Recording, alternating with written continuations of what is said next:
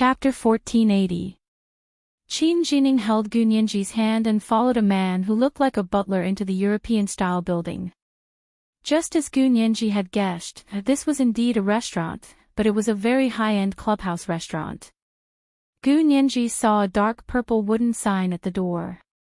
The entry rules were engraved in white Wei-Bei script.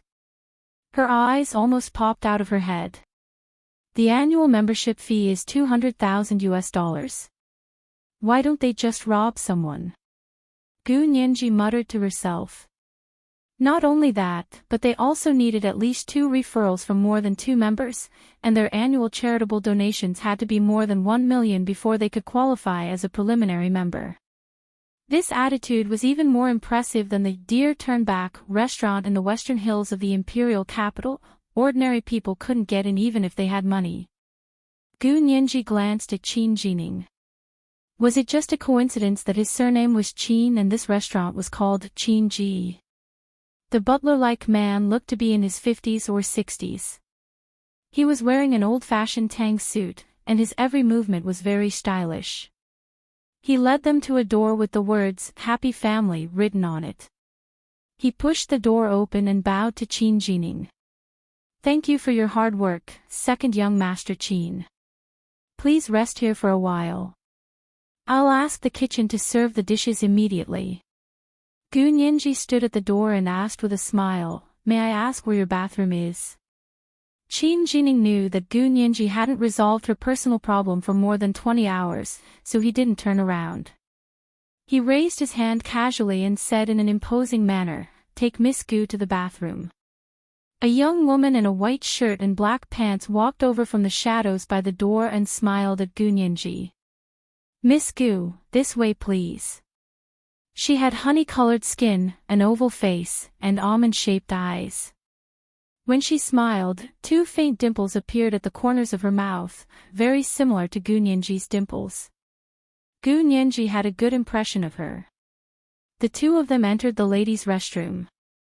Gu Nianji quickly glanced at it. The bathroom was like the living room of an ordinary family. A large screen divided the room into 2 parts. In the outer room, there was a sofa in the corner. In front of the sofa, there were newspapers, magazines, and an iPad on the coffee table. A large screen TV hung on the wall. The inner room was the place to solve personal problems.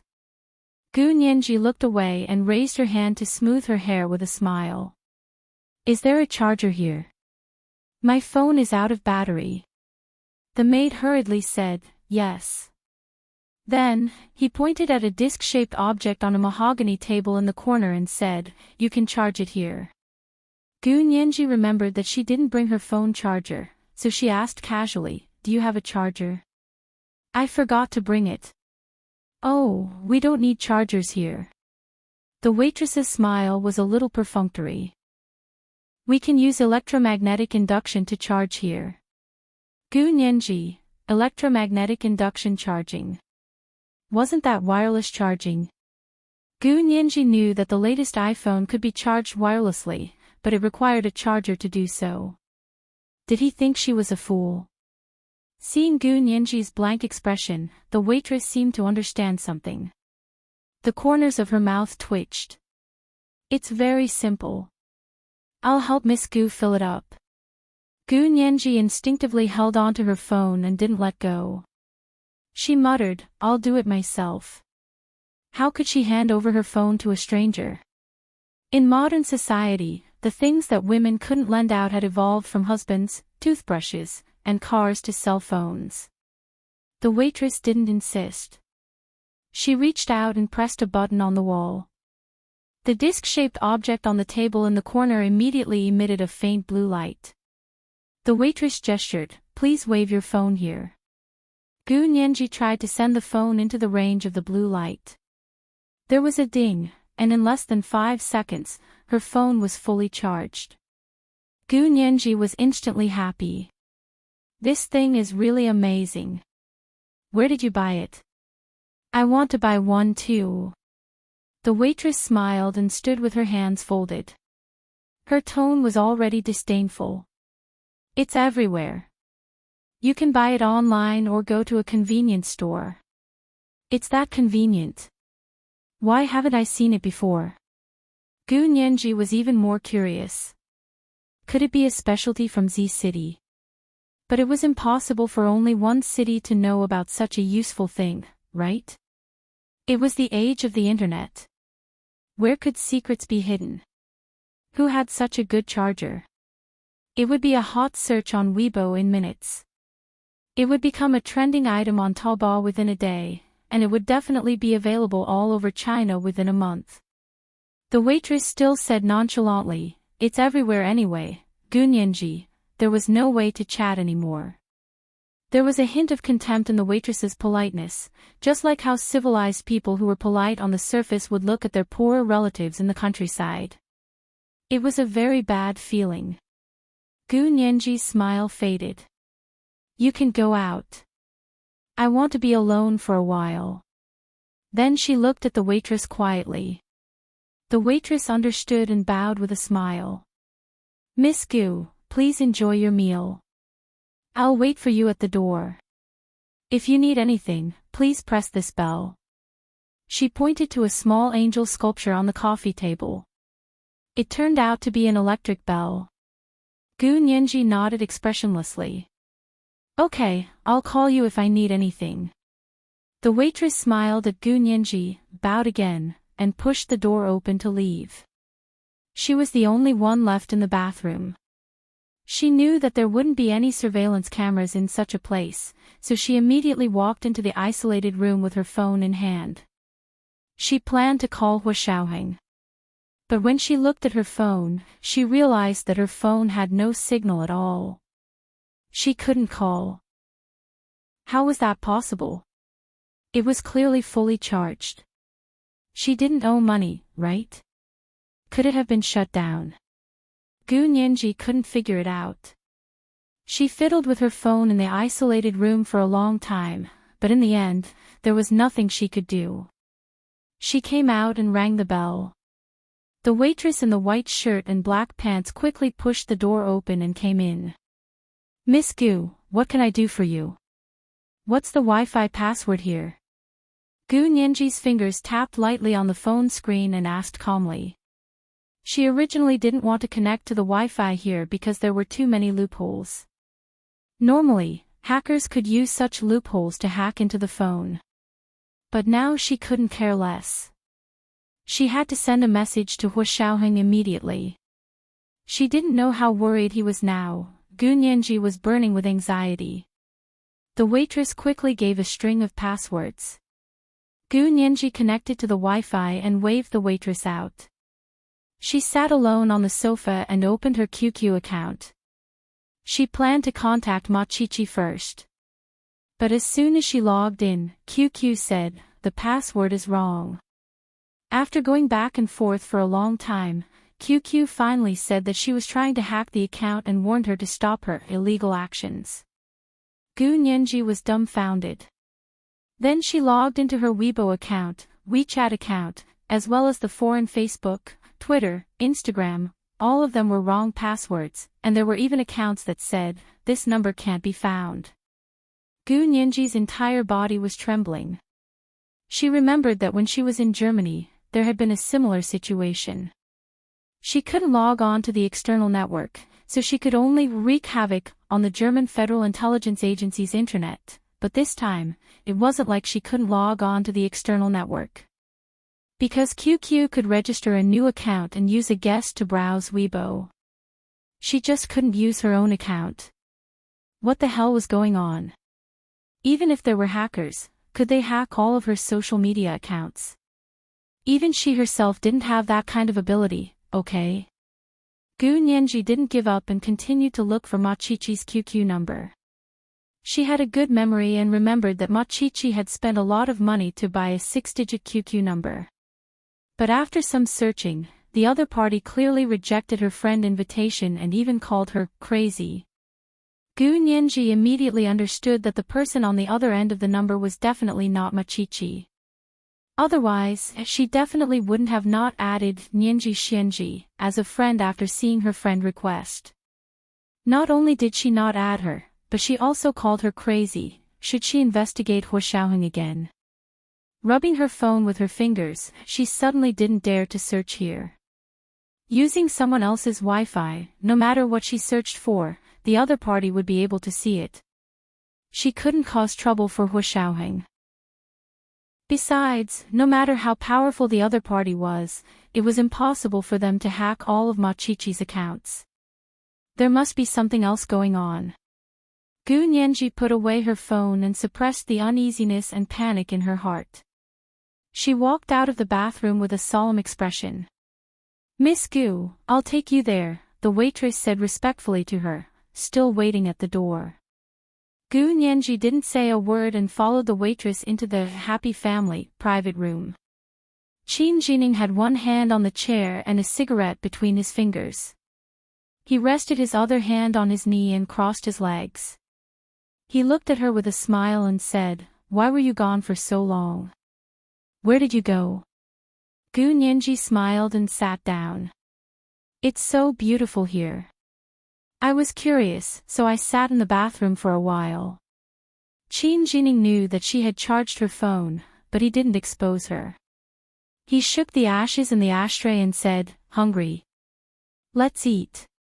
He waved to the outside. "Serve the food." Gu Nianji hadn't eaten anything for more than 20 hours, but she wasn't hungry at all. Her nervousness made her body burn a lot of calories. Her heart was beating so fast that it was almost in her throat. "Brother Little Ning, are you familiar with the people here?" Gu Nianji decided to take a roundabout way to save the country. She had to know herself and the enemy first before finding a countermeasure. She couldn't be rash. Qin Jining nodded. "Not bad. I'm quite familiar with them." When he said this, his expression froze for a moment. Gu Nianji keenly sensed it and thought to herself that there was a chance. "What do you mean by quite familiar with them?" Gu Nianji tilted her head. "I saw their membership rules at the door. The membership fee alone is $200,000 a year, and there's a requirement of more than $1 million a year for charity donations. People who can get in must be rich or powerful, right? And the rich here wasn't just any rich person. The so-called $1 million a year couldn't even touch the threshold here." Gu Nianji paused for a moment and asked, "You're a soldier, right? You're also so rich. Could it be that he had a grandmother with a money buff like Major General Hua?" Gu Nianji thought of Major General Hua, and the expression on her face softened involuntarily. She looked at Qin Jining with a much gentler gaze. Qin Jining looked away uncomfortably and scoffed. "You're quite observant. All you can see is money. You're obsessed with money. Isn't that so?" Gu Nianji ignored Qin Jining's teasing and tapped the table with her slender fingers. "Would they let you in if you didn't have money?" "I just don't have money," Qin Jining said straightforwardly. "So what? Didn't they still let me in obediently?" Gu Nianji rested her chin on one hand and propped it on the dining table. She smiled and said, "All right, even if you're powerful, they'll let you in even if you don't have money. But they're still so respectful to you and call you second young Master Qin. Coincidentally, your surname is Qin. Could it be that you're the little Kai here?" Qin Jining spat out a mouthful of tea. He almost fell over laughing. "Qin Ji's little Kai. You're so imaginative. Isn't that so?" Gu Nianji didn't believe such a coincidence. Qin Jining shook his head. "Although this place is called Qin Ji and my surname is Qin, this place has nothing to do with me." Gu Nianji, she still didn't believe it. She sniffled and felt wronged. "It's fine if you don't want to tell me, but doesn't your conscience hurt to tell such a lie that humiliates my intelligence?" Qin Jining put down his leg and moved closer to Gu Nianji. He handed her a wet tissue and coaxed her in a low voice, "Don't cry, I'm really not lying to you. This place has nothing to do with our family. Our family can't get close to you. Qin Jining didn't even seem to be lying to her when he said, "Can't get close to you." Gu Nianji wiped the tears from her face and became even more curious. "But you can't deny that they're very respectful to you." "Why? Do you know their boss?" "Qin Jining, this little guy was too sharp, wasn't he?" Qin Jining nodded with a smile. "More or less. I do know their boss, but more importantly, even their boss doesn't dare to be arrogant in front of our family." "Oh, so your family is very powerful?" Gu Nianji deduced logically. "Since you don't have any money and they're all like grandsons in front of you, then you must be using your power to oppress them." Qin Jining tilted his head and glanced at her. The smile lines at the corners of his eyes curled up deeply. He actually looked like he Ji-Chu's peach blossom eyes. Gu Nianji turned her head and looked at the huge curved TV hanging on the wall. She took the remote control and turned on the TV. Qin Jining leaned back in his chair and shrugged. "If you say so. Anyway, this place has nothing to do with our family anymore." A trace of loneliness flashed across his eyes. Gu Nianji happened to turn around and saw it. She asked thoughtfully. "You mean, we used to have a relationship? Then it didn't matter?" Qin Jining. This Gu Nianji was really so intelligent. When she was young, she was already frighteningly smart. Now that she had been outside for a few years, she had become even more shrewd. She could easily guess the meaning behind a single sentence from a person's face. The waves behind the Yangtze River pushed the waves ahead, and the waves ahead died on the beach. She had to be convinced, she had to be convinced. Qin Jining sighed and pressed the bell. The door to the private room was pushed open, and the waitresses in white clothes and black pants filed in. They placed the hot dishes on the dining table one by one. The TV on the wall had just been turned on, and it was time for the evening news. The news anchor sat in the anchor room and reported the news.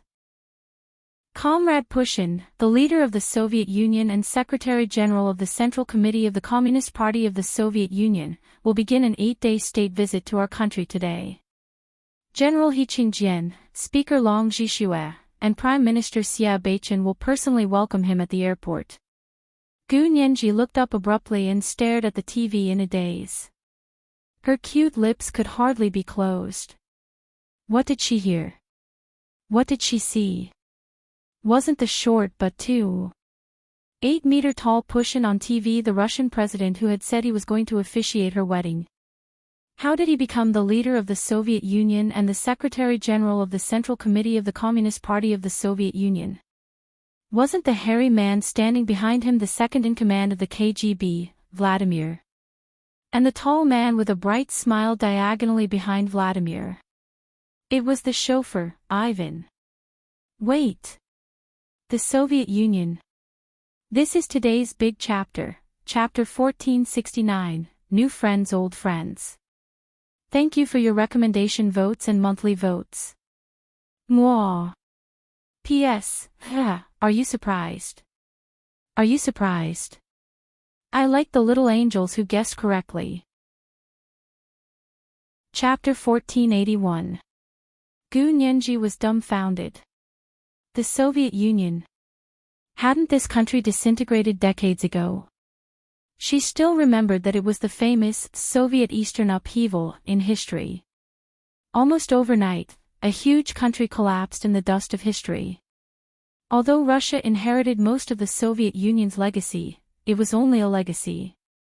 The giant Soviet Union collapsed, and the republics became independent countries one after another. The Iron Curtain was gone, and the United States was dominant. This directly led to a major change in the power structure on Blue Planet. Hu Xiaoheng's department also organized the viewing of the documentary produced by the national television station every year, The Soviet Union's Upheaval. Gu Nianji had watched it 6 times, on average, she watched it once a year. But why was the Soviet Union on the news here? Could it be that the announcer had made a mistake? Gu Nianji was very uneasy. Pushin hadn't changed at all. He was exactly the same as when she had seen him in Moscow in the first half of this year. Vladimir and the driver were even more so. They could be described by the idiom, their voice and appearance are still there. Pft, pft, pft. Their voice and appearance are still there was used to describe dead people. They were alive. Gu Nianji frowned as she stared at the television. She wished she could use software to analyze every scene frame by frame to see what was going on. On the high-definition television screen, 3 Huaxia Empire men were shaking hands with Pushin. The man in the military uniform at the front was tall and stalwart. His hair was white at his temples. He smiled at the camera sideways. His familiar pair of peach blossom eyes almost made Gu Nianji cry out involuntarily. Brother Little Ning, this. General He Qingjian, who is he? Gu Nianji's voice trembled slightly. Qin Jining smiled smugly and poured himself a glass of wine. This is what I told you about, my reliance. The people here have no choice but to give me face. Gu Nianji looked at him with a pale face. Her big eyes looked empty and weak, and she looked tired. Qin Jining's heart softened, and he said softly. He's my uncle, my cousin He Jichu's father. Gu Nianji had already guessed some things. Now that she had confirmed it, it was just like the other shoe had landed on her head. He's the general. Yes, the highest officer of our Supreme Military Council. Qin Jining sat up straight and looked at the handsome man on TV with admiration. Gu Nianji gently bit her lip and lowered her voice even further. He's the highest-ranking officer in the military. What about General Ji? General Ji. Qin Jining frowned. What General Ji? There are only 10 people with the rank of general in the military, and none of them have the surname Ji. Gu Nianji closed her eyes and pinched her thigh hard. The sharp pain jolted her whole body and cleared her head. When he opened his eyes again, the same people were still on the television. Especially Speaker Long, who was exactly the Speaker Long she knew. But General Ji was gone, replaced by General He. The Prime Minister wasn't by Jianqing, but Xia Beiqin. Ha! Xia Beiqin. The name sounded familiar. Gu Nianji searched her mind carefully and finally remembered that Major General Hua's granduncle's son was named Xia Beiqin. He must be Hua Xiao's uncle. But wasn't he always doing business abroad? How did he become the Prime Minister of China? By the way, since Xia Beiqin was the Prime Minister, what about Major General Hua? Gu Nianji asked anxiously, what about General Hua? Do you know General Hua? The director of the military's political department? The director of the military's political department, Hua Guanqin, was a general and Hua Xiaohing's father. She didn't dare to ask about Hua Xiaohing directly, so she asked in a roundabout way. No. Qin Jining still shook his head. There's no one with the surname Hua among the 10 generals. When Gu Nianji asked about General Hua, Qin Jining suddenly understood what she meant. He looked at Gu Nianji with a half-smile and poured her juice. He changed the topic casually and said, don't think about it. Maybe you have a bad memory and remembered wrongly. By the way, didn't you lose your memory? They had strict discipline. This mission was top secret, and they couldn't tell anyone about it, including Gu Nianji. So he couldn't tell Gu Nianji too much. Gu Nianji's heart sank as she looked at Qin Jining's smiling face. She was clearly sitting on a chair, but now she felt like she had suddenly lost her footing and was falling from a high altitude. She lowered her head silently and stroked the couple's watch that Major General Hua had given her on her wrist. Her heart was in turmoil. The time on her watch was exactly the same as the time on the TV. It was both X month X day X hour 2XX year X month 2XX. However, everything seemed specious but was actually wrong. If it wasn't for the fact that everything in front of her was real, she would have thought that she was dreaming, or that she had gone crazy and was hallucinating. How could she have a bad memory? Even if she had lost her memory and forgotten what had happened before she was 12 years old, she still remembered clearly what had happened from the age of 12 to the age of 19. Qin Jining's words were more like lying to a 3-year-old child. "Do you think I'll believe you?" Gu Nianji's big eyes narrowed, and her expression was as calm as water. "Do you think I'm an idiot?" Qin Jining was silent for a moment, then said, "Of course you're not an idiot, but there are some things that are indeed wrong with your memory."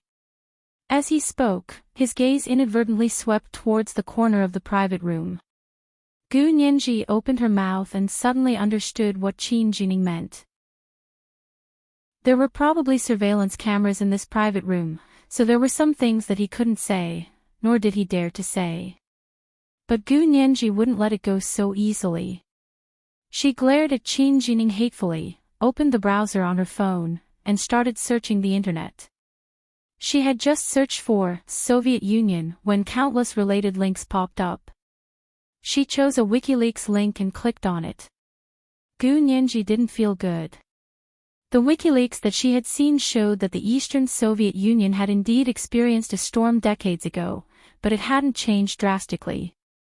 Instead, it had survived the most difficult period of time. The Soviet Union hadn't disintegrated. It had always been the Soviet Union. At the last moment of the turmoil that year, the KGB of the Soviet Union launched a coup d'état and overthrew the leading party government that ignored public opinion and attempted to dissolve the Soviet Union. People who supported the unification of the Soviet Union came to power. That was why the Soviet Union was able to survive and develop until now. The current supreme leader of the Soviet Union, Putin, was from the KGB. Gu Nianji's face turned paler and paler. Her fingers rubbed her phone as she clicked on one relevant link after another. The people here and the news here were clearly similar to what she knew, but there were always some key differences. She searched the top 10 generals, but there was no General Ji or General Hua among them. She searched the Senate again. Speaker Long Zhishue's resume was exactly the same as what she knew. He was the Speaker Long she had met in the Senate. She didn't know much about Xia Beichen, so she couldn't tell if he was the Xia Beichen she knew. What the hell is going on? Gu Nianji finally spoke. Her voice was especially frightening. She looked up at Qin Jining, her eyes red. Qin Jining knew that she was about to cry again. He looked at her sympathetically and couldn't help patting her shoulder. Okay, you really don't have to think about it. Actually, none of that matters. What matters is that this is your home. Nianji, welcome home. Gu Nianji had a splitting headache. She looked at the table full of delicacies and had no appetite at all. The impact was too great, and her entire body was in chaos. Immediately after, the news from the United States was broadcast on the television. It turned out that the president, who liked to tweet, had tweeted about Putin's visit to China again. Gu Nianji looked at the image of New York on the television and was speechless. The tall twin towers of the Twin Towers. The towers stood perfectly fine on the screen, becoming a unique landscape in New York. There were actually twin towers here. Gu Nianji's face was ashen. Weren't these two towers destroyed by a plane more than a decade ago? Of course not. Qin Jining raised his eyebrows high. Nianji, you really remembered wrong. It's very dangerous for you to continue like this. Let me tell you, you'll be dragged to a psychiatrist for a test. Hearing Qin Jining's hint, Gu Nianji couldn't hold on any longer. Her body went limp, she leaned under the table and fainted. Nianji. Qin Jining was terrified. He quickly picked her up and called the imperial capital. Connect me to General He. 10 minutes later, Qin Jining carried the unconscious Gu Nianji onto the private plane and quickly flew to the imperial capital. At the imperial capital's special airport, He Qingjian personally led his people to welcome them. As soon as the plane landed, the He family's medical staff boarded the plane to examine Gu Nianji's body. She hadn't eaten for nearly 24 hours, and her body was extremely weak. The experienced family doctors quickly put Gu Nianji on a drip, then placed her on a stretcher and carried her off the plane. General He, mission accomplished. Colonel Qin Jining has completed his report. Qin Jining saluted He Qingjian and said loudly, "Thank you for your hard work." He Qingjian patted him hard on the shoulder. "I knew it wouldn't be a problem to send you." He didn't expect that such a simple matter would go wrong in the middle of it. Fortunately, Qin Jining had personally gone to pick her up. Otherwise, even if Gu Nianji had returned, who knew where she would have gone? He Qingjian shuddered at the thought of the consequences, but the expression on his face didn't change. He walked to the side of the stretcher and looked at Gu Nianji, who was lying on it. They hadn't seen each other for 7 years. In his memory, she was still that chubby little girl who had been carefully taken care of and raised by his cold son, He Jichu. Although he had seen the photos later and knew that she had grown into a beautiful and lively girl, he had never seen her in person, so there was always a gap. Today, when he saw her in person, he realized that those photos were still a little worse than her. She still had this kind of charm when she was unconscious. When she woke up, she would be so cute. He Qingjian couldn't help smiling. He reached out to tuck her in with the blanket and said gently, "Is she okay? You said she suddenly fainted." "The doctor said she was just extremely weak." Qin Jining smiled embarrassedly. "She suffered a big mental shock, so she couldn't accept it for a while. She hasn't eaten for more than 20 hours, no wonder." He Qingjian nodded. "It's good that she's fine." Qin Jining watched as the doctors carried the stretcher into the ambulance. Gu Nianji was lying alone on the stretcher. He was a little worried. "General He, I'd better go with her to take a look." He Qingjian didn't stop him. He said calmly, "This is still your mission. You can't let your guard down until she gets home safely." "Yes, Chief." Qin Jining raised his hand and saluted. He hesitated for a moment before asking in a low voice, "General He, her health isn't very good. Don't perform that surgery on her, right?" According to their rules, anyone who participated in this top-secret operation would undergo a special surgery after the mission ended to remove all memories of the mission. Qin Jining was a Special Forces soldier, and the other 4 people who were carrying out the mission were the He family's private guards. It didn't matter if they accepted the surgery. It wouldn't affect their future work and life anyway, but Gu Nianji was different.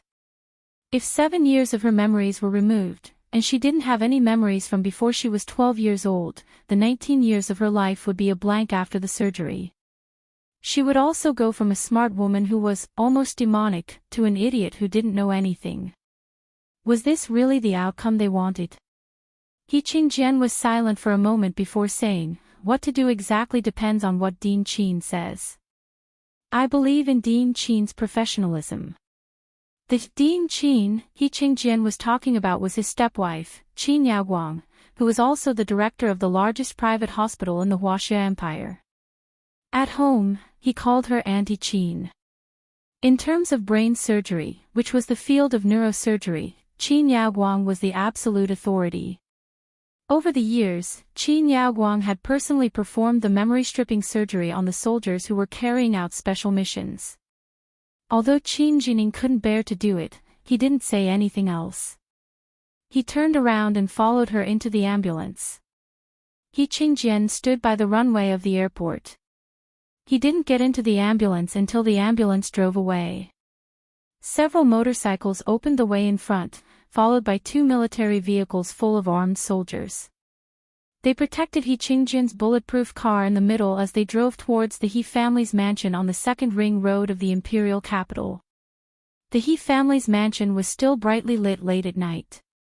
The servants were dressed in neat uniforms and lined up at the door, ready to welcome the distinguished guests home. When Shuyi stood by the window of a bedroom on the second floor and looked at the huge formation at the door, she sighed and said, "Auntie Qin, why do you think General He is doing this? I heard that Gu Nianji has already fainted and hasn't woken up yet." They went out vertically and entered the door horizontally. She can't even see such a big scene. The woman she called Auntie Qin was He Qingjin's stepwife, Qin Yaoguang. She had just finished a day of surgery and was very tired. She sat on the sofa with her arms crossed over her chest and a helpless expression on her face. Brother, he is a sentimental person, so it's only right for him to do this. After all, Nianji is too important to Jichu. When Shi turned around and saw Auntie Qin sitting quietly in the warm yellow light beside the sofa in a primrose yellow qipao. Her posture was dignified and elegant, like an ancient lady who had walked out of a painting. Her skin was snow-white, her face was oval, her nose was straight, and her lips were rosy and bright. There were no wrinkles on her face. She didn't look like a woman over 40 at all. As they spoke, they suddenly heard the sound of a car braking downstairs. When Shi turned her head and saw an ambulance drive in first, followed by 2 motorcycles. He Qingjin's bulletproof car came in next. The door of the ambulance in front opened first. Qin Jining jumped out and pushed a stretcher out. Qin Jining helped hold the infusion bottle, and there was a person lying on the stretcher. She couldn't see clearly from afar, but when Shi looked at the situation and felt that this was Gu Nianji's drama queen. This is today's chapter, chapter 1470, going out vertically, entering horizontally. Thank you for your recommendation votes and monthly votes. Mwah. P.S. It's obvious, isn't it? Don't worry, I'm her biological mother, Nianji's biological mother. Chapter 1482. When Shi's lips curled into a faint smile of mockery. In the garden in front of the house downstairs, Qin Jining carefully held the infusion bottle and followed the stretcher around the fountain at the door to the mansion. When Shi bit her lip and took out her phone to call him. Qin Jining heard his phone ring, but he didn't answer because he was worried about Gu Nianji. He held the infusion bottle and followed her into the mansion. When Shi didn't know whether to laugh or cry when she saw that Qin Jining didn't even pick up the phone after calling for a long time. Was Gu Nianji trying to put her in her place? She slowly put away her phone and clasped her hands together. She leaned her head against the floor-to-ceiling window and watched the commotion downstairs. He Qingjian then got out of the car under the escort of the orderlies and entered his house. When Shi, who was watching from the second floor, said, Auntie Qin, General, he is back. Brother, he is back. A smile appeared on Qin Yaoguang's face. She was as beautiful as a rose under the moonlight. She stood up from the sofa. She quickly walked down the second floor with Wen Shi and saw He Qingjin standing in the living room. He ordered the medical staff to send the stretcher to the room on the 3rd floor. General, you're back. When Shi held Auntie Qin's arm and walked to He Qingjian with her. He Qingjian saw the two of them and nodded. Yaoguang, Shi, you're still awake. He looked at his watch. It was already midnight. General, it's not like you don't know that Auntie Qin won't sleep until you're back. When Shi grimaced. Auntie Qin said softly, we just performed 4 surgeries today. Your 4 guards have already undergone the memory stripping surgery. They'll be fine after 2 weeks of rest. He Qingjian smiled, and the wrinkles at the corners of his eyes deepened. He said gently, I'm relieved that you're in charge. He paused for a moment and looked at the family doctors who were carrying the stretcher up the stairs. Yaoguang, Nianji is back. Auntie Qin's name was Yaoguang. Only He Qingjian called her that. Everyone else here called her Auntie Qin for many years. Auntie Qin's gaze was only on He Qingjian. She didn't care. You've worked hard. Rest early. You too. He Qingjian looked at her and thought about what Qin Jining had said. Finally, he couldn't bear it anymore. He walked to the stairs around the corner. Yaoguang, come to my study. I have something to discuss with you. His suite was on the second floor, and so was Qin Yaoguang's suite. He Jichu and Gu Nianji's rooms were both on the third floor. Although Qin Yaoguang and He Qingjin didn't live together, their suites were closely connected. No one could enter He Qingjin's study. In the past, other than his first wife, only He Jichu and Gu Nianji could come and go as they pleased. After Gu Nianji disappeared and He Jichu left, no one else was able to enter his study. This was the first time Qin Yaoguang had stepped into He Qingjin's study after her marriage. In her heart, there was a sense of joy and sorrow that the dust had settled. After so many years, she finally returned to Big Brother He's heart. She did not wait in vain. Qin Yaoguang pushed open the door of He Qingjin's study and walked in slowly. He Qingjin's study was decorated in a neat and tidy manner. There was a row of mahogany furniture, and the east wall was filled with bookshelves. They stood on different floors and were densely packed with books. The curtains of the floor-to-ceiling windows were half-drawn, and the moonlight shone like flowing water on a pot of night epiphyllum in front of the window. Qin Yaoguang's gaze swept past the pot of night epiphyllum as if nothing had happened and looked at He Qingjian, who was sitting behind the desk. He Qingjian was old after all. He had been busy with official business all these years, and his health wasn't very good. He looked a little haggard. She said with concern, "Brother He, it's already very late. Let's talk about it tomorrow." He Qingjian sat in the dark and watched Qin Yaoguang. From this angle, she really looked like his first wife, Qin Suan. It wasn't her face, but her figure. Of course, the two of them had completely different personalities. His first wife, Qin Suan, was soft on the outside but tough on the inside. She had a stubborn personality. Once she set her sights on someone and something, she would never turn back. He was no exception. His stepwife, Qin Yaoguang, was hard on the outside but soft on the inside. She was very principled and did things by the book. She didn't pretend to talk to anyone except him. He Qingjian was very clear about this.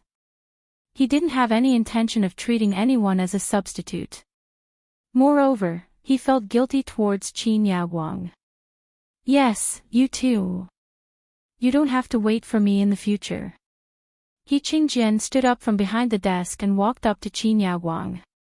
He reached out and tucked a strand of her hair behind her ear. His actions were natural and intimate.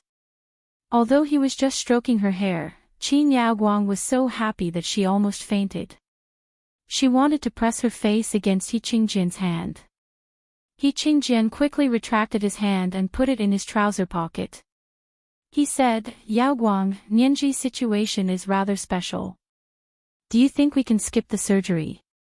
Qin Yaoguang's tender and sweet feelings were almost shattered by He Qingjian's words.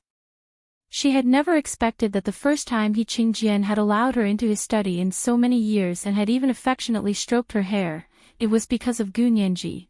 Qin Yaoguang clasped her hands in front of her chest, and her body instantly stiffened. "Brother He, this matter is of great importance. You can't take such a risk just because of Nianji's special identity." Qin Yaoguang resumed her businesslike tone. "It's not worth it." He Qingjian put his hands behind his back and paced around the study. He said, "I'm also in a difficult position. Ever since such a huge breakthrough in the development of science, it has always been the Empire's top secret. Only a few people know about it.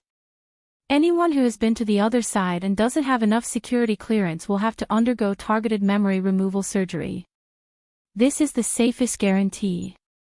Using physical means to remove the hippocampus related to this aspect of memory was the most foolproof way to keep a secret. Originally, only the dead could keep secrets, but in reality, apart from not being able to speak personally, the dead could also leak secrets.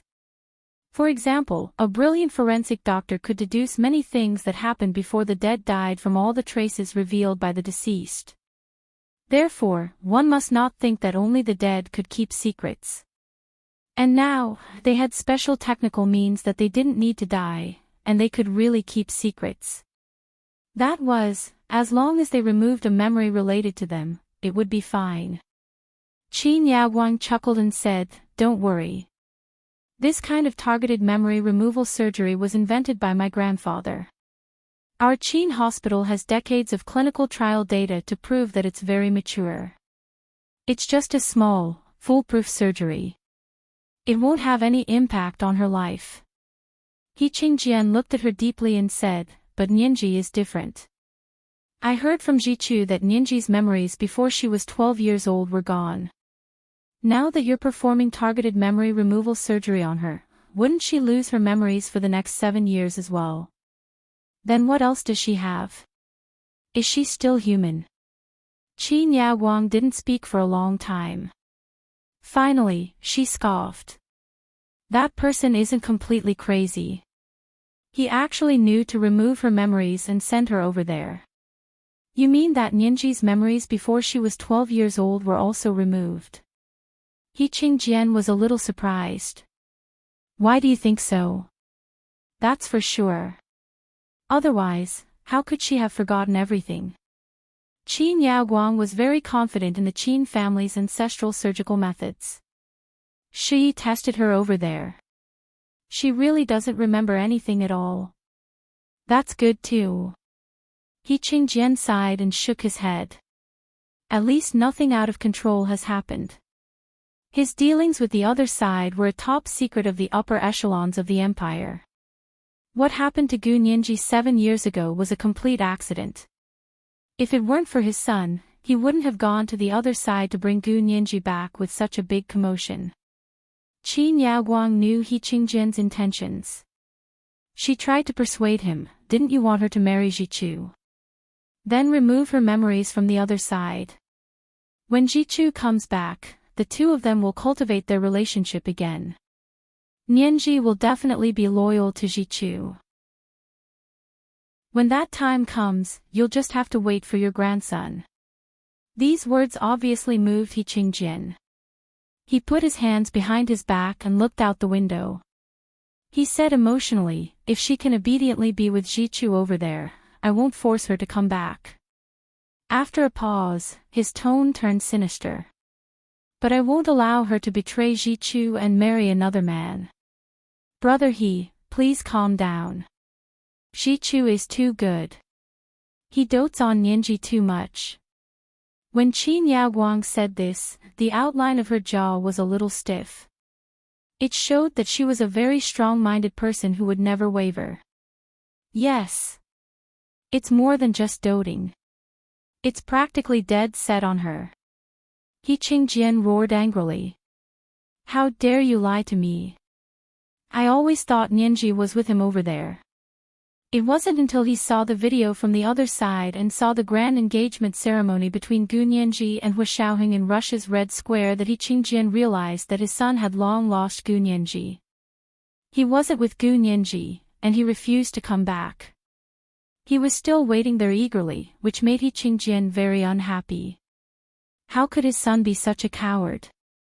If he can't bear to do it, then I can only do it for him. He Qingjian put his hands behind his back, and the expression in his eyes was extremely cold. "All right, when Nianji wakes up, prepare to operate on her." "Okay, brother He," Qin Yaoguang said gently and took a step forward. "It's getting late, brother He." She reached out to hold He Qingjian's arm. He Qingjian stepped aside and said without turning his head, "Go back and rest first. I still have business to take care of." Qin Yaoguang's outstretched hand stopped in midair. She was embarrassed for a while before she slowly retracted her hand and clenched it tightly into a fist. She turned around and walked out of He Qingjian's study, gently closing the door behind her. Wen Shuyi was waiting for her at the door. When she saw her come out, she quickly smiled and said, "Auntie Qin, you've really waited until the clouds have parted to see the moon." Qin Yaoguang smiled and patted Wen Shuyi's round face. "You're such a sweet talker. All right, it's getting late. You should go back and rest too. I'll help you sleep before I go to bed." Wen Shuyi held Qin Yaoguang's arm and went back to the room with her. She quickly helped her to sleep. Qin Yaoguang took a sip of light saline and whispered, "Brother, he has agreed to operate on Nianji." When Shi pursed her lips and covered Qin Yaoguang with the blanket, she said reluctantly, "Do we have to do it? Doesn't that mean she won't remember anything? She'll have to follow Brother Achu all day like a follower again." She sat by Qin Yaoguang's bed and lowered her eyes, but her mind was racing with thoughts. She didn't want Gu Nianji to have this kind of surgery, not at all.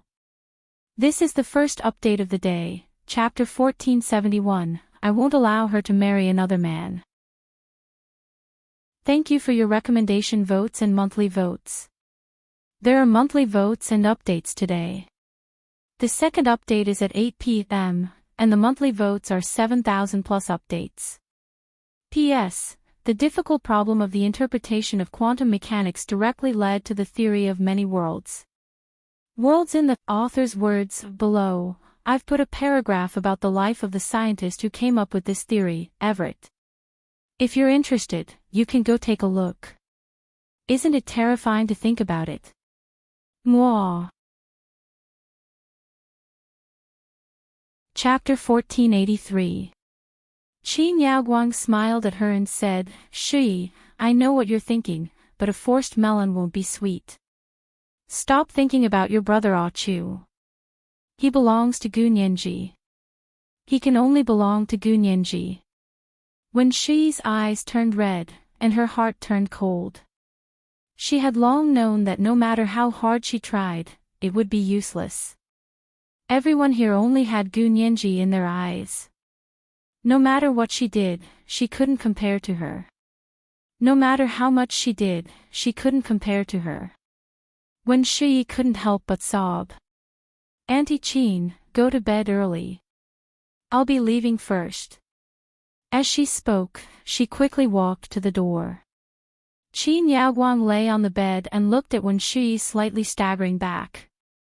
She said softly, "Silly child, no matter how good he Jichu is, he doesn't love you. How good is that to you? Leave him to Gu Nianji." Wen Shi stopped at the door and didn't look back.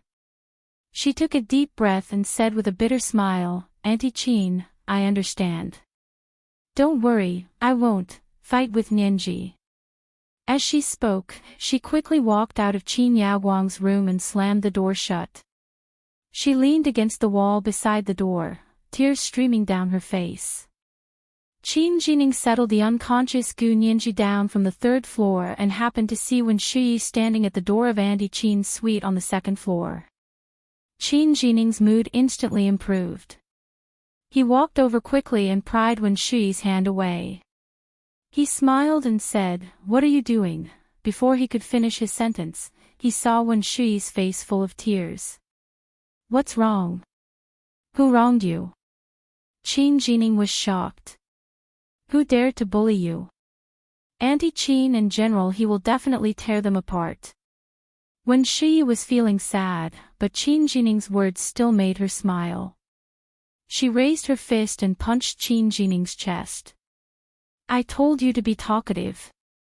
I told you to be talkative." Qin Jining loosened his grip on her wrist and chuckled as he pulled her downstairs. The two of them walked downstairs to Wen Shi's suite.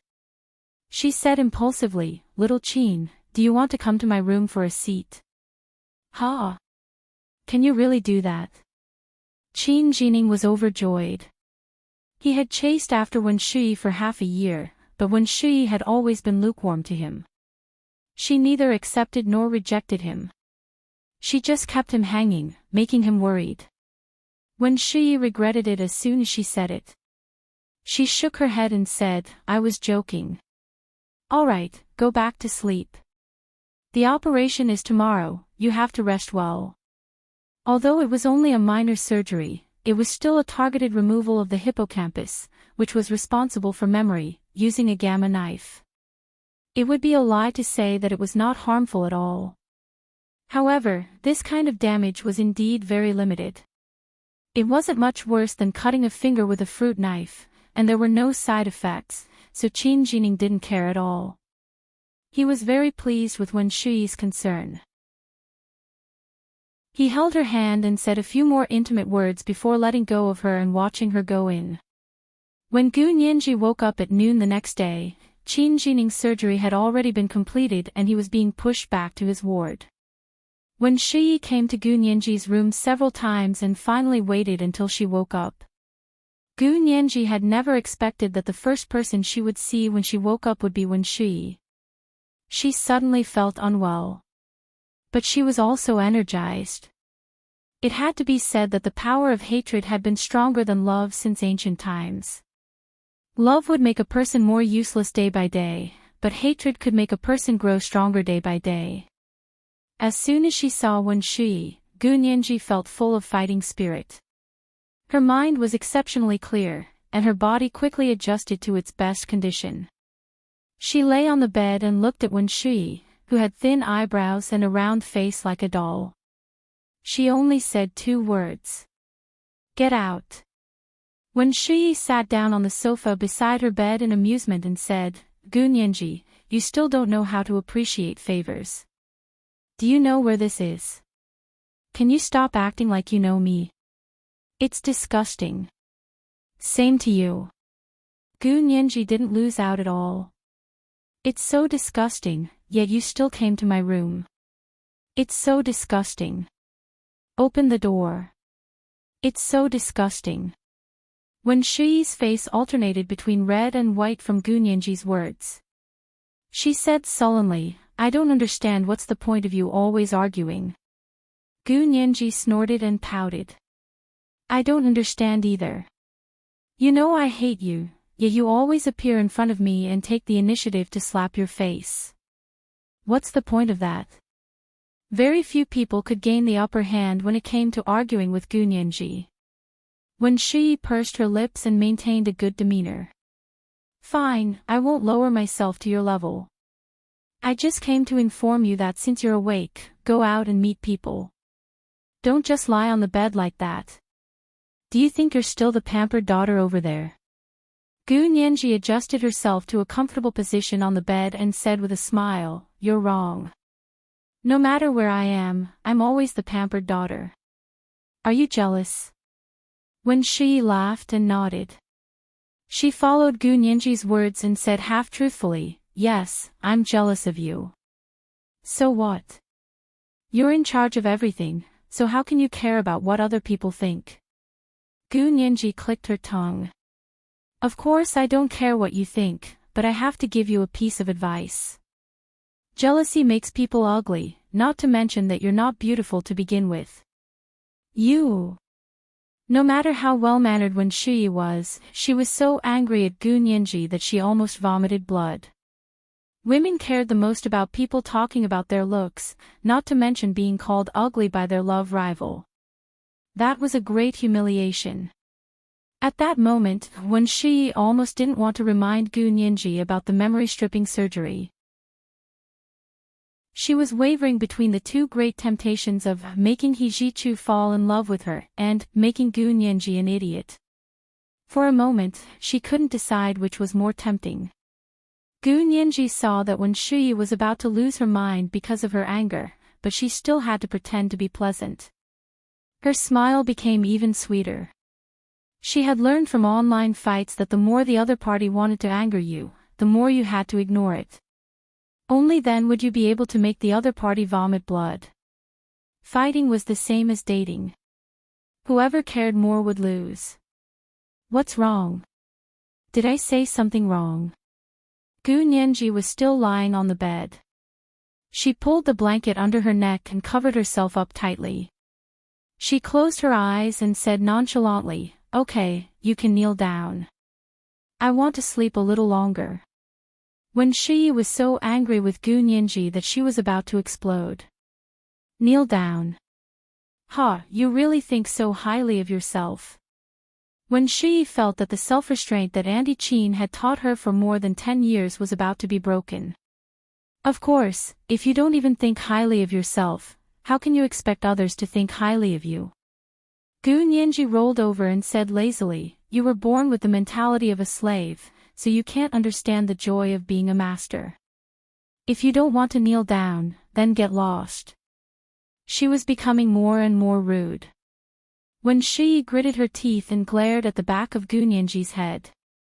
She calmed herself down for a while before saying, "I'm here to remind you that since you're awake, you'll have to undergo the memory stripping surgery. When that time comes, I'll see how arrogant you are."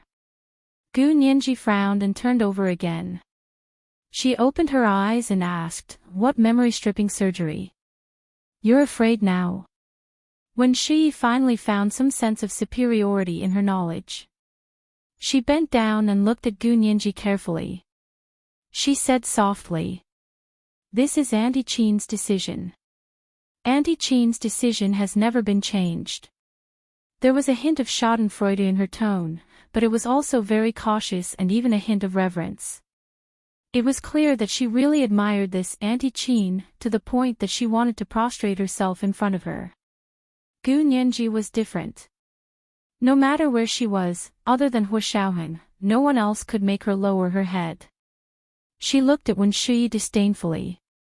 Who does Auntie Chin think she is? She decides her own business. It's not up to a stranger to decide my business. Ha! You actually said that about Auntie Chin. Wen Shui seemed to be shocked. She patted her chest gently and looked at Gunyanji with a mixture of anger and amusement. There was also a hint of pity, as if she was pitiful for her. Gunyanji raised her beautiful eyebrows. That's what I said about her. What's wrong? She can act on her own and perform some memory stripping surgery on me. Can't I look down on her? You have no choice but to lower your head when you're under someone else's roof, Gunyanji. When she shook her head and said with a smile, "You'd better think about how to deal with it. Otherwise, you'll be anesthetized and pushed to the operating room tomorrow. It'll be too late for you to be arrogant." Gunyanji frowned as she watched Wen Shui leave. She pondered whether her words were true or not. If it was true, why did she remind her? Gunyanji knew that Wen Shui appeared to be upright on the surface, but she secretly couldn't bear to see her live a good life. But if it was false, what was the point of scaring her? Gunyanji wasn't scared. She sat on the bed and pondered for a while. In the end, she decided to get out of bed and ask Qin Jining for clarification. This person definitely wouldn't hurt her. Gunyanji was very sure. After lifting the blanket, she realized that she was still wearing the casual clothes she had worn from the other side. Of course, they were wrinkled and dirty. She turned around to look under the snow-white blanket. Yes, there was still fine sand on the bed. It could be said to be very sloppy. Gunyanji blushed. She instinctively wanted to take a shower, but looking at the unfamiliar environment around her, she didn't dare to go to the bathroom. She had been bossy in front of Wen Shui just now and pretended to be the master, but she didn't have any confidence at all. What exactly was this place? She didn't know at all. Standing in front of the mirror, Gunyanji adjusted her clothes and rubbed her messy hair. She simply let it all down and combed it with a comb to drape it over her back. Her hair was very long, black, soft, and thick. However, she hadn't washed it for a few days, so it wasn't as good as before. But she couldn't care less. She opened the door and poked her head out to take a look.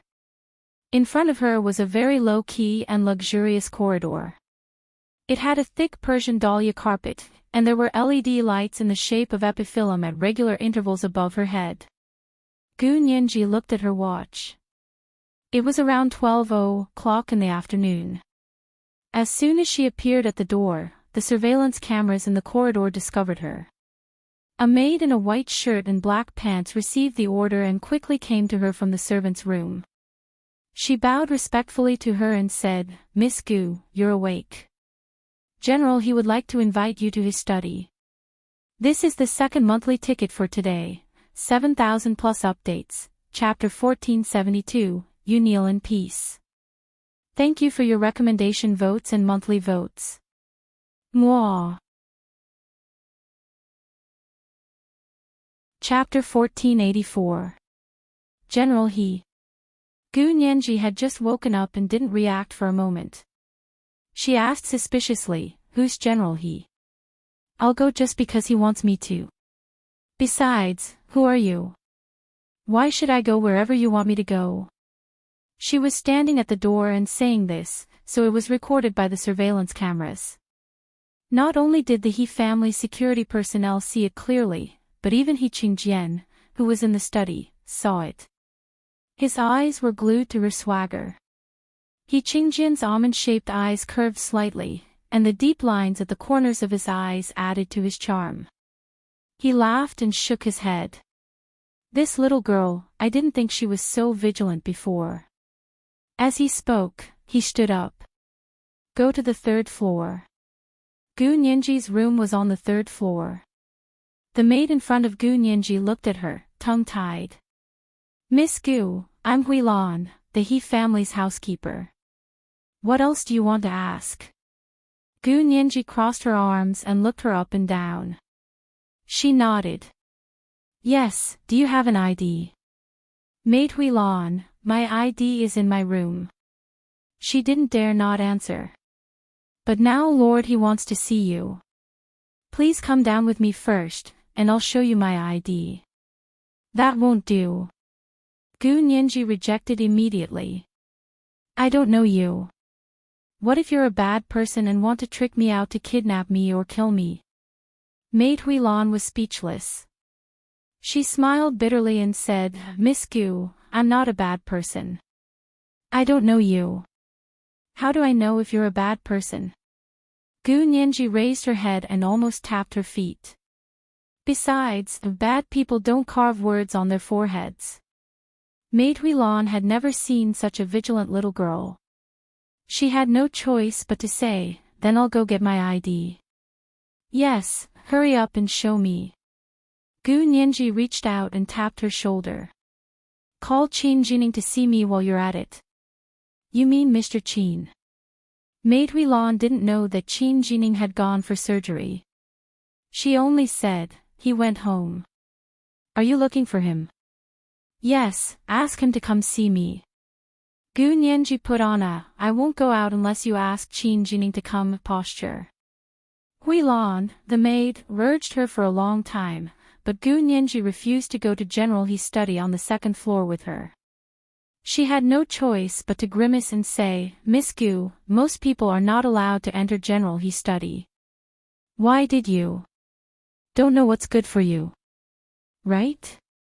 Gu Nianji helped her say it and said coldly, "I'm unfamiliar with this place, so I have to be more cautious. Please forgive me, Miss Huilan." You flatter me, you flatter me."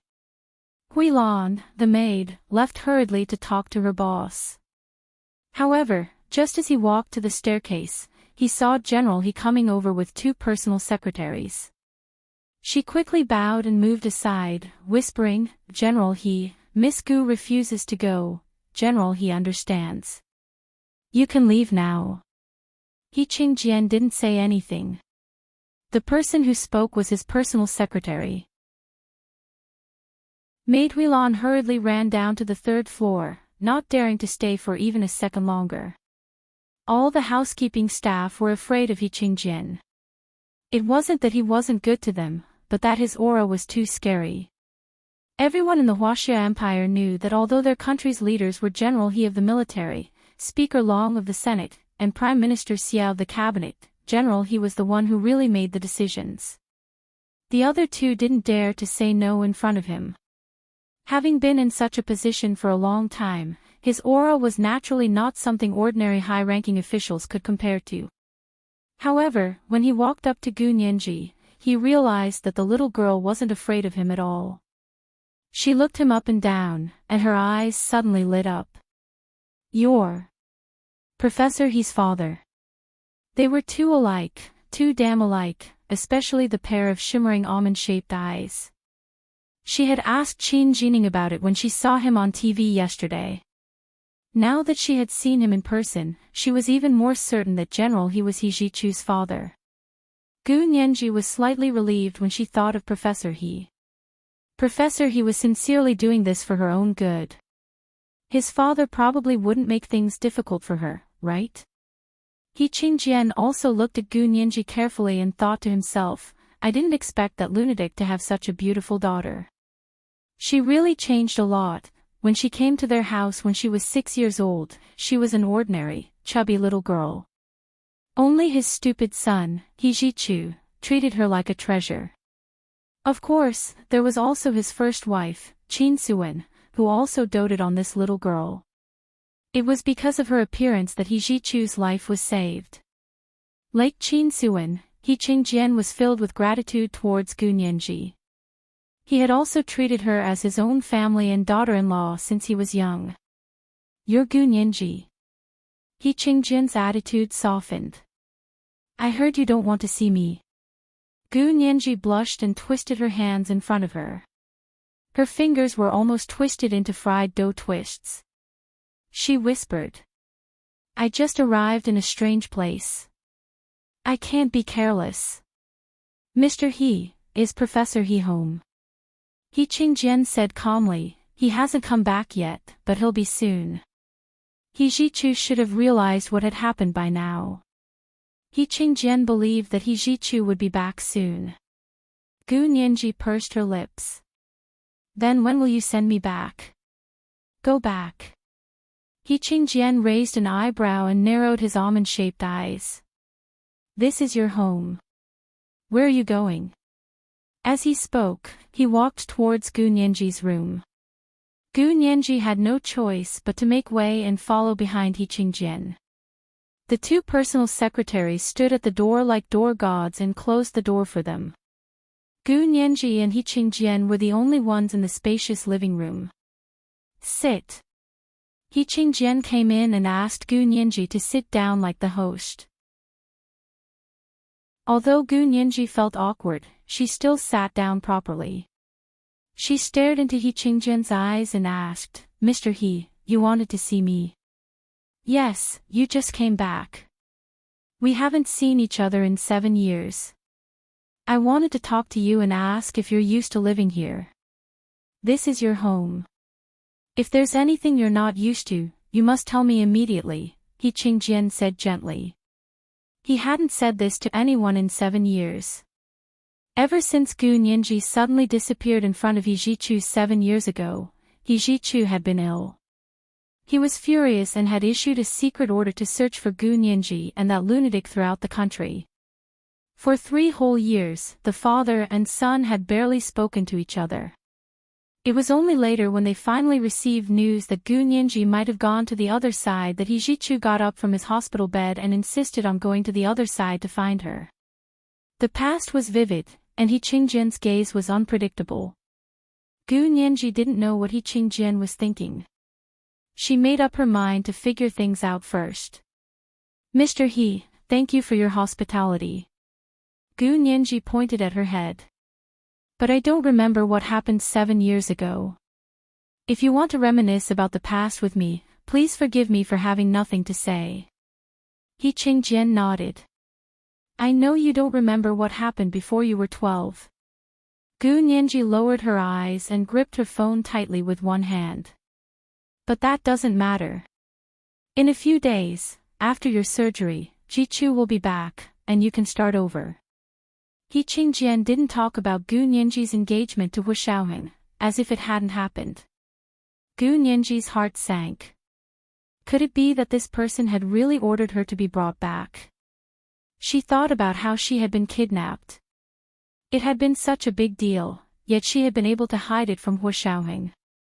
Other than this big shot, no one else had the ability and power to do so, right? Gu Nianji looked up. Her deep eyes were as dark as ink. You sent people to kidnap me. Why did you do that? If you really treated me as family, why would you use such a bloody method? Bloody? He Qingjian chuckled. If you didn't cooperate, they would naturally have to complete the mission at all costs. To He Qingjian, he actually didn't care how those people carried out the mission. As long as the mission was completed, it was inevitable that there would be some mistakes in the process. When a general was outside, he didn't accept military orders. He was a soldier, so he naturally understood this. At all costs. So it's okay to kill and injure innocent people. Gu Nianji was angry and disappointed. Professor, he is so nice. I didn't expect his father to be such a person. He Qingjian didn't care about Gu Nianji's rudeness. He only heard Gu Nianji say, Professor, he is so nice, and couldn't help smiling. It's fine as long as you know that Jichu is good to you. Don't worry about anything else. Gu Nianji. There was really no way to talk about this day. She turned her head angrily. What you're doing is illegal. I'm telling you. Illegal? He Qingjian was even more amused. What law did I break? You ordered private armed forces to injure innocent citizens. You went against my will and kidnapped me to this place, and you still say you didn't break the law. Gu Nianji spoke logically when it came to the legal profession. I never knew that the Huaxia Empire allowed legal private armed forces. The Huaxia Empire here isn't the Huaxia Empire you've experienced. He Qingjian looked at her firmly. He was attracted by the way she talked about the law. You studied law over there. Yes, I'm determined to be the best lawyer. Gu Nianji nodded. It looks like your memories from before you were 12 haven't completely disappeared. He Qingjian frowned. You've been determined to be the best lawyer since you were young. Gu Nianji, that's a coincidence. It means that a person's ambition is hidden deep in their heart, like instinct. Even if they lose their memories, they still know what they have to do. Gu Nianji rolled her eyes. That makes sense. He Qingjian nodded and stood up. All right, it's good to know that you're fine. Rest well and prepare for the surgery tomorrow. What surgery? Gu Nianji became alert and recalled Wen Shi's words. The memory stripping surgery. He Qingjian looked at her and said calmly, according to our law, you can't keep your memories from the other side. Why? Gu Nianji raised her chin slightly. I'm not from your side.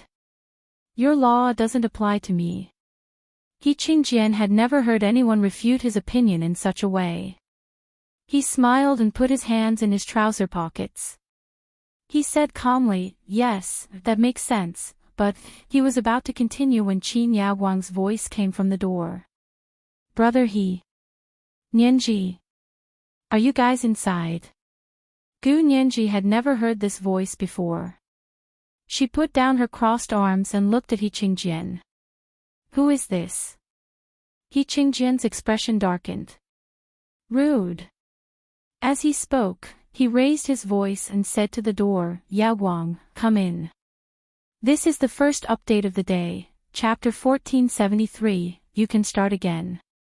Thank you for your recommendation votes and monthly votes. Today is Monday, especially the recommendation votes. The second update at 8:00 in the evening will continue to be updated for last year's Meow Little Meow leader. Mwah. Chapter 1485. Gu Nianji frowned and watched as the door was pushed open. Two elegantly dressed women stood at the door. Wen Shi was an old acquaintance. Gu Nianji glanced at her first. Wen Shi winked at her and curled her lips into a smile. Gu Nianji remained calm. Her gaze shifted to the middle-aged woman standing next to her, and she was shocked.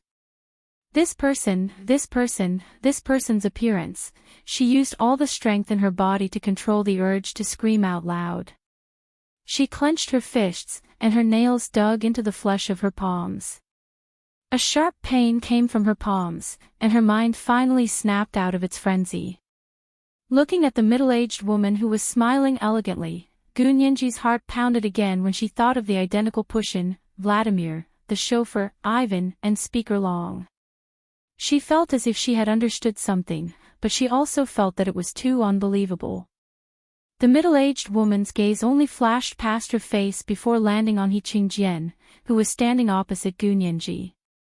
Brother He, you should take your medicine now.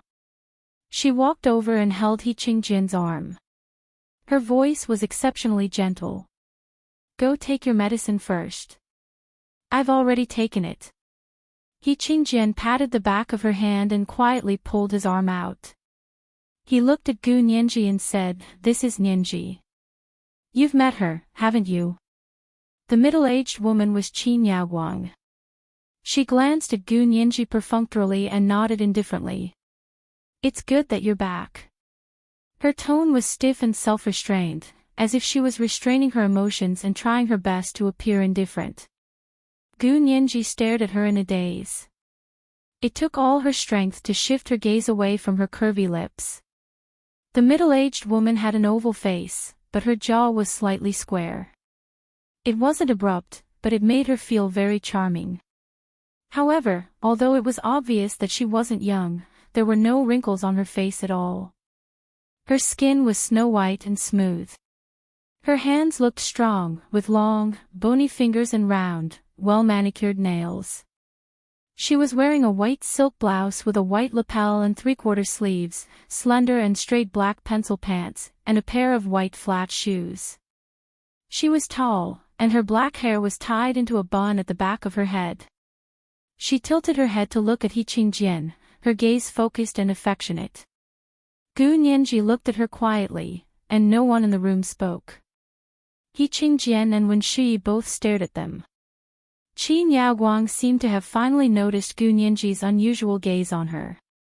She frowned slightly and said, Didn't anyone teach you that it's rude to stare at you like this? The disgust and impatience in his tone were undisguised. Gu Nianji was in a state of extreme shock. However, as soon as Qin Yaoguang spoke, her tone was like a bucket of cold water being poured over Gu Nianji's head, causing her to completely wake up. No, they are different. Gu Nianji calmly warned herself. She put her hands in her trouser pockets and raised her chin slightly. I see that you're old. I respect the old and love the young, so I won't lower myself to your level. But you suddenly barged into my room and didn't even introduce yourself. Instead, you scolded me for being rude and shouldn't have stared at you. May I ask where your etiquette and upbringing are? You've lived for so many years, and you've thrown it all away. Qin Yaoguang's face darkened, and she said stiffly, You're talking to me like that. It looks like you haven't improved at all after being there for 7 years. You don't have to care about who I am. Get ready for tomorrow's surgery. What surgery? Gu Nianji deliberately asked curiously. I don't think there's anything wrong with my body. The memory stripping surgery, Qin Yaoguang said lightly. Qin Yaoguang said lightly, according to our confidentiality rules, everyone who has been there has to undergo this kind of surgery. Really? Gu Nianji had actually already argued with He Qingjin once. She crossed her arms over her chest and her face was dark. I'm sorry, I just told General He that I'm not from your side. I'm not governed by your law. Of course you're from our side. Don't think that just because you've been there for 7 years, you've become from there. Qin Yaoguang didn't back down at all. Do you want me to show you your identity document and birth certificate? Gu Nianji's heart couldn't help sinking, but she forced herself to remain calm and said, Is it true that everyone who has been there has to undergo this kind of surgery? Not only have they been there, but anyone who knows anything about that place also has to undergo a memory stripping surgery. Qin Yaoguang shook her slender fingers. So you don't have to feel unfair. Everyone has to do it, and no one can escape. Really? Gu Nianji's gaze was fixed on Wen Shuyi. She's been there too. Does that mean she has to undergo this kind of surgery too? She then pointed at Qin Yaoguang. Also, you also know about that place. Do you have to undergo this kind of surgery too? We're different from you. Qin Yaoguang's voice was very calm. Shuyi and I have very high security levels. We don't have to undergo this kind of memory stripping surgery. What about Qin Jining? Gu Nianji blurted out. Does he need to undergo this kind of surgery? Of course. His surgery has already been completed. Wen Shuyi said with a smile, but he's still recovering. When you see him in the future, remember to introduce yourself. Because he doesn't remember you anymore. Gu Nianji's face gradually turned pale. She couldn't help taking 2 steps back, wanting to stay away from these people. If she got any closer to them, she felt like the air in front of her was going to be sucked dry. When she got closer to them, she felt her chest tighten. Gu Nianji clenched her fists, loosened and tightened them. After a long time, she said in a hoarse voice, "Your general, he's stepwife. It's one thing for you to have a high security level, but what right does she have?" She continued to point at Wen Shuyi with an indignant expression. "What right does she have?" Qin Yaoguang chuckled. "She's a top law student at Harvard University. She's also the head of the military's legal department. She's also one of Jichu's personal secretaries. Tell me, why isn't her security level high? And the Qin Jining you're talking about is only a lieutenant colonel in the special forces. His security level is completely insufficient." Gu Nianji was confused by the news. Personal secretary. Why does Professor He have a personal secretary? Professor He? You mean Jichu?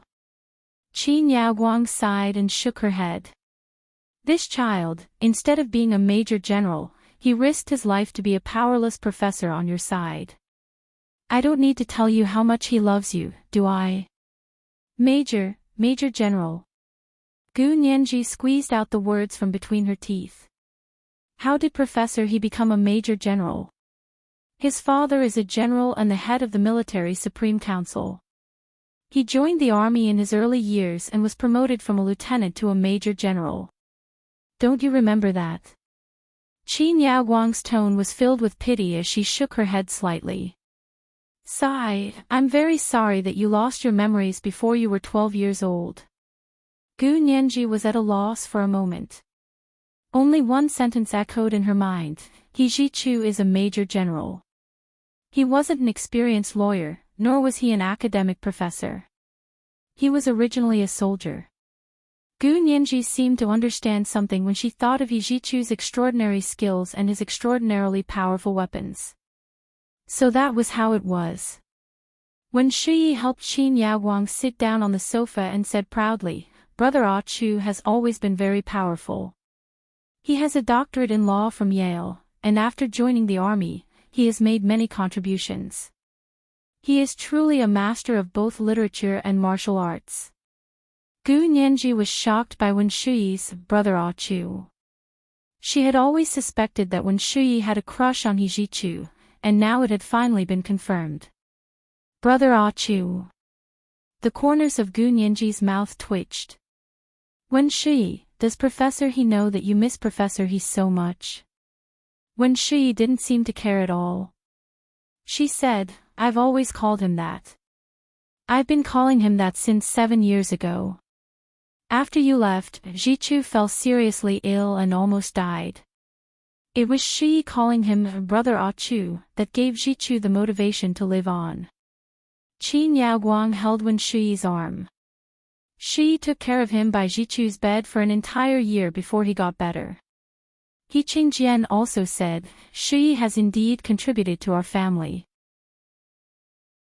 Without her, Jichu really wouldn't have been able to live at that time. Gu Nianji, she didn't quite understand what he meant. She clearly remembered that He Jichu didn't have a good attitude towards Wen Shuyi. It didn't seem like he had the motivation to live on just because she called him that. Wen Shuyi smiled bitterly and lowered her head. That year was the best year of her life. Unfortunately, it was too short. Because after He Jichu woke up, he didn't bother to pretend to be nice to her. Gu Nianji shook her head and said calmly, I don't believe it. Unless Professor He stands in front of me and says that it's because of you that he has the motivation to live on. Otherwise, it's all a rumor. You're really stubborn. Qin Yaoguang chuckled. When Jichu comes back, let him tell you himself. Okay, Please don't tell me about the surgery before Professor He comes back. Gu Nianji deliberately stalled for time. She put her hands in her trouser pockets and said aloofly, "Please leave my room now. I want to rest." This is the second update of the day, Chapter 1474, Her Looks. Thank you for your recommendation votes and monthly votes. P.S. The 50,000 Chidian coins and updates that the leader of Meow Little Meow gave last September have arrived. Mwah. Chapter 1486. Qi Niaoguang saw how arrogant Gu Nianji was. She looked up at her and said calmly, "Don't waste time needlessly. According to the rules, you should have had this surgery as soon as you came back. You're already too late." She looked at her watch and continued, "You're already 38 hours late. I'll give you another 20 hours for Jichu's sake. You have to have the surgery tomorrow morning." Gu Nianji raised an eyebrow. "You mean, regardless of whether Professor He comes back tomorrow morning or not, I have to have the surgery?" "You can say that." Qi Niaoguang nodded and shifted her gaze to He Qingjian. She urged him again, "Let's go and let Nianji rest." Gu Nianji wouldn't give up until she achieved her goal. She immediately stopped Qi Niaoguang and asked, "Miss Qin, I heard that this surgery is very powerful. It can remove any memory you want, right?" "Of course." Qi Niaoguang smiled and her voice softened. "This surgery was passed down by my grandfather. It has been through many clinical trials so far. You don't have to worry about any side effects." Gu Nianji made an exaggerated expression and spread her hands. "Oh my God! Is it really that powerful? That's too scary." After saying that, she quickly focused her gaze on He Qingjian, who had been silent all this time. "General He, with all due respect, this kind of surgery should be strictly restricted. Not only should the person undergoing the surgery be carefully tested, but the person who can perform this kind of surgery should also be strictly controlled. He can't be allowed to do as he pleases, lest they become serious criminals who endanger social justice and violate national laws." "What do you mean?" Wen Shui frowned. Her expression was very uneasy. "Aren't you being too alarmist?" "How is this alarmist?" Gu Nianji stared at He Qingjian and looked at his shimmering almond-shaped eyes. They were even deeper than He Jichu's eyes, and the deep lines at the corners of his eyes made him look even more unfathomable. Gu Nianji knew that the only person she could rope in now was this General He. She could only take a gamble. "General He, I'd like to ask who the confidentiality regulations that Miss Qin and Miss Wen just mentioned were made for." He Qingjian slowly said, "For the people who are undergoing the surgery." Gu Nianji clasped her palms together. "I understand now. In other words, your confidentiality regulations only stipulate who must undergo surgery. There are no restrictions on the person performing the surgery, right?" He Qingjian's expression became serious. "As far as I know, no. This is the greater danger I'm talking about." Gu Nianji shifted her gaze to Qi Niaoguang. She had a stubborn expression on her face. She had always gone forward with what she had set her mind on. According to the law, a person's memory can be used as evidence in court. In other words, it's a witness. If there is a technology that can remove a person's memory at will, then from a legal point of view, all witnesses will no longer be accurate. In court, there will be a serious lack of witnesses. What are the consequences of doing so? The foundation of the entire social existence has been shaken. Wen Shui was flabbergasted by Gu Nianji's explanation. "Aren't you being too dramatic? How is this an exaggeration?" Gu Nianji put her hands in her trouser pockets. She was tall and looked down at Wen Shuyi's round baby face. She continued, "Because a person's memory is a person's experience, and it is also the foundation of human society. When there is a technology that can remove a portion of a person's memory, it is excavating the foundation of social stability. General He, have you really never thought about this serious problem? Gu Nianji's words were very provocative and strategic. She questioned this kind of surgery from a political and legal perspective. Not only did it fundamentally shake the legality of this kind of surgery, but it also cleverly removed herself from it. As expected, He Qingjian looked hesitant. Qi Niaoguang's heart tightened, but on the surface, she said calmly, I can guarantee that this surgery is foolproof. We have strict confidentiality regulations. We are sure that only people who have been there will undergo this kind of surgery. We will never abuse it. Don't worry too much. Gu Nianji sneered and shook her head. How funny. Is there anything foolproof in this world? No. International law also prohibits the use of weapons of mass destruction, but can it stop those countries from using weapons of mass destruction in foreign wars? No. Everyone can use it however they want. As long as they can win the war, it's fine. Why? Because international law doesn't have any mandatory restrictions on national behavior. It can only rely on self-awareness. What does this mean? This means that any unrestricted technology will be abused. As long as it's profitable, as long as it's beneficial to you. So you think that this kind of surgery won't be abused, and it won't cause chaos to social order. It's completely wishful thinking. Even when there are laws, there are people who take advantage of loopholes. What's more, it's an unrestricted high-precision technology. Wen Shi just didn't want Gu Nianji to undergo this surgery, but she didn't want to completely ban or greatly restrict this kind of surgery. She didn't expect Gu Nianji to be so strong. She was a little apprehensive and quickly said, I believe in Auntie Qin. She has an excellent character and has devoted herself to medical technology. She would never do such a thing. Gu Nianji chuckled and looked between Wen Shi and Qi Niaoguang. She said with a smile, I also believe that Miss Qin's medical skills are superb, but I don't believe that this kind of technology has no side effects at all.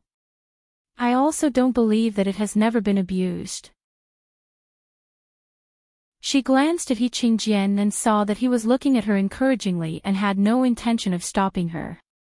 She mustered up her courage and said word by word, the ancient sages said that chivalrous people use martial arts to break the law, while Confucians use literature to disrupt the law. In the case of Miss Qin, it was medical skills that disrupted the order. This kind of unimaginable medical skills will disrupt social order and interfere with judicial justice. Qi Niaoguang was so angry that her face turned pale. Her face couldn't help twitching twice. She said calmly, your ability to accuse others is really top-notch. Gu Nianji tilted her head and smiled playfully. I study law. I only believe in the constraints and checks and balances of the law. I believe that those who break the law will be punished as they deserve. Of course, Miss Qin, I'm not just talking about you. I'm talking about everyone. No one is above the law. Qi Niaoguang's face was livid. How old are you? You're already talking about the law with others. Aren't you afraid that others will laugh their heads off? Shi is also a law student. She's a top student at Harvard Law School. Hasn't she thought about what you're saying? As she spoke, she pulled Wen Shi over. Shi, you said you're a legal expert. Wen Shi blushed and her lips trembled a few times. She said, she's actually talking about politics, not law. Ha, politics. A girl like her who's not even 20 years old doesn't understand. Qi Niaoguang tugged at the corner of He Qingjian's shirt. Brother He, don't you think so? He Qingjian smiled and said, Nianji is right. I haven't considered the problems you've mentioned before. Now that you've said it, there are indeed endless troubles in the future. I need to think about it carefully. Gu Nianji was extremely satisfied and happy. She continued to attack Qi Niaoguang. Miss Qin, I think you have to perform the surgery on me no matter what. Then can I ask you for a detailed surgical procedure? I'll prepare it well tomorrow. Qin Yaoguang turned her head away angrily and said stiffly, no. You just have to come to the operating theater tomorrow. You don't even have a surgical procedure for such an important surgery. Gu Nianji crossed her arms over her chest, her face as dark as water. Didn't your confidentiality regulations mention the specific surgical procedure? When Shi lowered her head deeply, indicating that she couldn't answer this question. Qin Yaoguang glanced at her, then looked at Gu Nianji reluctantly. She frowned and said, "You're so nosy.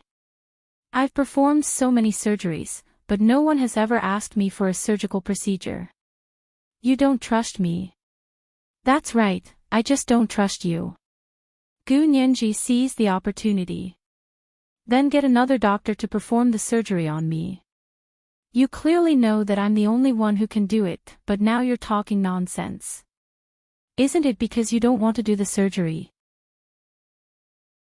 Qin Yaoguang came back to her senses and couldn't help scolding her in a low voice. "The confidentiality regulations don't require me to prepare the surgical procedure." "I see." Gu Nianji looked up at the ceiling lamp in the shape of an epiphyllum. "Then your laws are really imperfect. However, I have no intention of helping you perfect the laws. You can't afford to hire me." She looked smug. He Qingjian smiled and said, "Little Nianji, you're amazing. Fine, name your price. On behalf of the Huaxia Imperial Government, I'm asking you to help us perfect the legal provisions in this area. Is that okay? If General He personally invites me, of course I'd be impolite to refuse," Gu Nianji said shamelessly. "See? Your technology is so powerful, but you don't have the corresponding legal and moral constraints. There will be a big problem. For Professor He's sake, I'll reluctantly help you set a small goal." "Oh, you have a goal so soon?" He Qingjian said with a smile. The more he looked at Gu Nianji, the more he liked her serious argument. "Tell me about it." "It's very simple. Because it said that only the Qin family has this technology, we'll investigate the Qin family first. From the records of the birth of this technology, the Qin family can't treat this technology as private property. They have to contribute it to the country. This is the medical skill passed down from the Qin family's ancestors. Why should they contribute it to the country?" When Shi was the first to object. Gu Nianji looked at her disdainfully. "Because this technology was developed by using our country's citizens to practice surgery, and it's now used for national security, so they should hand over all the technology and let the country take control. If you're unwilling, fine. Then your hospital has been practicing medicine illegally for so many years. According to the law, you'll have to pay for it until you go bankrupt, and the main person responsible will have to go to jail." Gu Nianji spoke eloquently, and it sounded like it made sense. Qin Yaoguang was so angry that she laughed. "You just want to go against me, don't you? I'm innocent. How could I go against you? I was clearly using my sense of ownership to help your country be great again." Gu Nianji mischievously used the campaign slogan of the new President of the United States. "Sense of ownership? You really think so highly of yourself? You didn't admit that you were on our side just now." Qin Yaoguang immediately stabbed her.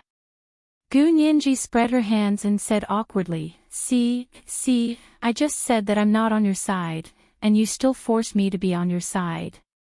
Now you're not admitting it, so shouldn't you think about the cause and effect when you speak? Don't contradict yourself and slap yourself in the mouth, okay? I'm very polite, and I usually don't slap people in the face. How was this not slapping people in the face? This was slapping people in the face until their faces were swollen, okay? He Qingjian lowered his eyes and nodded approvingly. Nianji is very reasonable. I'll ask my personal secretary to have a meeting with Speaker Long and Prime Minister Xia when I get back to discuss the ownership of this technology of the Qin family. Nianji, rest for a few days. We'll talk about it when you're better. This was the first update of the day, Chapter 1475, Taking the Route. It was the end of the month, so I'm asking for monthly votes and recommendation votes. The second update at 8 o'clock p.m. would continue to be updated for last year's Fish G leader. Mwah.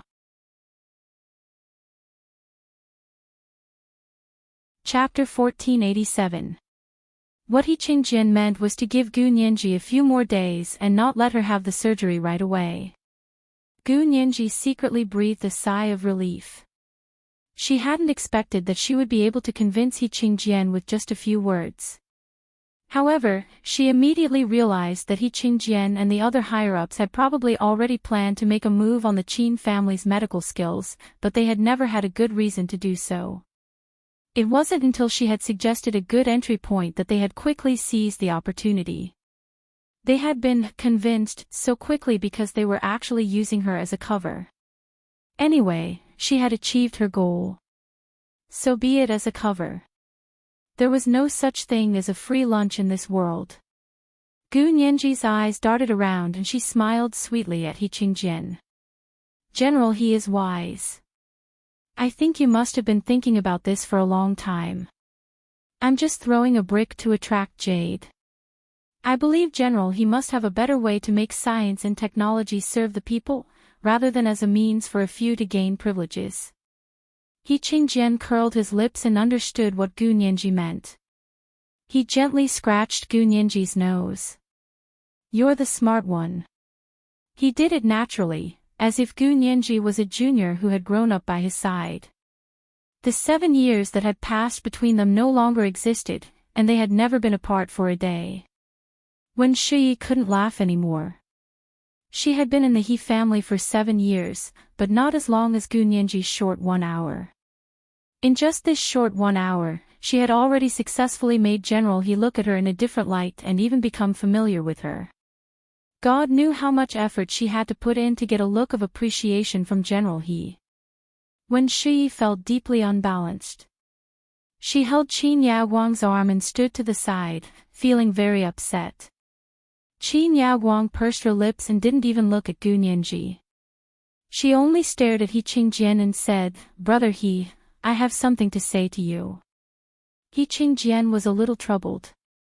I have a meeting with Speaker Long and Prime Minister Xie right away. He looked at his watch. We'll talk when I get back from the meeting. What meeting? Of course it was a meeting to discuss nationalizing this technology. Qin Yaoguang nodded calmly and glanced at Gu Nianji from the corner of her eye. She snorted in her heart. She felt that Gu Nianji looked as annoying as her father when she smiled.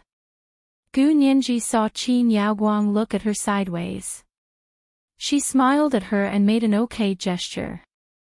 Qin Yaoguang, just as He Qingjian was about to leave her room, Gu Nianji remembered something important. She quickly jogged behind He Qingjian and raised her hands in front of her. She said pitifully, General He, can you send Qin Jining as my bodyguard? I'm scared to be here alone. When Shi heard this, she rolled her eyes in her heart. How could Gu Nianji be afraid? It was clearly others who were afraid of her.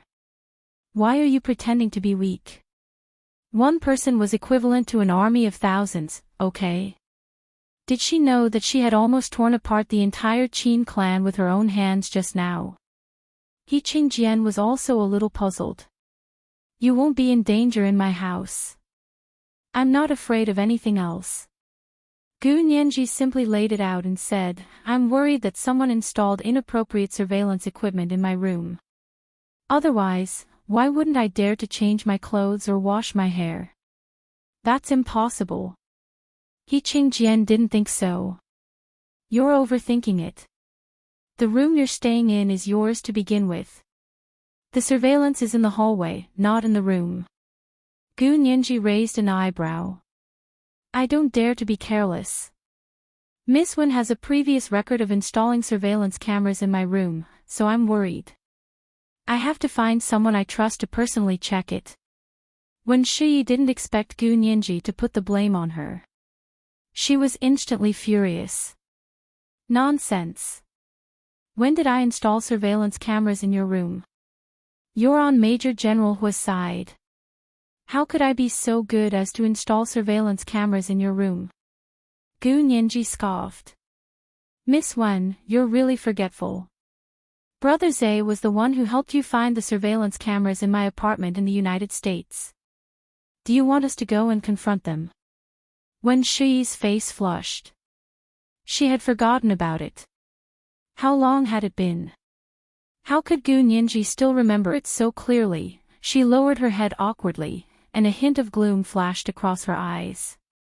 He Qingjian looked at Gu Nianji, then at Wen Shiyi.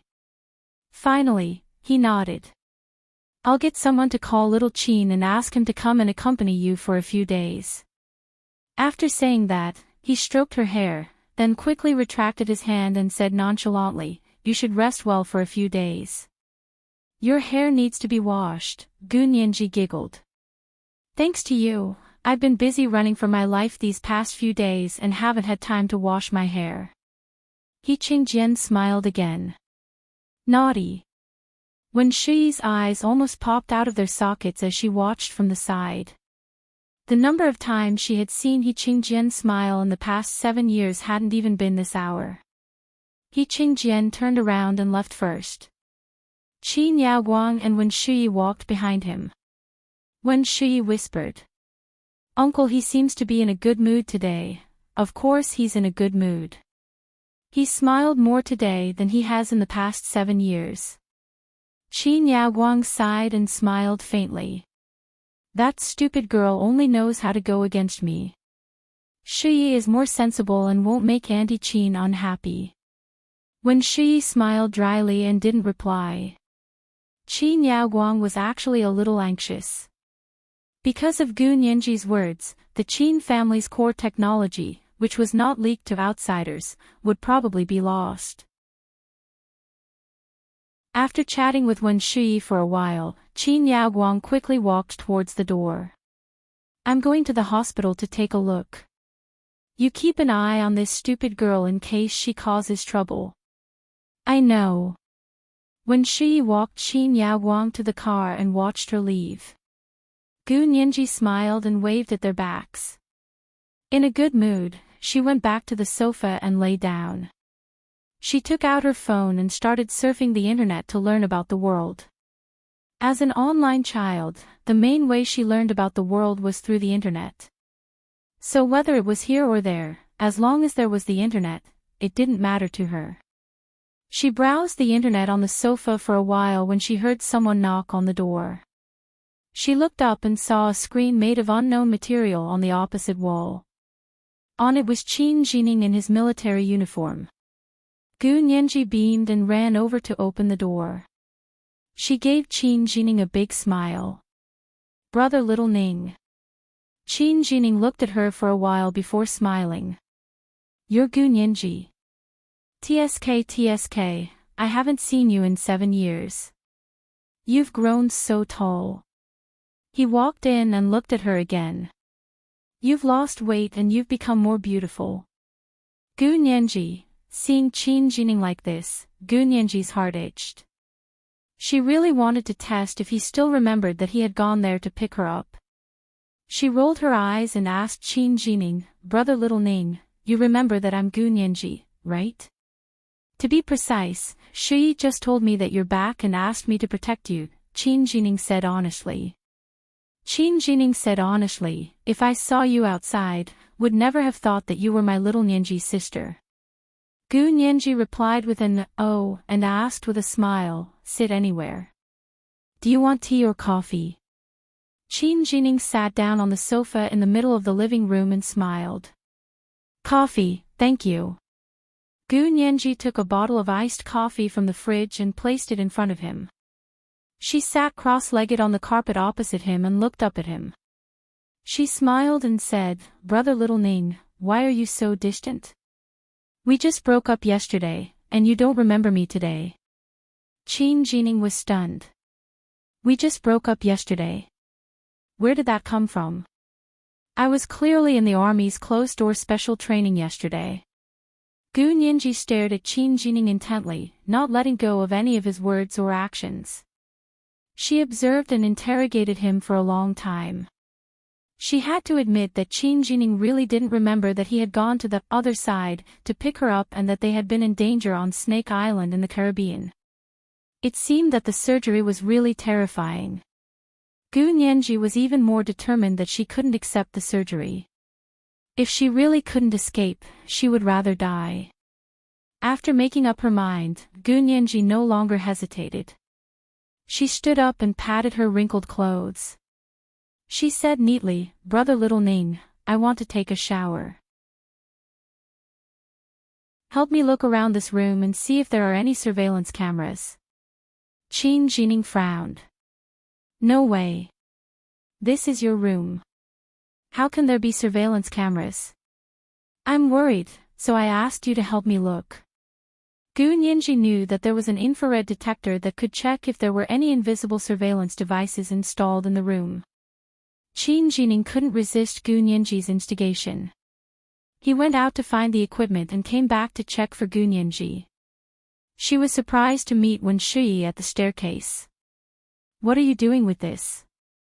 "Oh, Nianji asked me to help her see if there are any surveillance cameras in her room." Qin Jining had always answered Wen Shui's questions.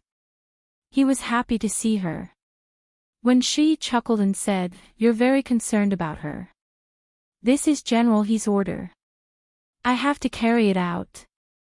Qin Jining smiled. "And I've known Nianji since she was a child.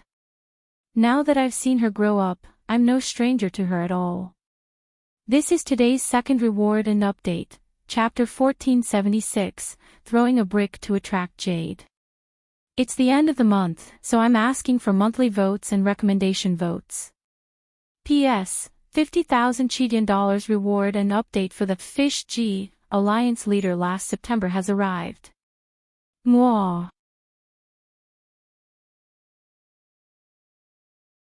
Chapter 1488. Of course, but she's different from when she was young, Wen Shui said with a smile, intentionally or unintentionally straightening Qin Jining's collar. Qin Jining's entire body was itchy and he couldn't even walk steadily. He walked back to Gu Nianji's room as if he was walking on clouds. Gu Nianji saw that his face was red and asked curiously, "What's wrong? Did you run too fast? Look at how red you're blushing." Qin Jining wiped his face in embarrassment and smiled sheepishly. He picked up the infrared detection equipment and began to inspect Gu Nianji's room. Gu Nianji had lived in this room when she was young. After so many years, many things in it had retained their original appearance. For example, in a row of cabinets that looked like treasure pavilions against the wall in the living room, there were dolls of all sizes. They were dressed in all kinds of clothes, and their hair was long and short. The sofa wasn't big, but it wasn't small either. The workmanship was very meticulous. The pink and purple color matched the white carpet on the floor perfectly. The white curtains fluttered slightly in the breeze, and there was a red bubble chair by the wall.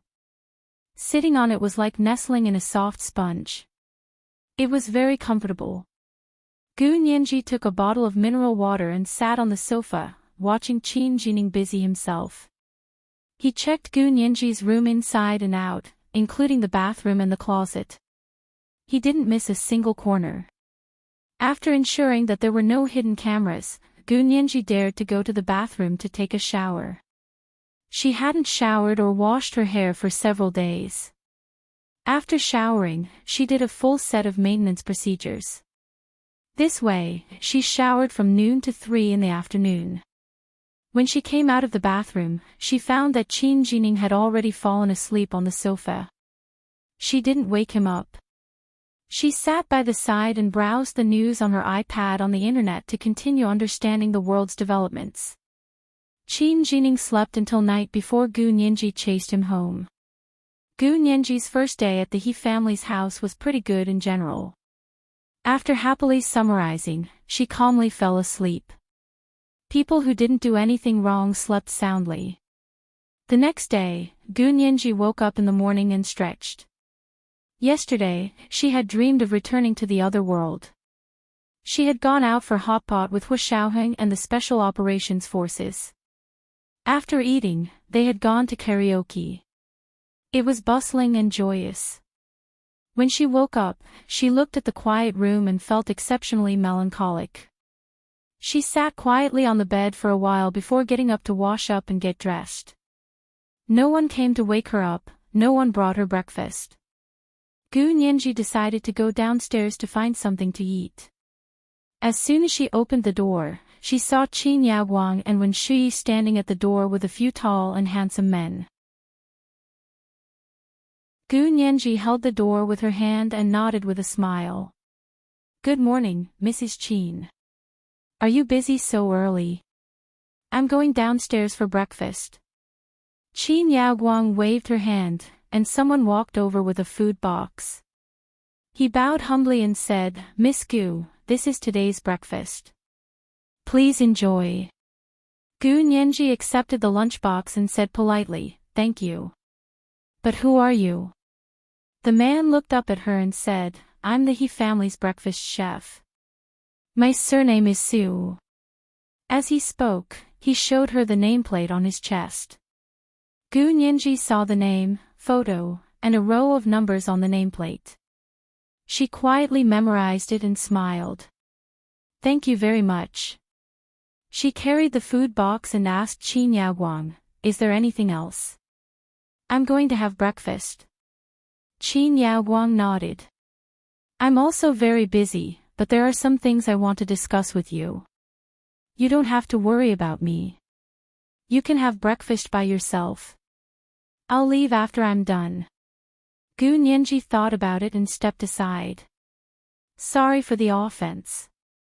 Yesterday, she had taken drastic measures and persuaded He Qingjian to nationalize the Qin family's memory removal surgery. Why did Qin Yaoguang come to her instead of begging He Qingjian? Gunyanji was also a little curious. Besides, Qin Yaoguang's appearance made it hard for her to refuse. Qin Yaoguang followed her in. Wen Shi also followed in and sat next to Qin Yaoguang. The tall and handsome men stood at the door and didn't come in, just like bodyguards. Gunyanji glanced at them and didn't ask. She closed the door and turned around to open the lunchbox. She took out the porridge, xiaolongbao, and a few exquisite pickled vegetables and placed them on the coffee table. She sat cross-legged in front of the coffee table and began to eat breakfast as if no one was around. Qin Yaoguang sat elegantly on the sofa with her legs crossed. She watched Gunyanji eat a few mouthfuls of porridge and suddenly said, "Let me peel an apple for you. You liked apples when you were young." Gunyanji's hand paused. Actually, she didn't like apples. Or rather, she didn't like apples much when she was by Hu Xiaoheng's side. However, when Qin Yaoguang said she wanted to peel an apple for her, she found that she couldn't refuse. There was a void in the depths of her heart that she longed to be filled. She didn't look up, but she nodded slightly. Qin Yaoguang smiled and reached out to the side. "Give me a fruit knife." When she got up and searched the room for a while before she found a sharp fruit knife in the cupboard next to the refrigerator in the storage room. She took it out. Qin Yaoguang took the fruit knife and began to peel an apple for Gunyanji. She peeled it patiently and carefully. The apple skin fell off the apple evenly. It was a long line, and it didn't break at all. After peeling the apple, Gunyanji finished her breakfast. She put the bowls and chopsticks into the food box and watched Qin Yaoguang place the apple on the small plate in front of her. The sharp fruit knife was next to it. Gunyanji didn't eat it. She wiped her mouth with a tissue and asked, "Where's General He? Is he back?" Qin Yaoguang smiled and said, "He's back. He only came back early this morning. He had a meeting for more than 10 hours, and he still hasn't woken up." Hearing that He Qingjian was also at home, Gu Nianji felt a little more at ease. She looked up at Qin Yaoguang and her tone was much gentler. Miss Qin, you didn't come to me to peel an apple for me, did you? Not just to peel an apple for you. Qin Yaoguang waved at her. Come, Nianji, sit next to me. There was something else in her smile. It was that little bit of different expression that made Gu Nianji get up as if she was possessed and obediently sit next to her. When Shi had already stood up and sat across from them, she didn't say anything and looked at the two of them silently. Qin Yaoguang pushed Gu Nianji's hair behind her ear and touched her face. Her fingers paused at her lips. She retracted her hand and her smile faded. She said softly, Nianji, be obedient and do the surgery. Don't make things difficult for General He. Gu Nianji felt as if a bucket of cold water had been poured over her head. She instantly woke up from Qin Yaoguang's warmth. But on the surface, she still maintained her well-behaved appearance and said with a smile, Then Madam Qin, can you tell me roughly how you did it? I'm a little scared. Qin Yaoguang smiled and nodded. Okay, then I'll explain it briefly. She picked up an apple in one hand and a fruit knife in the other. She gestured at the apple. Actually, the surgery is very simple. It's just to use a gamma knife to remove the hippocampus in your brain, which is in charge of certain memories. It's only a very small part of it, so it definitely won't damage your brain. You won't feel much. At most, it'll be like cutting your finger when you cut a fruit. Gu Nianji was furious when she heard this. How could removing a part of the hippocampus in the brain be compared to cutting a finger with a fruit knife? Using this method as an analogy was either stupid or vicious. Gu Nianji suppressed the anger in her heart, and the smile on her face widened. She pretended to be innocent and stupid, and asked curiously with her big bright eyes, Really? There won't be any other side effects. Don't worry, I'll definitely perform the surgery on you properly. There won't be any risks. Gu Nianji had already spat at her several times in her heart. Who dared to say that there wouldn't be any risks in the brain surgery? When Shi interrupted, there definitely won't be any side effects. Even if you don't trust others, you have to trust Auntie Qin.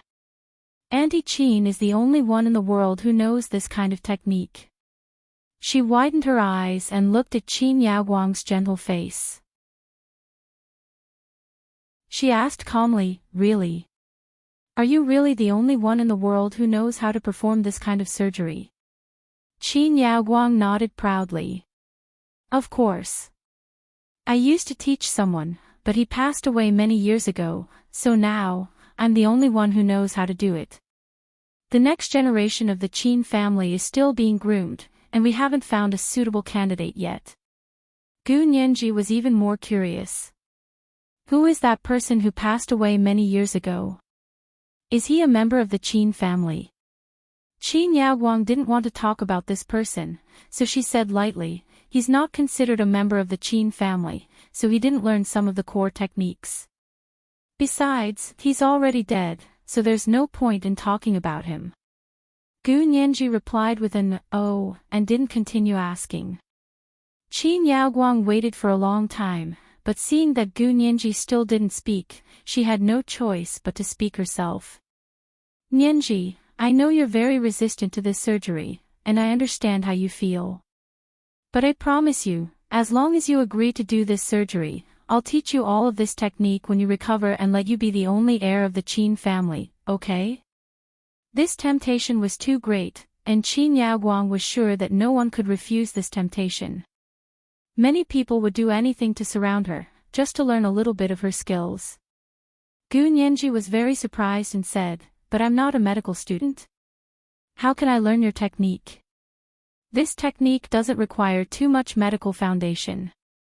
You just need to know how to operate the gamma knife and how to select the hippocampus, Qin Yaoguang said enthusiastically. And you're young. Even if you don't know anything, I'll start teaching you now. In less than 5 years, you'll become a medical master second to none. especially in brain surgery. It was common knowledge that brain surgeries required the most precision when performing surgeries. Every brain surgeon had a pair of invaluable hands. Gu Nianji chuckled and tilted her head to think for a while.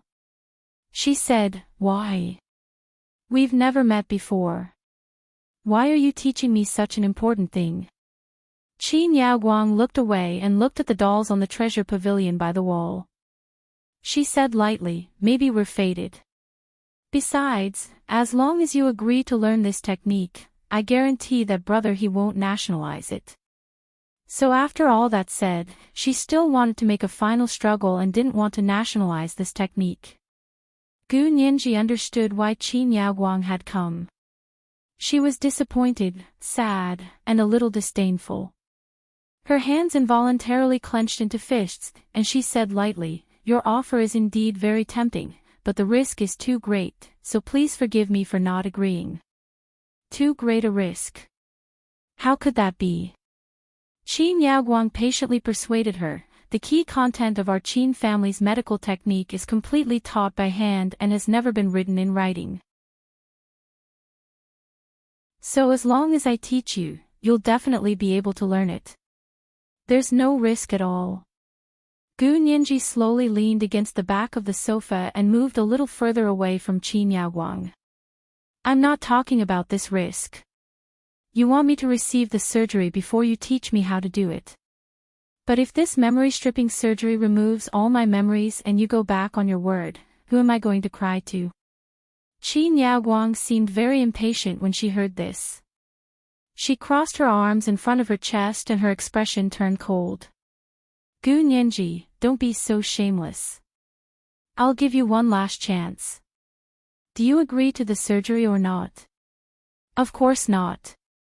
Gu Nianji was also angry. "Mrs. Qin, if you're here to beg me, you'd better soften your attitude. Is this how you negotiate with people?" "I never negotiate with people.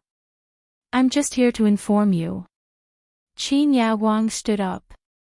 Her voice was light and airy, mixed with the wind and snow. It was bone-chilling. "Since you refuse to repent and refuse to do things the hard way, then I won't hold back." She clapped her hands, and Gu Nianji's door was suddenly pushed open. The tall and handsome men barged in aggressively. "Give her anesthetic." One of the men had already raised the anesthetic gun in his hand. Gu Nianji's mind raced, and she immediately jumped up from the sofa. She rubbed her body and used Qin Yaoguang to block in front of her. She pulled Qin Yaoguang's arms and wrapped them behind her back. She swept the sharp fruit knife on the coffee table and pressed it against Qin Yaoguang's throat. She wrapped one hand around Qin Yaoguang's neck and used the sharp fruit knife in her hand to press against the main artery on her neck. Her other hand was grabbed by her wrists from behind and she whispered softly in her ear, "If you dare to touch a single hair on my head, I won't be polite. Get them all out." "Gu Nianji. Let go." When Shiyi was shocked and stood up from the sofa. Her panicked eyes looked between Gu Nianji and Qin Yaoguang. "Don't be rash. Let go of Dean Qin." A few tall men rushed in from the door and shouted at Gu Nianji. Qin Yaoguang was furious. "How dare you threaten me? I've never been threatened." As she spoke, she struggled with all her might, and her hands actually broke free from Gu Nianji's right hand. Gu Nianji's hand, which was holding the fruit knife, instinctively tightened. Qin Yaoguang was so choked that she couldn't breathe. Her hands moved forward to break Gu Nianji's arm that was strangling her throat. At the same time, she raised her leg and kicked backwards. Gu Nianji's knee was kicked hard, and she was in so much pain that she could barely stand. At that moment, Qin Yaoguang exerted force with both hands, almost trying to pry open the arm that was strangling her neck. Gu Nianji knew that she couldn't let go now. Once she let go, she would fall into Qin Yaoguang's hands. At that time, she would really be doomed. She used all her strength to pull her arm back. At that moment, Qin Yaoguang's hand slipped and actually grabbed the edge of the fruit knife. As Gu Nianji exerted force again, the fruit knife in her hand slashed at Qin Yaoguang's hands and cut Qin Yaoguang's hands. Blood immediately spurted out like arrows. Ah! Qin Yaoguang let out a heart-wrenching scream. Her wrists and fingers were dripping with blood, and the pain was excruciating. She fainted and fell in front of Gu Nianji. When she suddenly saw Qin Yaoguang's hands dangling in front of her, dripping with blood. They looked like they were crippled. Her eyes were also red. Without hesitation, she pounced on Gu Nianji and hugged her tightly from behind. She shouted in her ear, "Are you crazy? She's your biological mother. You killed your biological mother." Gu Nianji froze. The words, biological mother, echoed in her mind like a curse. Qin Yaoguang's unconscious face, with her eyes closed, perfectly overlapped with Gu Xiangwen's dead wife's face in the submarine. When she first saw Qin Yaoguang, she had this kind of heart-wrenching guess. Now, she had finally gotten confirmation from Wen Shuyi. She didn't want to accept this fact. She didn't want to believe that her mother was such a person. Her emotions were extremely resistant, but her rationality told her that it was very likely to be true. Gu Nianji was held by Wen Shuyi and couldn't move. Her mind was in a mess and she couldn't think. She saw the handsome man holding the tranquilizer gun walking towards her. It was over. There was only one thought in Gu Nianji's mind. I killed my biological mother. She watched as the black muzzle of the gun got closer and closer. She made up her mind, closed her eyes, and was about to stab herself in the chest with the fruit knife. Bang!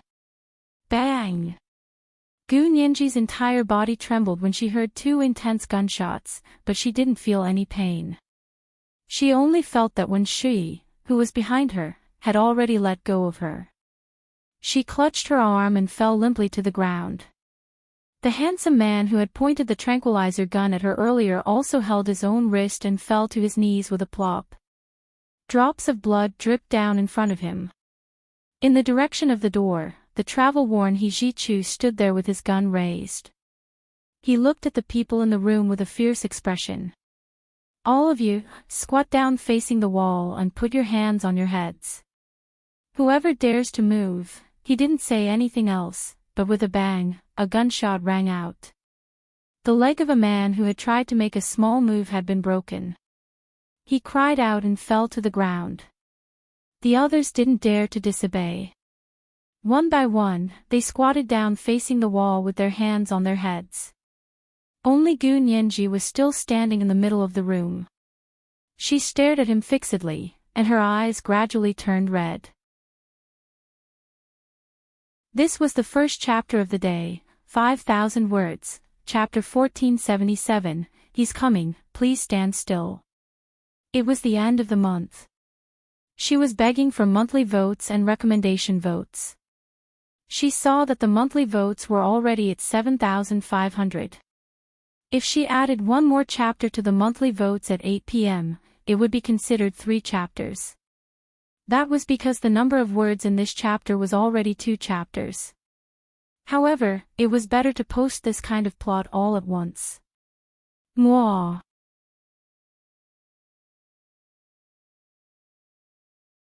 Chapter 1489.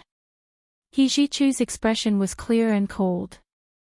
Only when he saw Gu Nianji did his almond-shaped eyes ripple slightly. Gu Nianji still maintained her previous posture. She held the sharp fruit knife in one hand and pointed it at her chest. Blood dripped down the shiny blade of the fruit knife and dripped onto the carpet that was no longer the original color. Qin Yaoguang's blood, Wen Shuyi's blood, the blood of the man who had his wrist broken with the tranquilizer gun, and the blood of the man who had his leg broken had already dyed the entire carpet red. He Jichu's eyes were cold. He raised his gun and walked over step by step. He opened his arms to Gu Nianji. Nianji, don't be afraid. Come here. Gu Nianji's hand gradually loosened, and the fruit knife quietly fell onto the thick carpet. She pursed her lips and went around the back of the sofa. She threw herself into He Jichu's arms and finally started crying. What happened? He Qingjin's voice came from the door. He stood majestically at the door with a few orderlies with guns guarding him. He Jichu turned around and looked at He Qingjin coldly. He said sternly, "You're asking me what happened? You went through so much trouble to bring Nianji back just to let her die. Why go through so much trouble? Just kill her with one shot. Everyone will be relieved. You unfilial son." He Qingjin was so angry that he almost had a heart attack. The joy she felt when she saw him disappeared in an instant. When Shiyi held her bleeding wrist and looked at He Jichu in disbelief. She turned to look at He Qingjin and begged, "General He, Auntie Qin. Auntie Qin's hand has been cut. Hurry up and send her to the hospital." He Qingjin finally noticed that Qin Yaoguang was also lying on the ground. He frowned. "What's going on? Hurry up and get the family doctor up." As soon as He Qingjin gave the order, the family doctor quickly ran to Gu Nianji's room with the first aid kit and bandaged the 4 injured people. Qin Yaoguang's hands were severely cut. The tendons of her hands were severed, and her fingers were also severely injured. The other 3 people were all gunshot wounds, so they were easier to take care of. After bandaging their wounds, the 4 of them were sent to the private hospital run by the Qin family in an ambulance. The other uninjured men that Qin Yaoguang had brought were temporarily detained. He Qingjin's personal secretary would interrogate them to see what had happened. Gu Nianji had been staring blankly since He Jichu came in. She hadn't said a word. He Jichu saw that the clothes she was wearing were the ones she had brought over from the other side. They were wrinkled and hadn't been changed for several days, so he immediately called the tailor and said, "Prepare a few sets of clothes for Miss Gu. Also, prepare all kinds of dresses in advance." The tailor only took one look at Gu Nianji to know her measurements. He smiled and said, "Miss Gu is quite tall. I still have a few sets of clothes made by Miss Wen. The trousers might not be long enough, but they can be altered." He Jichu splashed a glass of water on the tailor's face and said coldly, "Get lost. You don't know how to make clothes. There are plenty of people who do." The tailor had been in the He family for more than 30 years and was even older than He Jichu. He was scared to death when he threatened to chase him away. He quickly said, "I saw that young master, he was in a hurry. We will definitely cut and make Miss Gu's clothes very carefully. We will definitely not do it half-heartedly. But Miss Gu is about to change. No matter how fast we are, we won't be able to make a set in an hour." He Jichu frowned. He saw that Gu Nianji was still the same. She had her head lowered, her hands together, and her eyes were staring straight at the ground. He felt a little bitter in his heart, but his heart ached for her. He didn't want to argue with the tailor anymore and waved his hand. "Hurry up and do it. Also call the big brand you're familiar with and ask them to send ready-made clothes for Miss Gu to choose from." "Yes, young master." The tailor quickly agreed and tried his best to atone for his mistake. He finally understood Gu Nianji's position in the He family. After 7 years, he didn't expect that she would still be the one who was pampered when she came back. That Miss Wen's dream was probably going to be shattered. He sighed and shook his head. With his back hunched, he returned to his small building. The He family had their own mansion in the second ring road of the imperial capital, where every inch of land was worth its weight in gold. Not only did the main residence occupy a large area, but even the garden, lawn, and various domestic servants and orderlies had their own living areas. It was a veritable mansion. The tailor's craftsmanship was impeccable. Many of the top designers in Europe and the United States had learned from him. He didn't like working and living in a foreigner's place. He had always lived in the He family and served the He family. He was already satisfied. He returned to his small building and quickly called the brand managers of a few top international brands. He asked them to send ready-made clothes to the He family's mansion to try on the clothes. The He family's phone call made these big-name brand managers rush to the He family's mansion. Not long after, luxury cars arrived one after another with their ready-made clothes. Gu Nianji was in a bad mood. There were so many beautiful clothes, but she only glanced at them casually. She picked out a few very low-key and comfortable sets of clothes and shoes and kept them for her usual wear.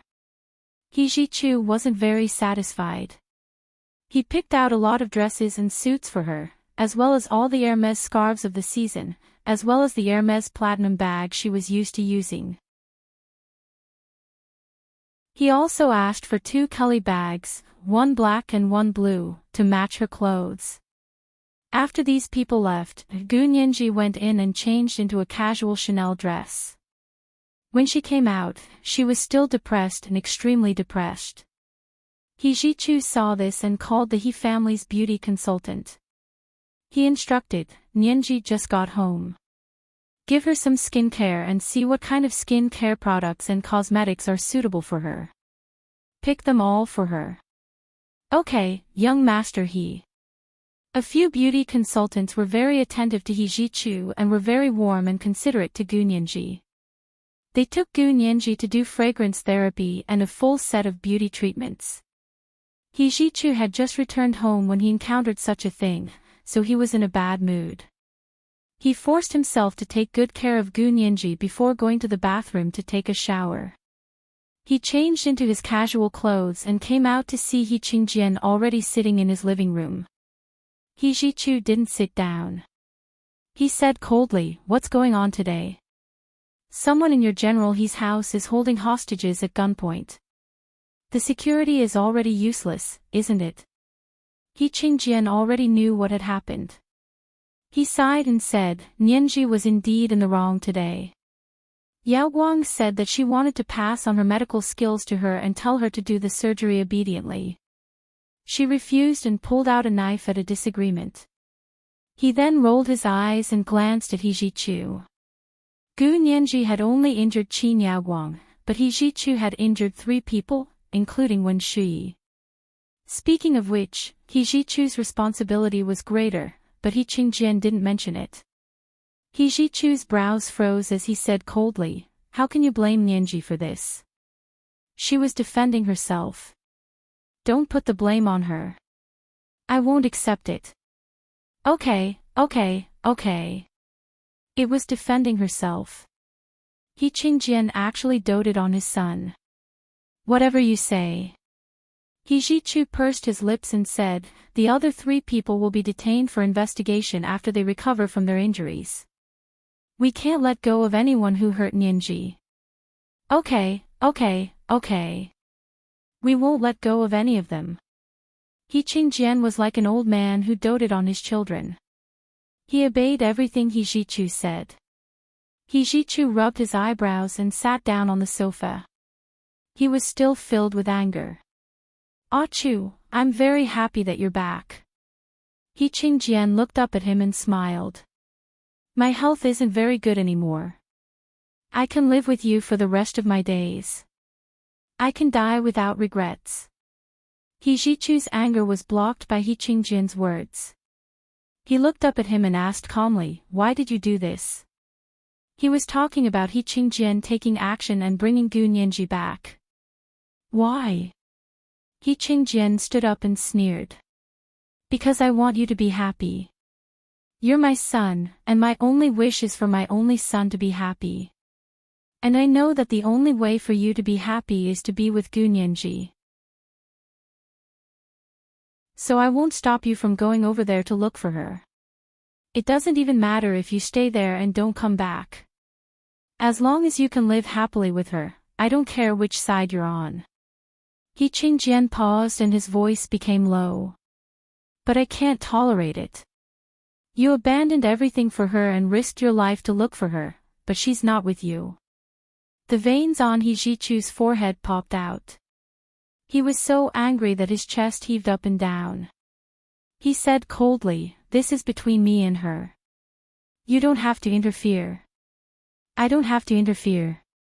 If I don't interfere, she'll marry someone else. He Qingjian was exasperated. In order to pursue the woman I love, I can't do anything. Is this how you chase after a woman? He Jichu couldn't help but poke fun at him. So you got engaged to Auntie Qin first, then found out that you fell in love with my mother, so you broke off the engagement with Auntie Qin and turned to pursue my mother? Yes, so what? He Qingjian wasn't ashamed at all. At least I'm loyal to my feelings. When I got engaged to Yao Guang, I thought that I would never meet someone I liked in my life, so I listened to my family's arrangements and got engaged to the eldest daughter of the Qin family. I didn't know Su Wen at that time. When I got to know Su Wen and realized my feelings for her, I immediately broke off the engagement with Yao Guang and then went after Su Wen. I wasn't wavering and two-timing. I don't have any family background. Yao Guang is the eldest daughter of the Qin family. Her family background is top-notch. Your mother, Su Wen, was just an orphan supported by the Qin orphanage. I chased after her for 3 years before she agreed to marry me. Yes, you're so charming. He Jichu turned his head away mockingly. A silly woman like Auntie Qin waited for you for more than 30 years. She didn't get married for me. And for you, she gave birth to Nianji. Ah Chu, I won't allow you to say that about her. He Qingjian's tone became serious. Although I don't love her, I'm grateful to her. When your mother was alive, I was grateful to her as well. This is today's second monthly ticket, 7,500 plus updates, Chapter 1478, The Girl in the Palm of Your Hand. It's the end of the month. Please ask for monthly tickets and recommendation tickets. Today's word count could be said to be very spectacular. Rounding it up, it could be considered 3 updates. Good night, sweethearts.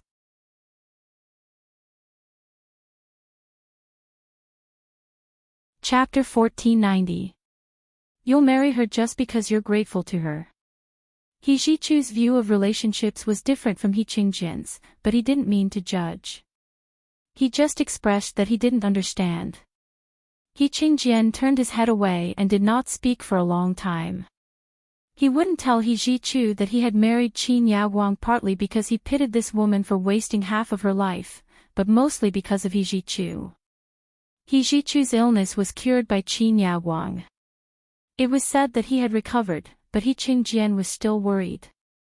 As a father, he couldn't help but worry. If he really recovered, of course, he would be more than happy. However, as a parent, he couldn't be too worried about his child's health. Even if Gu Nianji was by He Jichu's side, Gu Nianji wouldn't know how to treat him if he relapsed. He knew that this was selfish, but to him, ever since Su Wen passed away, he only had this son in his life. This was his and Su Wen's son. No matter what price he had to pay, he wanted him to live well. He Qingjian didn't want He Jichu to know about this. He frowned and said in a low voice, "This is between me and your Aunt Qin. I don't need to explain it to you. Then you don't have to worry about me and Nianji in the future." He Jichu narrowed his eyes, his expression very cold. "You've gone too far this time. Have you thought about the consequences if someone with ulterior motives uses you?" He Qingjian waved his hand disapprovingly. "No, not just anyone can go there. We've used up too much magnetic energy this time. Even if someone wanted to use it, they wouldn't be able to. Even the cleverest housewife can't cook without rice. Without magnetic energy, everything is empty." "Really?" He Jichu sat up straight. "It's just taking Nianji home. Did you have to order people to torture and kill their people over there? That person was Nianji's friend. Are you trying to scare her to death?" He Qingjian was stunned for a moment and frowned. "What's going on? What the hell happened?" Nianji said the same thing. "What did she say?" He Jichu looked at He Qingjian. His brows were frosty and cold. "She told you everything. He Qingjian recalled Gu Nianji's words. You sent people to kidnap me. Why did he do that? If you really treat me as family, why would you use such a bloody method? Regardless of the cost. So it's okay to kill and injure innocent people. What did he say at that time? Blood. If you don't cooperate, they will naturally complete the mission at all costs. To him, he didn't care how those people carried out the mission. As long as the mission was completed, mistakes were inevitable. When a general is out in the field, he cannot accept military orders. As a soldier, he naturally understood this point. However, that didn't mean that he would allow some people to go against him in secret.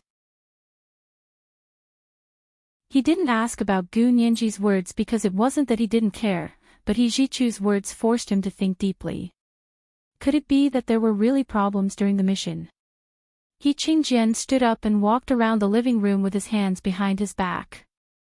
He said in a low voice, Nianji didn't go into detail. She only mentioned bloody methods. He looked up at He Jichu. What bloody methods? You know about it. He Jichu had been asked by Hu Xiaoheng to assist in the investigation. He furrowed his brows and said angrily, your people shot Nianji's best friend 10 times in front of her and broke her limbs. Do you think it's bloody? They shot. He Qingjian was also shocked. Do we need to shoot to deal with the people over there? The orders he gave weren't so brutal and bloody. Moreover, he didn't want to attract the other party's attention at all, so the quieter it was, the better. How could this be? He Qingjian's face was livid. Just as he was about to call the 5 people on the mission over for questioning, he suddenly remembered that they had already undergone the memory stripping surgery. This meant that even if there really was a problem, they didn't know anything about it. Whether it was because it had happened so suddenly that they had no choice but to resort to extreme and bloody methods, or because someone had instructed them to go against them in secret, they couldn't find any evidence. This was the first time He Qingjian was deeply aware of the drawbacks of this kind of surgery. Seeing that He Qingjian's face was livid, He Jichu continued to ask, also, what about today? What's going on today? Don't say that it was Nianji's fault today. I saw that man point a gun at Gu Nianji with my own eyes. When she restrained her from behind, and she was ready to commit suicide with a knife. He Qingjian didn't even look up as he said impatiently, didn't I tell you this morning? It's just that Yao Guang wants to talk to her and pass on her medical skills to her as long as she has the memory stripping surgery. Nonsense. He Jichu slammed his fist on the coffee table, his expression contorted with anger. She no longer has any memories before she was 12 years old. Are you going to remove all her memories from there? You're not giving her a way out. No wonder she was so disheartened that she tried to pull out a knife and commit suicide. He Qingjian was stunned for a moment. But this is in your favor.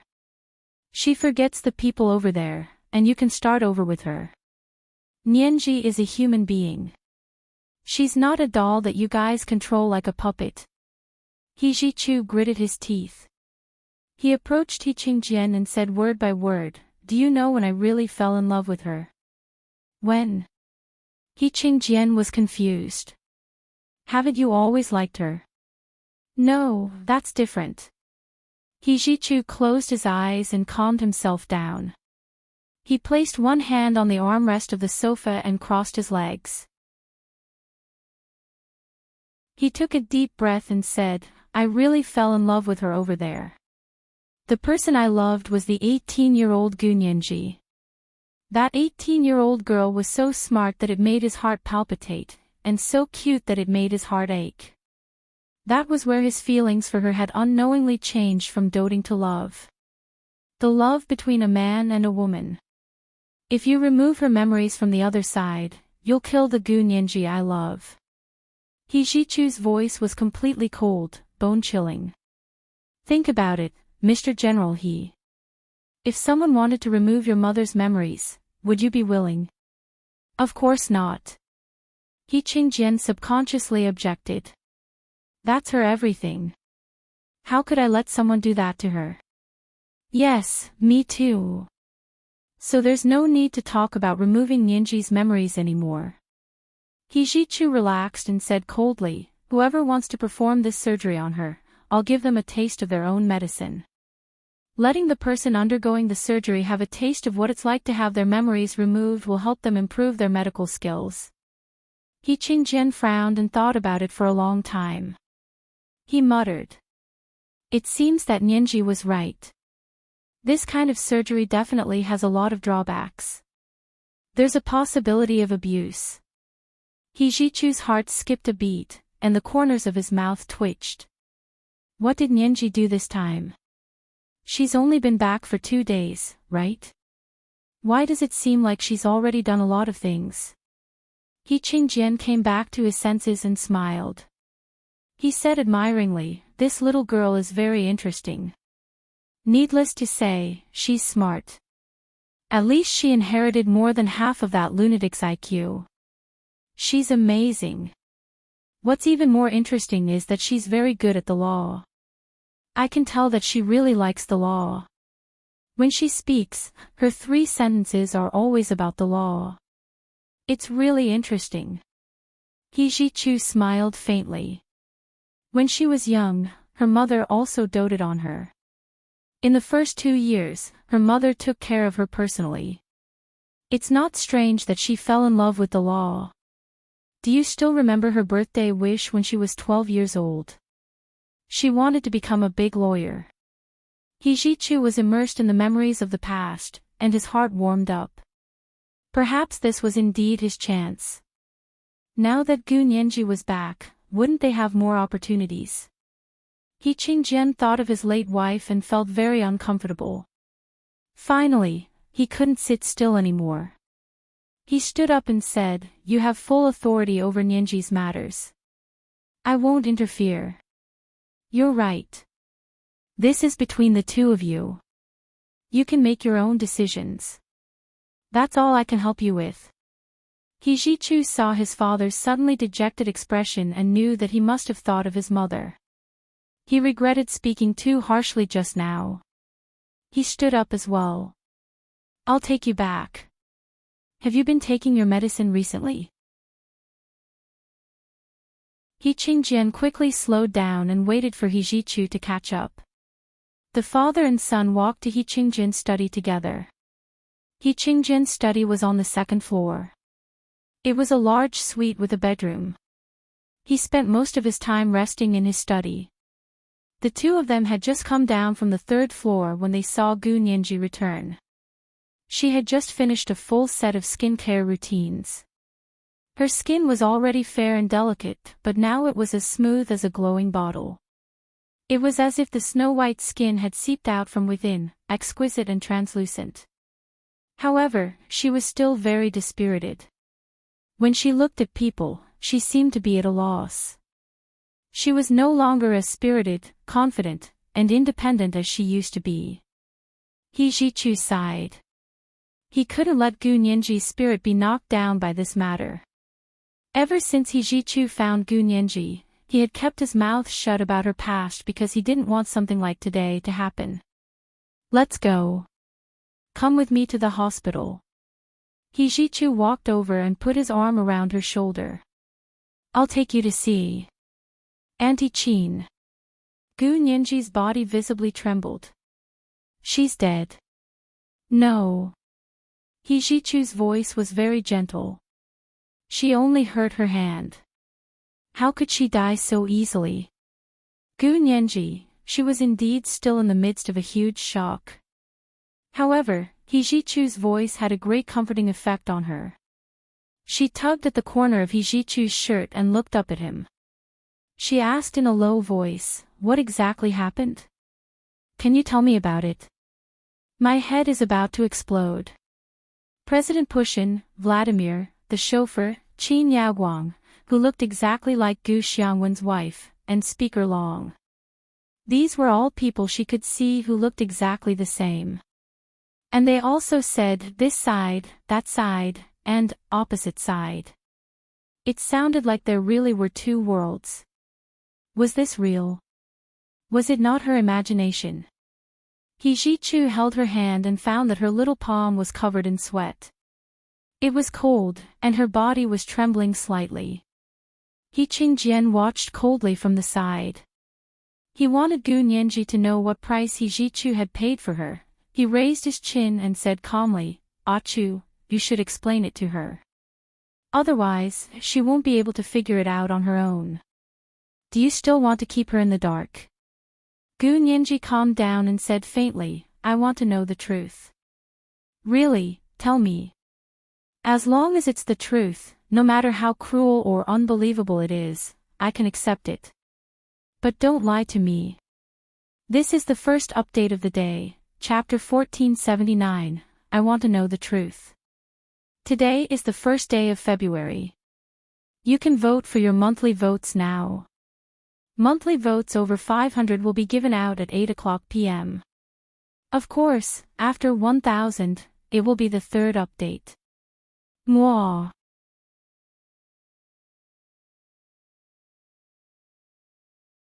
Chapter 1491.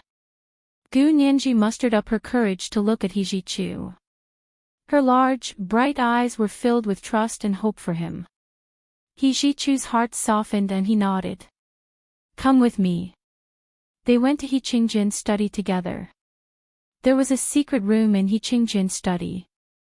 It was originally used for emergency high-level government meetings. The security measures in this secret room were comparable to those in the Special Operations Force's central control room. The house was very big. There were no windows, and the walls had several layers. There was a rectangular conference table against the north wall. Gu Nianji walked in and sat next to He Ji-chu. He Qingjian sat opposite them. He Qingjian nodded at He Ji-chu. "Ji-chu, have you thought about the consequences if you tell her about this but don't erase her memories about it? According to our current laws, it's illegal." He Ji-chu rested one hand on the back of Gu Nianji's chair and placed the other on the conference table. He said coldly, "As long as her security clearance is high enough, everything will be fine." "Yes, but she doesn't have a security clearance right now." He Qingjian smiled and reminded him, "She doesn't have a public office, and she's not a direct relative of a public official." He Ji-chu turned to look at Gu Nianji and said quietly, "She's still my fiancée. We haven't broken off our engagement." As He Ji-chu's fiancé, Gu Nianji could have a security clearance. Although it wasn't top-notch, it could protect her from having her memory erased within the scope of the law. Gu Nianji lowered her eyes. Her emotions were very complicated. She was a married woman. In that case, was she planning bigamy? Or was it a passive cheating? But if she refused, would General He not tell her the truth? Or rather, if she refused and still found out the truth, then according to the law, her memory would be erased. Then why did he want to know the truth? He Ji-chu saw the change in her expression and understood what she was thinking.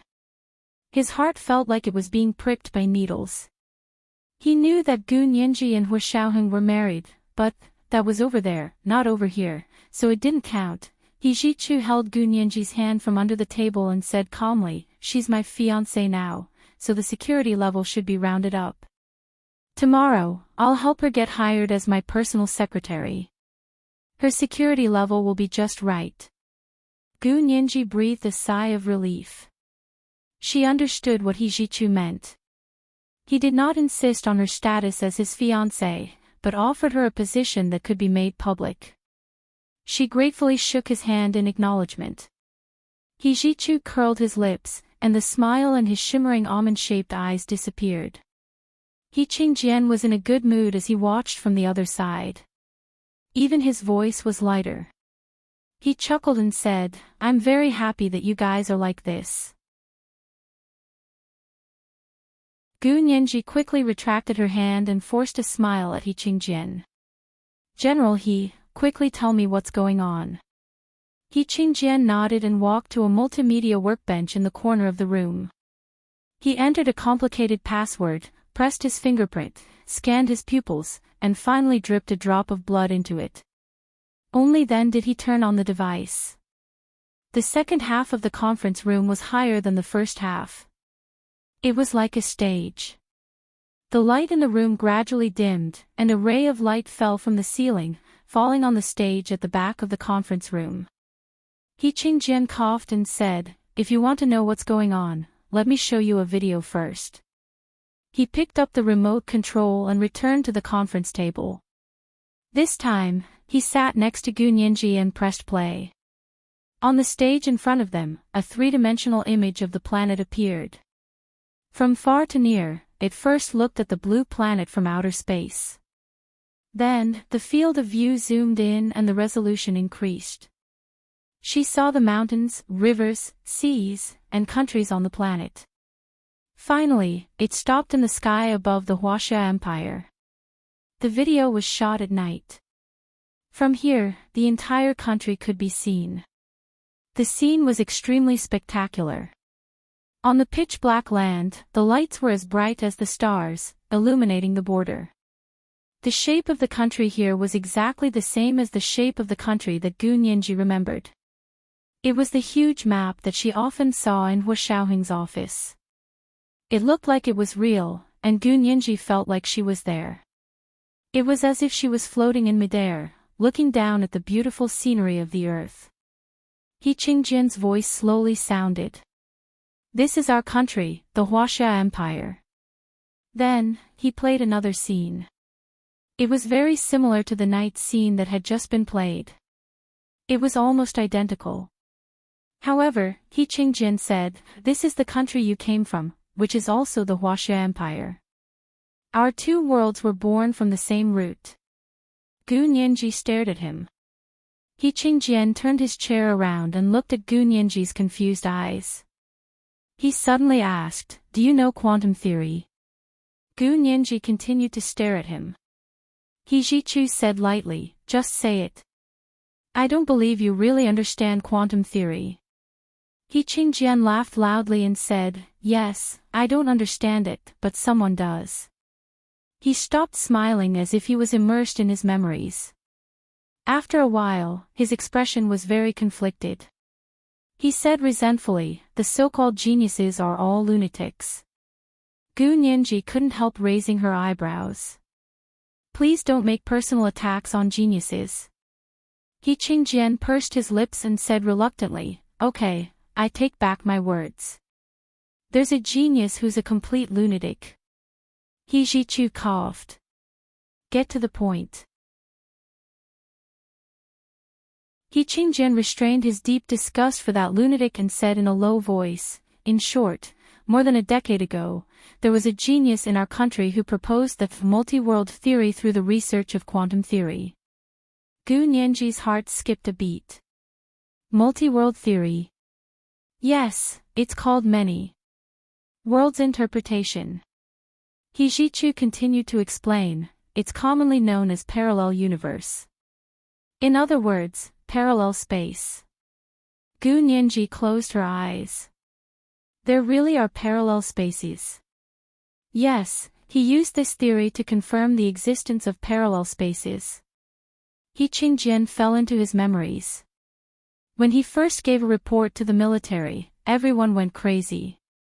Think about it, when you know that there's another world outside our world, or many worlds, and in that world, there are also people who are exactly like us living.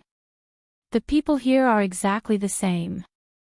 Not only do they look the same, but even their DNA and life experiences are exactly the same. Don't you think your worldview is shattered? Gunyinji. You have worldview too. Of course I do. Qingjian glared at her and pretended to be angry. Gunyinji smiled and thought to herself that she finally understood why there was an identical Pushin, the second in command of the KGB, Vladimir, the chauffeur, Ivan, and Speaker Long here. Moreover, there was also a Gu Xiangwen here. He was a genius and a lunatic. The Gu Xiangwen in the other world was completely different from the gentle and kind Gu Xiangwen who sacrificed himself for the country. The kind and generous Gu Xiangwen wasn't her father. At that moment, Gunyinji thought of what Gu Yanran had said. She called her a fake and said that she was taking over the nest because there was another Gu Nianji there, right?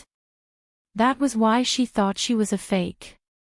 The person who had grown up with Gu Yanran and then disappeared at the age of 12 should be Gu Nianji there. However, why would Gu Yanran insist that she was a fake when they were both missing? Gu Nianji studied law, so she was used to thinking from a legal perspective. She suddenly understood. Gu Nianji on the other side must have been killed by Gu Yanran when she was 12 years old. That little Nianji hadn't disappeared at all. That was why Gu Yanran insisted that she was a fake. Because only the murderer would know where the victim had gone. Gu Nianji clenched her fists. She thought to herself that if she ever went back, she would definitely send Gu Yanran to court again and sentence her to death again. He Qingjian saw that she was absent-minded and snorted. He continued, if he only proved it in theory, it wouldn't be a problem. It would be like reading an unbelievable novel. Everyone would still eat and sleep as usual. It wouldn't affect our lives in the slightest. But the problem is that he then found a way to verify the existence of parallel spaces and successfully invented a quantum communicator that can directly communicate with people in the opposite space. Gu Nianji suddenly looked up. Quantum communicator. There's a quantum communicator here. Can it really be used? Of course it can be used. He Qingjian laughed. I'm sure you've already remembered. I called you once, using the quantum communicator. When Jichu was over there, I also used this thing to contact him. This is today's second monthly vote of 500 plus updates, Chapter 1480, Geniuses Are All Lunatics. Today is the first day of February. You can vote for your monthly votes now. There will be a third update at 9 o'clock. Although the monthly votes are less than 1,000, it's almost enough. Send in the monthly votes and updates in advance. Mwah.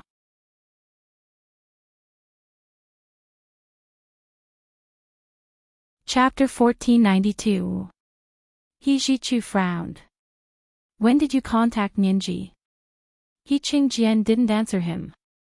He continued, this genius also discovered that an important event happened in our world at a certain point in history, causing it to separate from the previous world and form a new world. From then on, we became two worlds that were both the same and different. In other words, parallel universes appeared. What important event? Gu Nianji asked instinctively.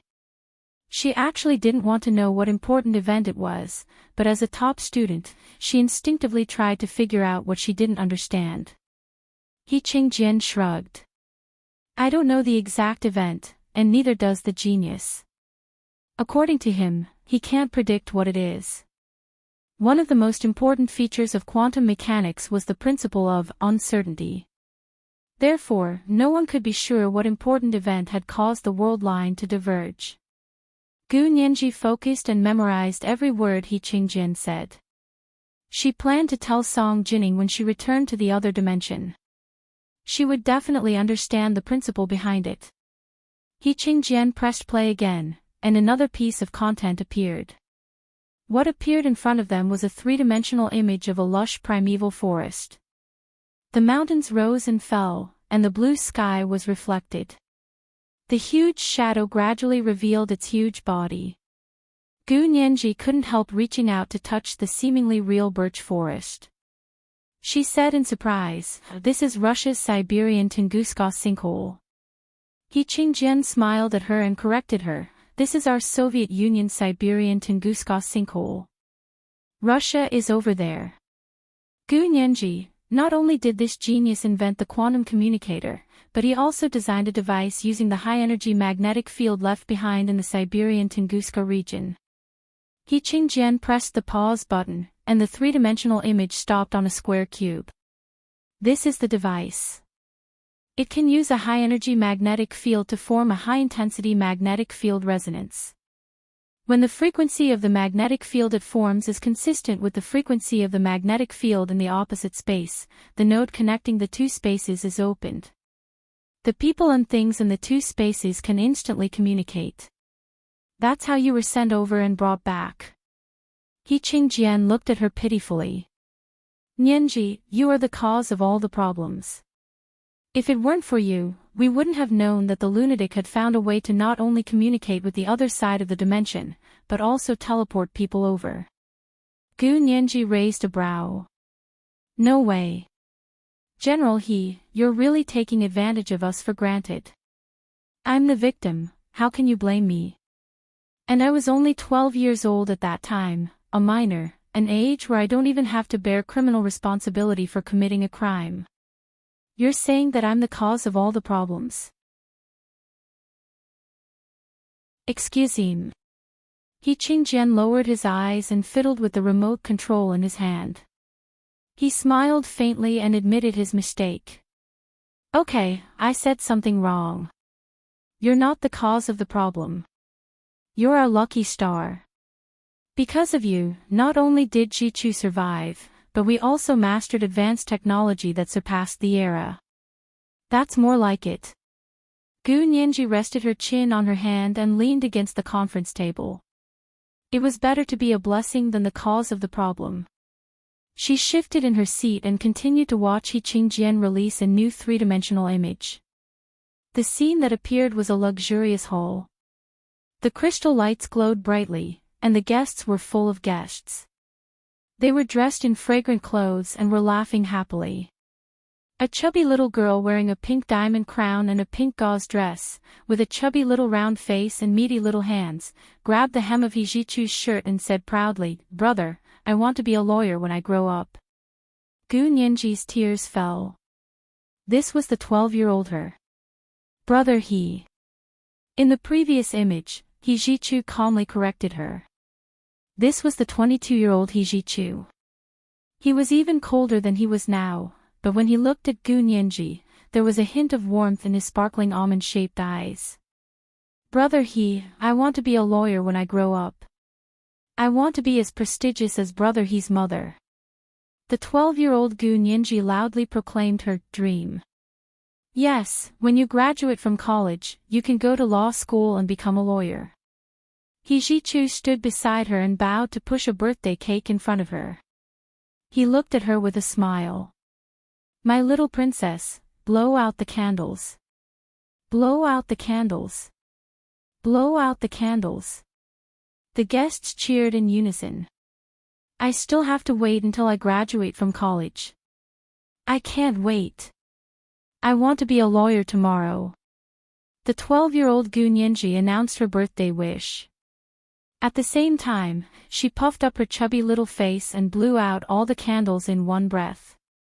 The crystal lights in the living room suddenly went out, and the room suddenly became very dark. It was so dark that she couldn't see her fingers in front of her.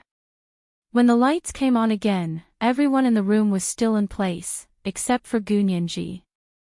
He Jichu stood alone next to the cake, and Gu Nianji, who was beside him, had disappeared. A pink diamond crown had fallen to the ground, emitting a dazzling rainbow-shaped halo under the crystal lights. The image froze on the pink diamond crown. Gu Nianji wiped away her tears with the back of her hand. He Qingjian said calmly, "This is a video from 7 years ago, on your 12th birthday. You suddenly disappeared from the banquet. We used all means to track you down, but in the end, we found out that it was that lunatic who was behind all this. He actually sent you to the other dimension."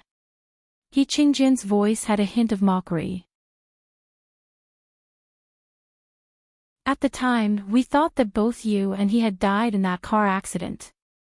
Gu Nianji's heart tightened, and she quickly asked, "That genius, who exactly is he?" She looked at He Qingjian so nervously, as if all her hopes were pinned on him. This expression secretly moved him.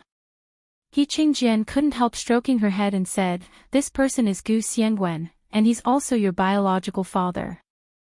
With that, he straightened his face. "Although he's your father, I still have to say that he's a lunatic. He disappeared with you, and our military and police were very angry. Because he had a murder case on him, we've been hunting him for more than a decade. A murder case. Gu Nianji was surprised. She immediately said, "My father wouldn't kill." He Qingjian frowned and wisely didn't discuss this with Gu Nianji. He only said, "He appeared again and took you away." Although he did it very cleanly, he still left behind clues. This time, we found where he was hiding, and from there, we found the high-energy magnetic field resonance device he invented. He Qingjian pointed at the square cube. Then, from the experimental notes he left behind, we finally deduced that you didn't die in the car accident. Instead, you were sent into the other dimension by him in a frenzy. Gu Nianji couldn't help speaking up for her father again. He's not crazy. You can't say that about him.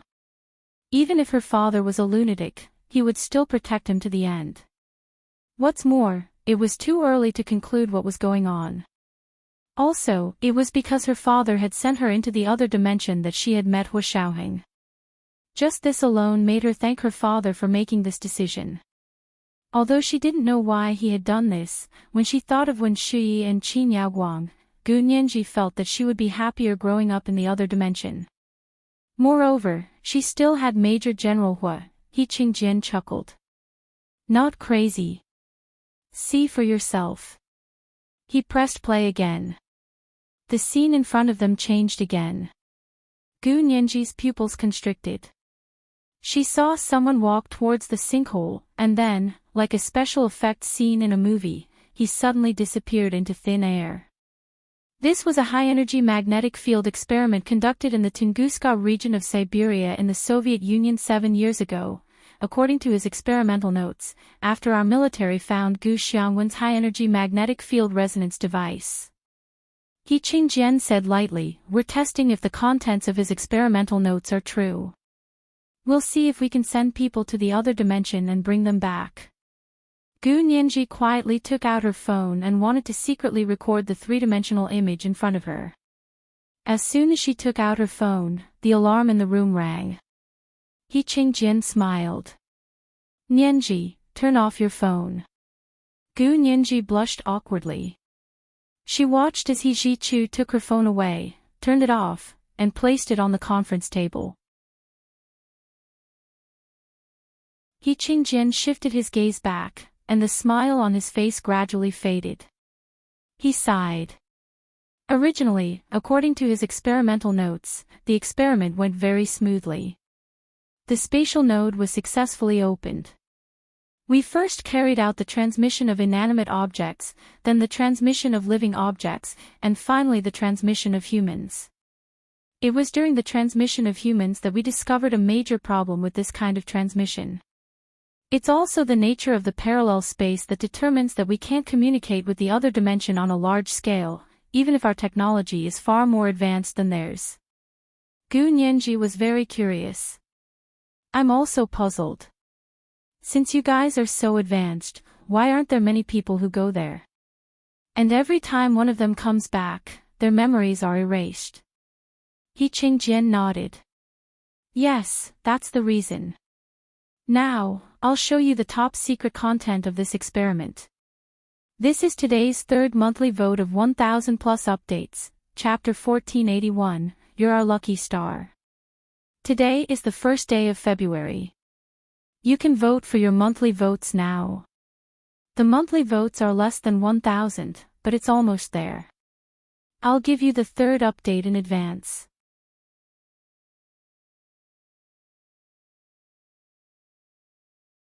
Chapter 1493. Top Secret Content. Gu Nianji's heart was pounding. She perked up and focused more on the 3D image in front of her. He Zhichu felt a little uncomfortable. He shifted in his seat and said expressionlessly, "I'm going out for a while." He stood up in a hurry and walked outside. He Qingjian looked at his back and knew that he was embarrassed. His heart ached for him. Gu Nianji didn't know what was going on, so she quickly said, "Should we wait for Professor He to come back before we continue playing it?" He Qingjian smiled and shook his head. "No need. He's our Major General in the military. He already knows about these things. Gu Nianji didn't say anything. He Qingjian continued to play the video. He said in a low voice, "Our people risked their lives to record this content. The entire process took 2 years. This is only the most important excerpt." Gu Nianji quickly nodded and said seriously, "I know.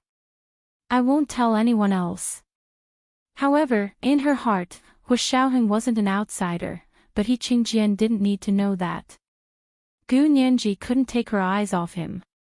The only light on the ceiling in the room dimmed, and only the 3D image in front of her was extremely clear. The colors were so bright and lifelike, as if it was happening right next to her. He Qingjian sighed. His voice was desolate and bleak. It said that when the two parallel universes first separated, the two sides were exactly the same. Every person, every animal, every plant, and even non-living things like mountains and rivers had their own counterparts in the other dimension. But since they were divided into two universes, they became two independent individuals. The development of the two sides can't be exactly the same, so some people died here, but their counterparts are still alive on the other side. Some people are seriously ill over there, but their corresponding point is extremely healthy over here. Therefore, the historical development of the two sides is very different. He Qingjian finished speaking and began to play the first excerpt. This is the image we brought back from the first time we transmitted a living person. At that moment, Gu Nianji saw 4 people appear on the stage in front of her. It should be summer because they were all wearing very ordinary t-shirts and shorts. They walked towards the edge of the sinkhole. Among the 4 of them, one of them happened to be one of the kidnappers who had kidnapped her. The corners of Gu Nianji's eyes twitched. Then, the 3D image in front of him suddenly rippled, as if he was underwater. However, this slight ripple and indistinct jump only lasted for a very short period of time, and the scene quickly became clear. He Qingjian explained, "We're already in the opposite world. Next to the Tunguska sinkhole in Siberia." However, as soon as they arrived, something unforeseen happened. Out of the 4 people who went with him, 3 of them suddenly fell down without a sound. There were no shadows of swords or sabers, no sudden gunshots, and no bleeding wounds. The 3 of them were like clockwork, suddenly reaching the end of their lives, falling to the ground just like that. Of the 4 who had gone with him, only one stood there in a state of consternation. This person was one of the kidnappers that Gu Nianji recognized. He thought he had been ambushed. After recovering from his shock, he threw himself to the ground, pulled out his pistol, and rolled into the grass with his hands over his head. He had been lying in ambush and observing for a long time, but he didn't see anyone discover them, let alone launch a sneak attack. After a while, he carefully walked out of the grass and returned to the place where the 4 of them had been. The 3 companions were still lying motionless on the ground. Only then did he quickly go to check on their condition. As he checked the breathing, pulse, and heartbeat of the 3 companions, he whispered into the recording equipment on his body, "Breathing has stopped, pulse has stopped, heartbeat has stopped. It's confirmed that they're dead." It was too strange that 3 people had died as soon as they arrived without making a sound. He didn't dare to continue the experiment, so he stayed by the bodies of the 3 people. Not long after, the other party contacted him using the quantum communicator and knew that something had happened here. He Qingjian said, "At that time, we didn't know the reason, so we immediately sent 4 more people over." Then, the 3D image in front of them changed again. He Qingjian began to play the second excerpt. Gu Nianji saw 4 more people appear on the image in front of her. Among the 4 people, 3 of them were kidnappers that Gu Nianji recognized. She sneered and thought to herself, "I've finally gathered all the kidnappers." Then, it was the same situation as before. After a series of ripples and a slight blur, the 4 of them entered the opposite space. This time, it was stronger than the last time. Only 1 person fell, and the other 3 were fine. In other words, the 3 kidnappers. As expected, the scourge lived for 1,000 years. Gu Nianji thought coldly. The three of them moved quickly. After contacting their colleague who was still alive the first time, they immediately brought back the 4 corpses. How did they die? Gu Nianji was puzzled. No one attacked them over there. Yes, they weren't attacked to death. He Qingjian said slowly, continue watching.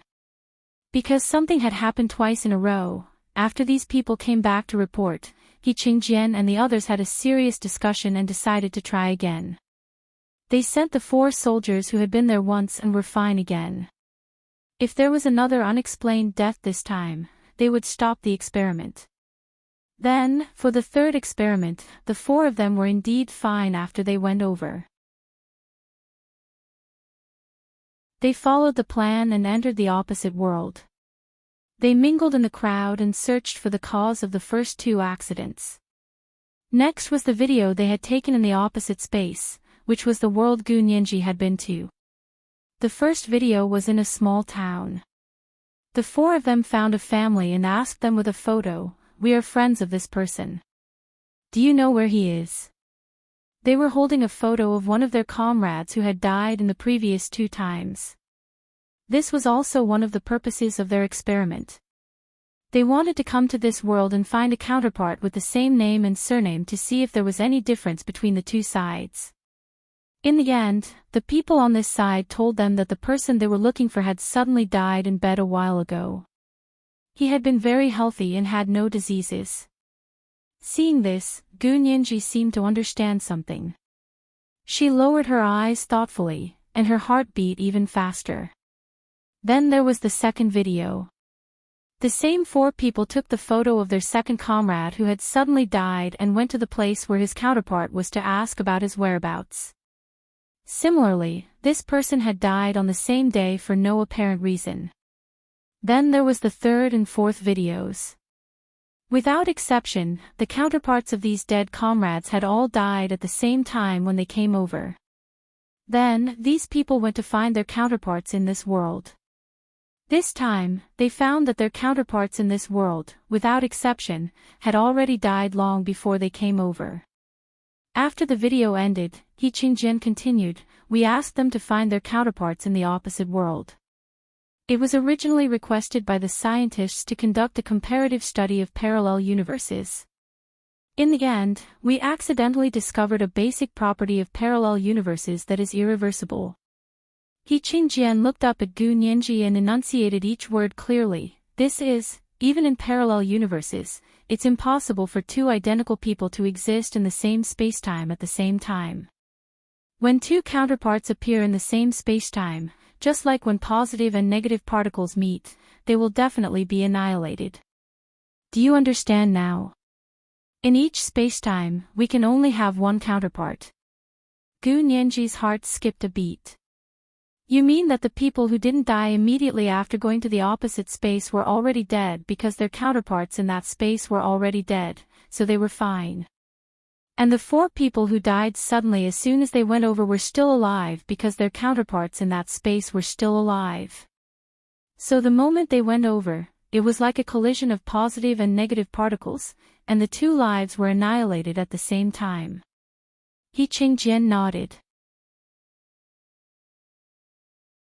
If there was another Gu Nianji in the opposite space, and she was still alive when you went over, then if Gu Xiangwen rashly sent you over, the 2 of you would die together. Even if you weren't in the same place, as a counterpart, your body's magnetic fields were naturally connected. This is an irreversible law of physics. No one can escape the laws of physics. Do you think that Gu Xiangwen has lost his mind? Gu Nianji, He Qingjian's eyes were deep as he said unhurriedly, "I said he's crazy because even a vicious tiger wouldn't eat its cubs. However, he risked your immediate death to send you into the opposite space." Gu Nianji subconsciously said, "But I'm still alive, which means that my counterpart on the other side was already dead before I went over. Besides, my father might not have known about this characteristic at the time." He Qingjian looked at her deeply. "You can't use the results to prove the correctness of the methods. Moreover, even our scientists can discover this problem. Gu Xiangwen is a physicist who is much better than them. Do you think he wouldn't know? Also, at the beginning of my son's life, he couldn't let go of your disappearance. After confirming that you hadn't been burned to death and had gone to the opposite world, he decided to go over to find you. Gu Nianji came back to her senses and said nervously, "Why didn't you try your best to stop him? What if Professor He's counterpart was still alive?" Yes, what if he was still alive? He Qingjian seemed to have aged 10 years in an instant.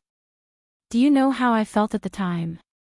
I really thought that he would die there as soon as he went. But he still insisted on going. I couldn't persuade him, so in the end, I agreed because I knew that if he didn't go, he would be no different from a dead person for the rest of his life. Since that was the case, he might as well take a gamble so that he wouldn't live the rest of his life like a walking corpse. When Shi took the initiative to go with him, she also risked her life. He Qingjian looked away. Look, isn't Gu Xiangwen a lunatic? How many of us have died because of his stubbornness? For the missions that followed, the people that were sent out were also taking risks as if they were rolling dice. This time, in order to bring Gu Nianji back, they sent the 4 people who had been confirmed to be fine to be on the safe side. That was why Gu Nianji recognized them at a glance. There was also Qin Jining, who had risked his life to go over. He Qingjian had specially requested him to go over because he was worried about leaving Gu Nianji in someone else's hands. Because of this, we rarely come into contact with the space on the other side. Unless it's absolutely necessary, we won't open the magnetic resonance channel. He Qingjian continued, every time we open the magnetic resonance channel, it takes a lot of energy. Although we are much stronger than the other side, the magnetic field energy has been almost depleted over the years. We won't be able to restore the magnetic resonance channel in the short term. Gu Nianji's heart sank again. Didn't that mean that she couldn't even think of a way to go back by herself? Also, even if the world on the other side suddenly developed technology and could open the magnetic resonance channel, when they sent people over, would they also? Gu Nianji asked nervously.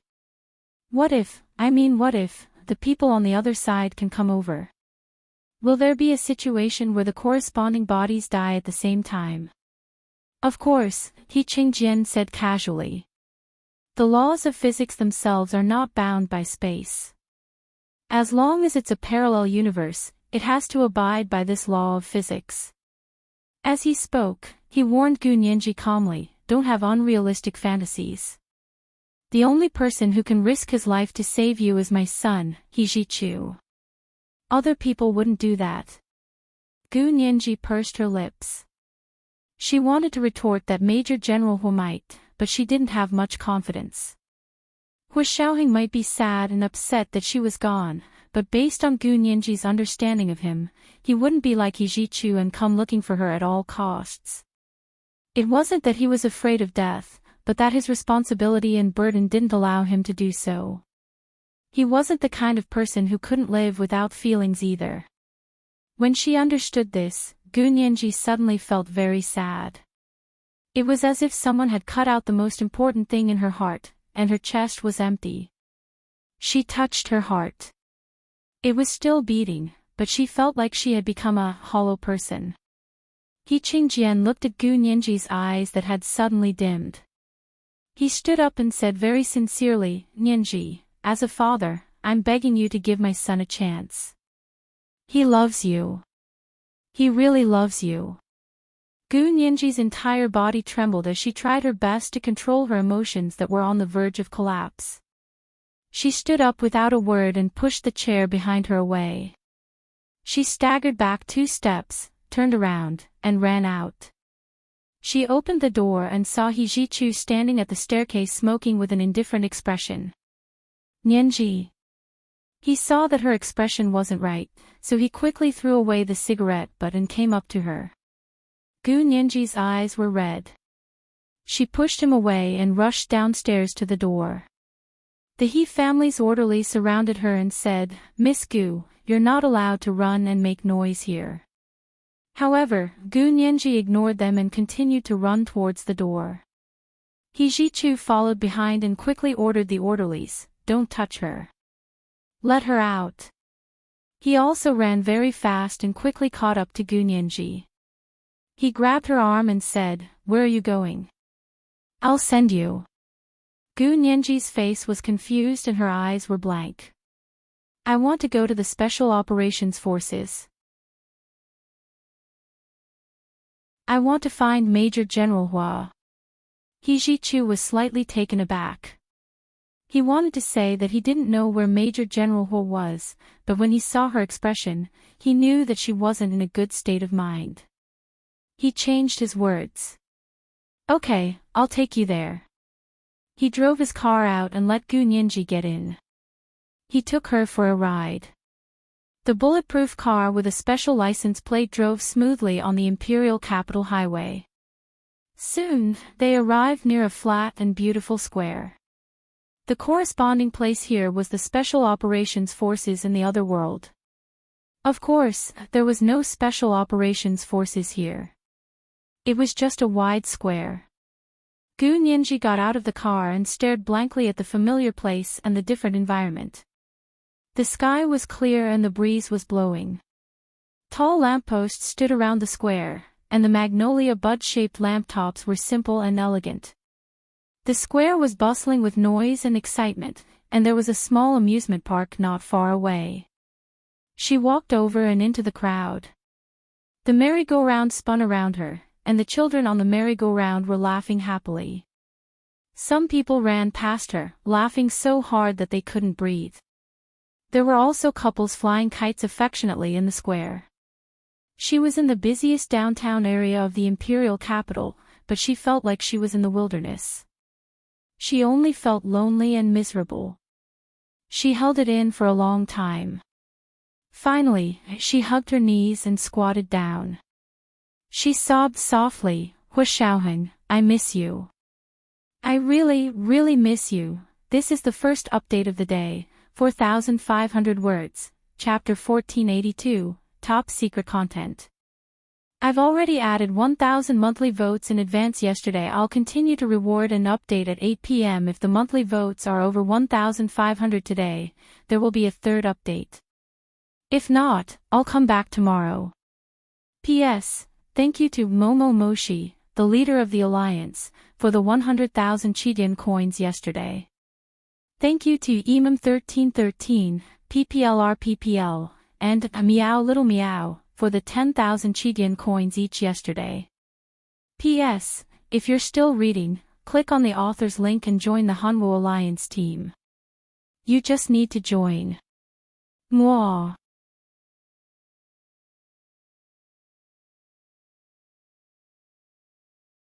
Chapter 1494. He Jichu was still sitting in the car. He looked at Gu Nianji quietly from a distance and accompanied her. Amidst the bustling crowd, her lonely figure was particularly eye-catching. A chubby little boy ran over with a big marshmallow and handed it to Gu Nianji. He said in a childish voice, "Sister, don't cry. I'll give you some candy." Gu Nianji looked up with tears streaming down her face. She saw a little boy of about 4 or 5 years old looking at her with concern and holding a big marshmallow in front of her. Gu Nianji didn't really like candy, but looking at the big marshmallow, especially the little boy's big, clear eyes like a deer's, made her cold heart gradually warm up. This world wasn't so cold and heartless, was it? She was touched by the kindness of this strange child. "Thank you." Gu Nianji reached out to take it and licked it. The little boy's eyes were curved when he smiled. His chubby little face was like a real red apple that made people want to take a bite. Gu Nianji stood up and looked around. "Where are your parents?" The little boy screamed, looked back, and shouted, "Papa, Mama." Not far away, a young couple who were anxiously looking for their child looked over. Tong tong. The two of them ran over like crazy and hugged the child. Tong tong. "Are you okay?" The little boy giggled and shook his head. "I'm fine. I gave her some marshmallow and she cried. She was very sad. After eating the marshmallow, she wasn't sad anymore. Gu Nianji wiped away her tears in embarrassment and said to the frightened couple, "Thank you, Tong Tong. He's a good child." The young couple saw that Gu Nianji was shockingly beautiful and her clothes were neat and tidy. Although the style was ordinary, the quality was very good. They could tell at a glance that she was from a good family. They breathed a sigh of relief and said with a smile, "Tong Tong is just naughty.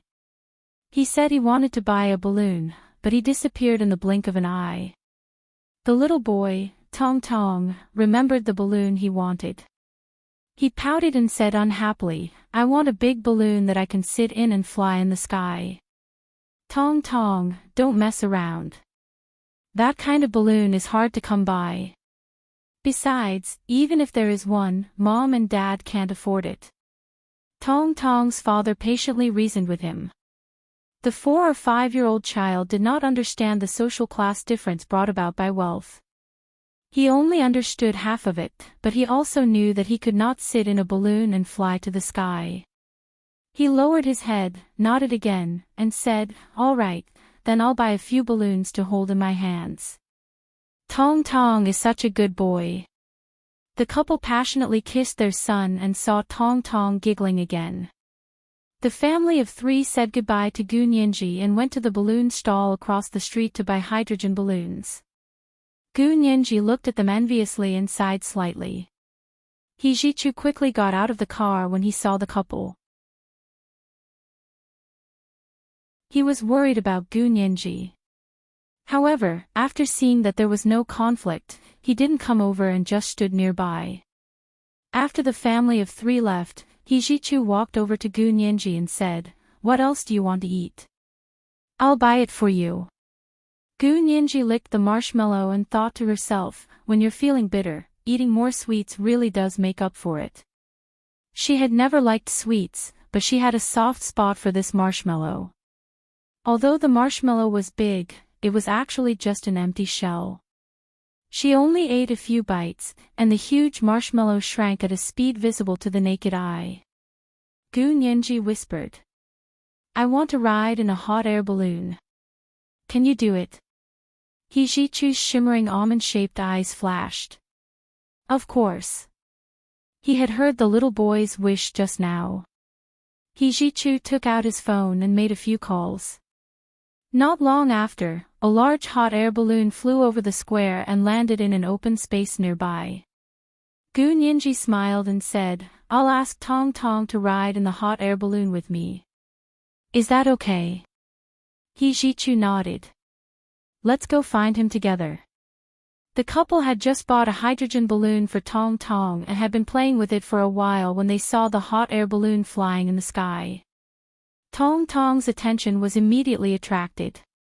This was the balloon he wanted to ride in. So he shouted and rushed towards the hot air balloon with the other children. The staff in charge of maintaining order in the square pulled a rope and separated the hot air balloon from the crowd.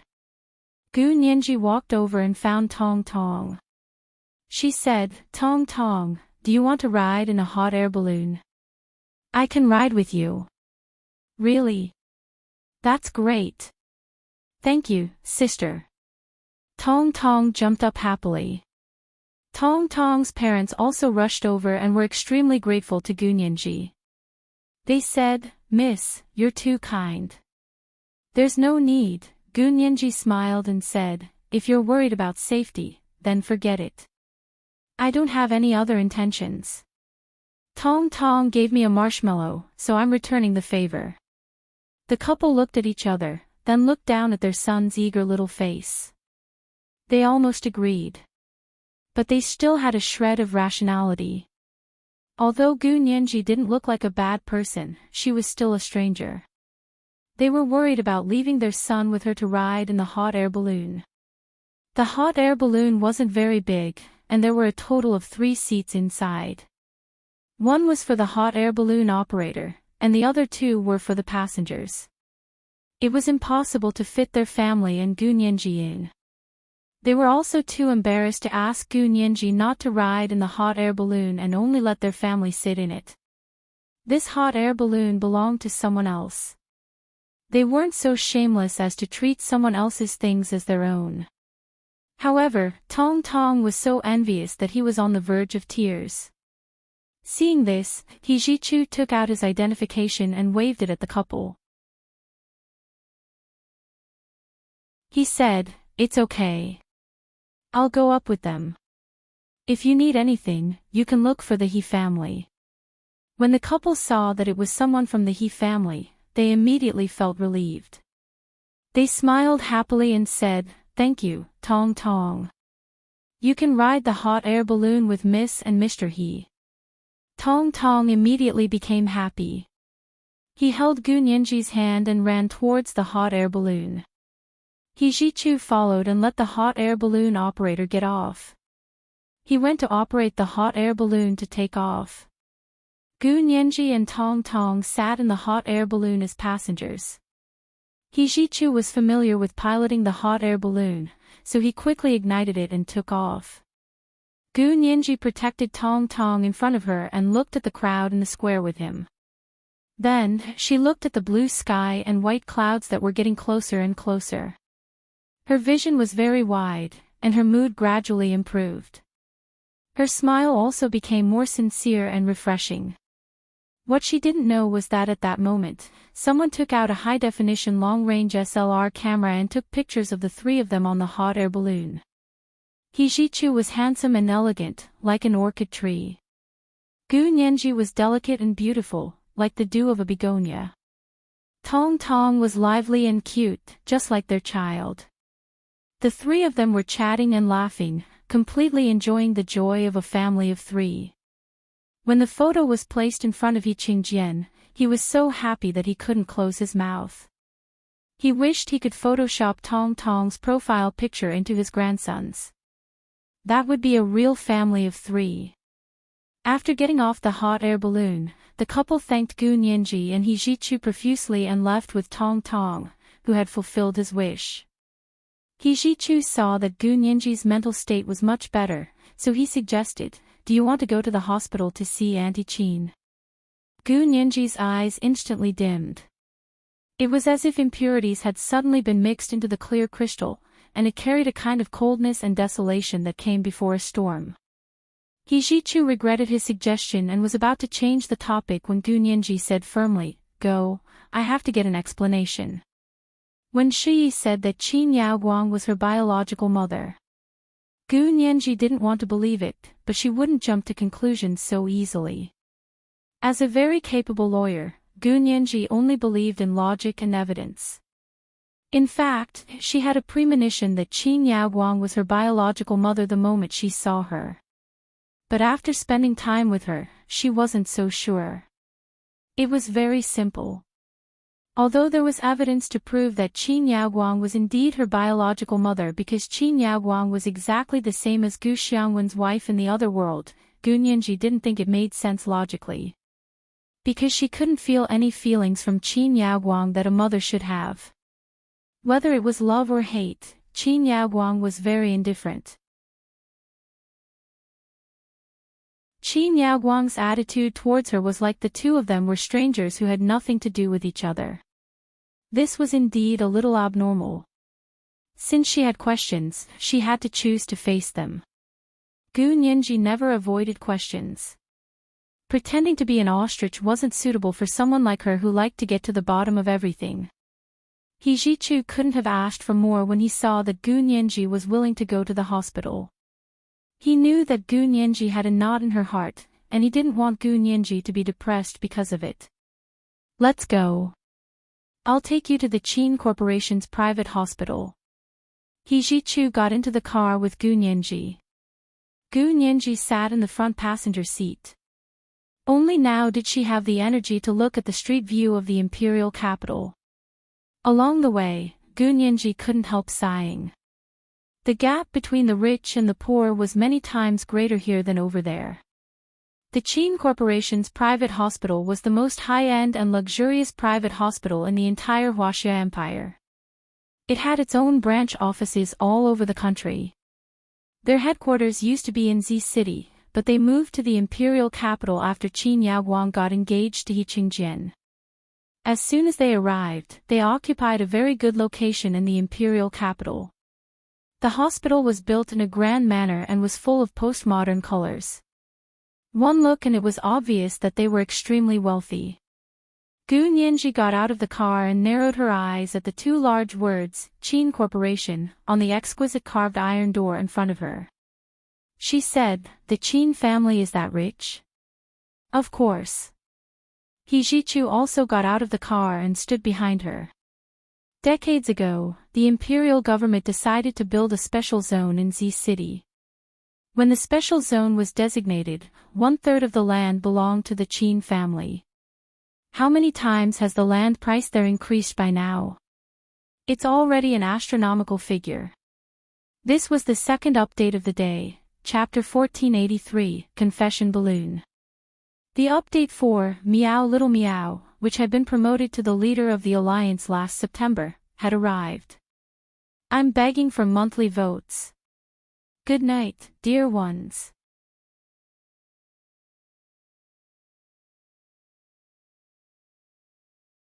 Chapter 1495. Gu Nianji narrowed her eyes and looked up at the main building of the private hospital. She clicked her tongue. That's impressive. They're considered a wealthy family on your side, right? The main building was too distinctive. The entire shape was like a huge, shiny, long knife that rose from the ground. He Jichu gently placed his hand on her shoulder and led her to the hospital entrance. He said nonchalantly, although they're rich, they don't have a deep foundation. They've only been around for a few decades. They can't compare to other families. Really? Then they also relied on your family to gain a foothold in the imperial capital, right? Gu Nianji gently stepped aside and quietly moved away from He Jichu's hand. He Jichu understood what she meant and didn't insist. He simply put his hands in his trouser pockets and walked leisurely. He said casually, the Qin family's roots are in the south. The Qin family in the Z City Special Economic Zone can shake the Special Economic Zone if they stomp their feet. But in the imperial capital, there's still not enough. Money alone is useless here. The two of them chatted along the way to the hospital entrance. There were security guards standing guard here, and everyone had to register to enter and exit. Gu Nianji looked around curiously and said, "Why are there so many security guards at the entrance of the hospital? It's so heavily guarded. It's like a prison." He Jichu registered at the guard booth at the entrance and signed his name. Without looking up, he said, "To prevent medical disturbances." Gu Nianji, there are medical disturbances here. She was very surprised. In the world she came from, medical disturbances were already a historical term. They had once been aggressive, but later, after strict legislation to protect the legitimate rights and interests of doctors and patients, especially the strengthening of strict law enforcement, those professional medical disturbances had disappeared.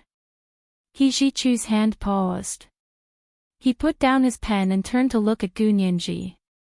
His shimmering almond-shaped eyes flashed. "Nianji, this place is different from the one you've been to." "It's different." Gu Nianji was almost counting on her fingers. "Look, the biggest and best hospitals in your area are private hospitals, such as this famous Qin Corporation private hospital. On our side, the best hospitals are public hospitals. The prices are fair, and the doctors are of high quality. It's better than yours." He Jichu scoffed. "What do you mean by yours? You're clearly from this side. Don't get it wrong."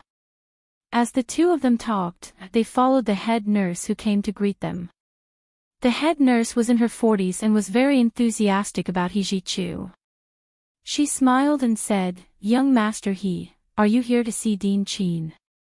He Jichu nodded. "How is Auntie Qin? Are your injuries better?" The head nurse nodded, then shook her head. The smile on her face faded. How should I put it? His life isn't in danger, but his hands are crippled.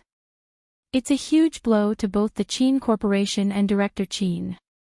She clasped her hands behind her back and rubbed her fingers uncomfortably. She asked quietly, "She can't be the only doctor in your hospital who can perform surgery, right? Is there only one neurosurgeon? But she is the face of our Qin's hospital. If she is disabled, it will be a great loss to our hospital." The matron only realized that it was the woman next to He Ji-chu who had spoken. She asked curiously, "This is?" He Ji-chu put his hand on Gu Nianji's shoulder again and said in an unusually intimate and familiar manner, "She's Gu Nianji." "Ha!" The head nurse was shocked and stuttered, "Gu Nianji. Is it really that Nianji? Director Qin's biological daughter? Didn't she go missing?" The head nurse almost said the word "burn to death," but she changed her words. Because He Ji-chu hadn't introduced Gu Nianji just now, the head nurse thought that Gu Nianji was just a woman He Ji-chu brought with him, so she didn't take her seriously. Now that she heard He Ji-chu say that she was Gu Nianji, who had gone missing 7 years ago, she wanted to kneel down and worship her. This girl had a powerful background. She didn't know who had come to the hospital in recent years, but this head nurse had been in the hospital for almost her entire life. She had been an intern at the Qin Corporation's hospital since she first became a nurse. She knew a lot of things. Gu Nianji was not only Qin Yaoguang and Gu Xiangwen's biological daughter, but she was also He Ji-chu's fiancée and the apple of the He family's eye. She looked Gu Nianji up and down and sighed, "I didn't expect you to be so beautiful after growing up. You look so much like Director Qin, especially that cute little mouth." Gu Nianji smiled and began to get information out of her. "Oh. You saw me when I was a child. I didn't just see you when you were a child." The head nurse made a gesture with emotion. "I also saw you when you were born." She smiled and gestured, "When Director Qin gave birth, I was there to help with the delivery. I saw you give birth with my own eyes. You were red like a little monkey.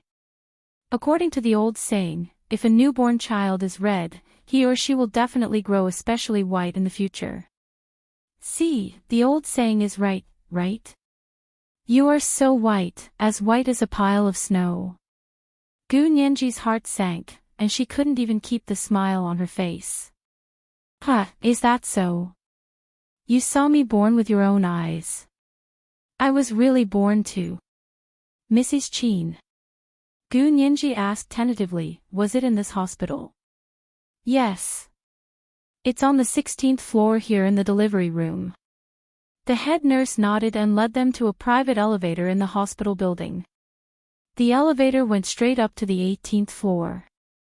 It was the VIP ward where Qin Yaoguang and Wen Shuyi were recuperating.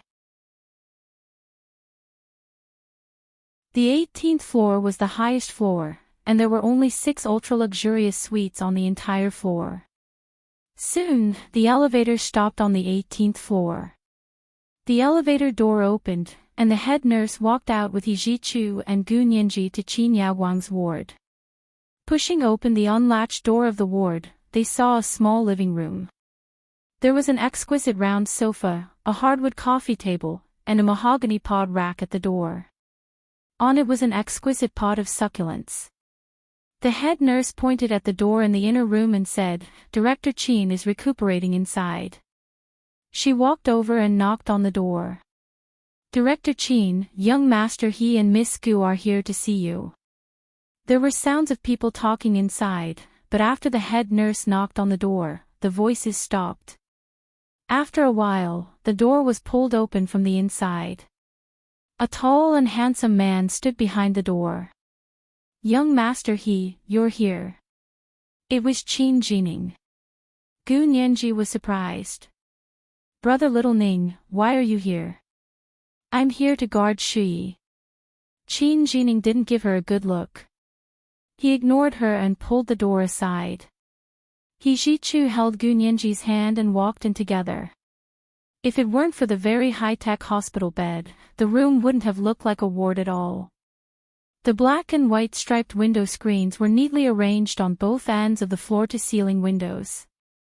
Looking out from the floor-to-ceiling windows, one could see the magnificent and broad skyline of the imperial capital. It was completely unobstructed and echoed the ancient imperial city from afar. Gu Nianji sighed softly. She had only experienced such a beautiful scenery in Speaker Long's Senate building.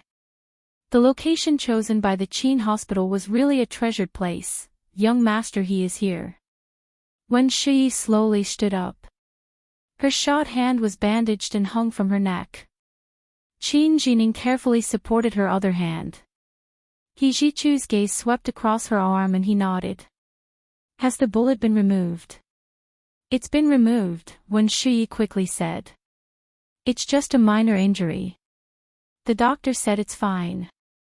Gu Nianji couldn't help rolling her eyes. Her wrist had clearly been broken by He Jichu's shot, but she didn't feel any resentment at all. What a big virgin white lotus. Qin Jining frowned and said, how is it fine? This is a gunshot wound. I'm fine. Look at how anxious you are. Wen Shi looked at Qin Jining and became even gentler. She even used her other uninjured hand to wipe the sweat off Qin Jining's forehead. Qin Jining held her hand and kissed it. The two of them looked at each other lovingly. Gu Nianji gasped. She finally understood how Wen Shi had hidden her feelings from He Jichu. Gu Nianji quickly glanced at He Jichu. She realized that he wasn't looking in Wen Shi and Qin Jining's direction at all. Instead, he was looking at Qin Yaoguang, who was lying on the hospital bed. He said, Auntie Qin, how's your hand? Qin Yaoguang said lightly, it's not life-threatening, but my hand is crippled. He Jichu didn't say anything. He quietly stared at the scenery outside the floor-to-ceiling window in a daze. Gu Nianji hesitated for a moment, but still walked forward and asked seriously, Mrs. Qin, I heard from Wen Shi that you're my biological mother. Is that true? Qin Yaoguang looked at her and said very indifferently, yes, I'm your biological mother, but I've never treated you as my biological daughter. I'm not interested in the filial piety, so don't come here and put on an act. Gu Nianji had mentally prepared herself for a long time and prepared all kinds of responses, but she hadn't expected this to happen. She hadn't expected Qin Yaoguang to really not care about her as her daughter. She didn't even try to hide it. Gu Nianji pursed her lips. She was disappointed, angry, and a little sad. But she didn't show it. She still said calmly, really? Although you're not interested in the filial piety, don't make it sound like I'm very interested. Qin Yaoguang raised an eyebrow. Then what are you doing here? Gu Nianji shrugged. I don't want to be casually acknowledged as my mother, so I have to investigate and prove that my mother is my mother. What nonsense are you talking about? Qin Yaoguang was finally moved. You mean, you don't believe that I'm your biological mother? Gu Nianji looked at her, her expression even more indifferent than hers. How can you prove that you're my mother? Of course, empty promises won't work. Qin Yaoguang shook her head. I didn't expect you to be so stubborn. You're really as stubborn as your father. Auntie Qin, don't be angry. Nianji just can't accept it for a while. Wen Shi walked over with Qin Jining's arm and comforted Qin Yaoguang obediently. Her words aren't pleasant to hear, but she's actually very kind-hearted and doesn't mean any harm. Wen Shi casually pressed the button on the hospital bed. The head of the hospital bed slowly rose, and Qin Yaoguang went from lying to sitting. Thank you, Shi. Qin Yaoguang nodded at her, then said to Gu Nianji, it's understandable that you're suspicious. I happen to have some evidence here. A paternity test, a maternity certificate, a pregnancy video, and a delivery video. I was going to use it in a guardianship lawsuit with your father, Gu Xiangwen. Later, he became a wanted criminal, so I didn't need it anymore. If you want to see it, I'll show it to you. Guardianship lawsuit. Gu Nianji was slightly stunned. What guardianship lawsuit? For you, of course. Qin Yaoguang looked at her with a fake smile. You were in high demand when you were young. Your crazy father tried everything he could to take you away. He couldn't succeed through legal channels, so he could only use underhanded methods. This was the first update of the day, Chapter 1484, The Apple of Your Eye. I'll continue to reward and update at 8 p.m. PS. Thank you to the PPL leader for the 100,000 Chidien coins yesterday. Thank you to Fy001 for the 10,000 Chidien coins yesterday. Mwah.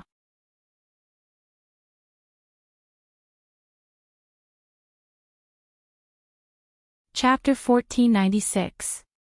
When Qin Yaoguang talked about Gu Xiangwen, she couldn't hide the contempt and mockery in her tone. Gu Nianji was very disgusted by this and couldn't help interrupting her. No matter what my father did later, he was still your ex-husband and someone you used to love.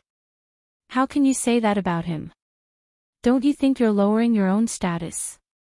How good could she be if she slandered her ex-husband like this? Unexpectedly, Qin Yaoguang laughed so hard that tears almost came out of her eyes. What? You're saying that Gu Xiangwen is my ex-husband? Or someone I used to love? Oh my God. I haven't laughed so hard in a long time. When she was also laughing so hard that she almost couldn't straighten her back. Am I wrong? Gu Nianji was confused by their laughter. He Jichu sighed and walked over to put his arm around Gu Nianji's shoulder without saying a word.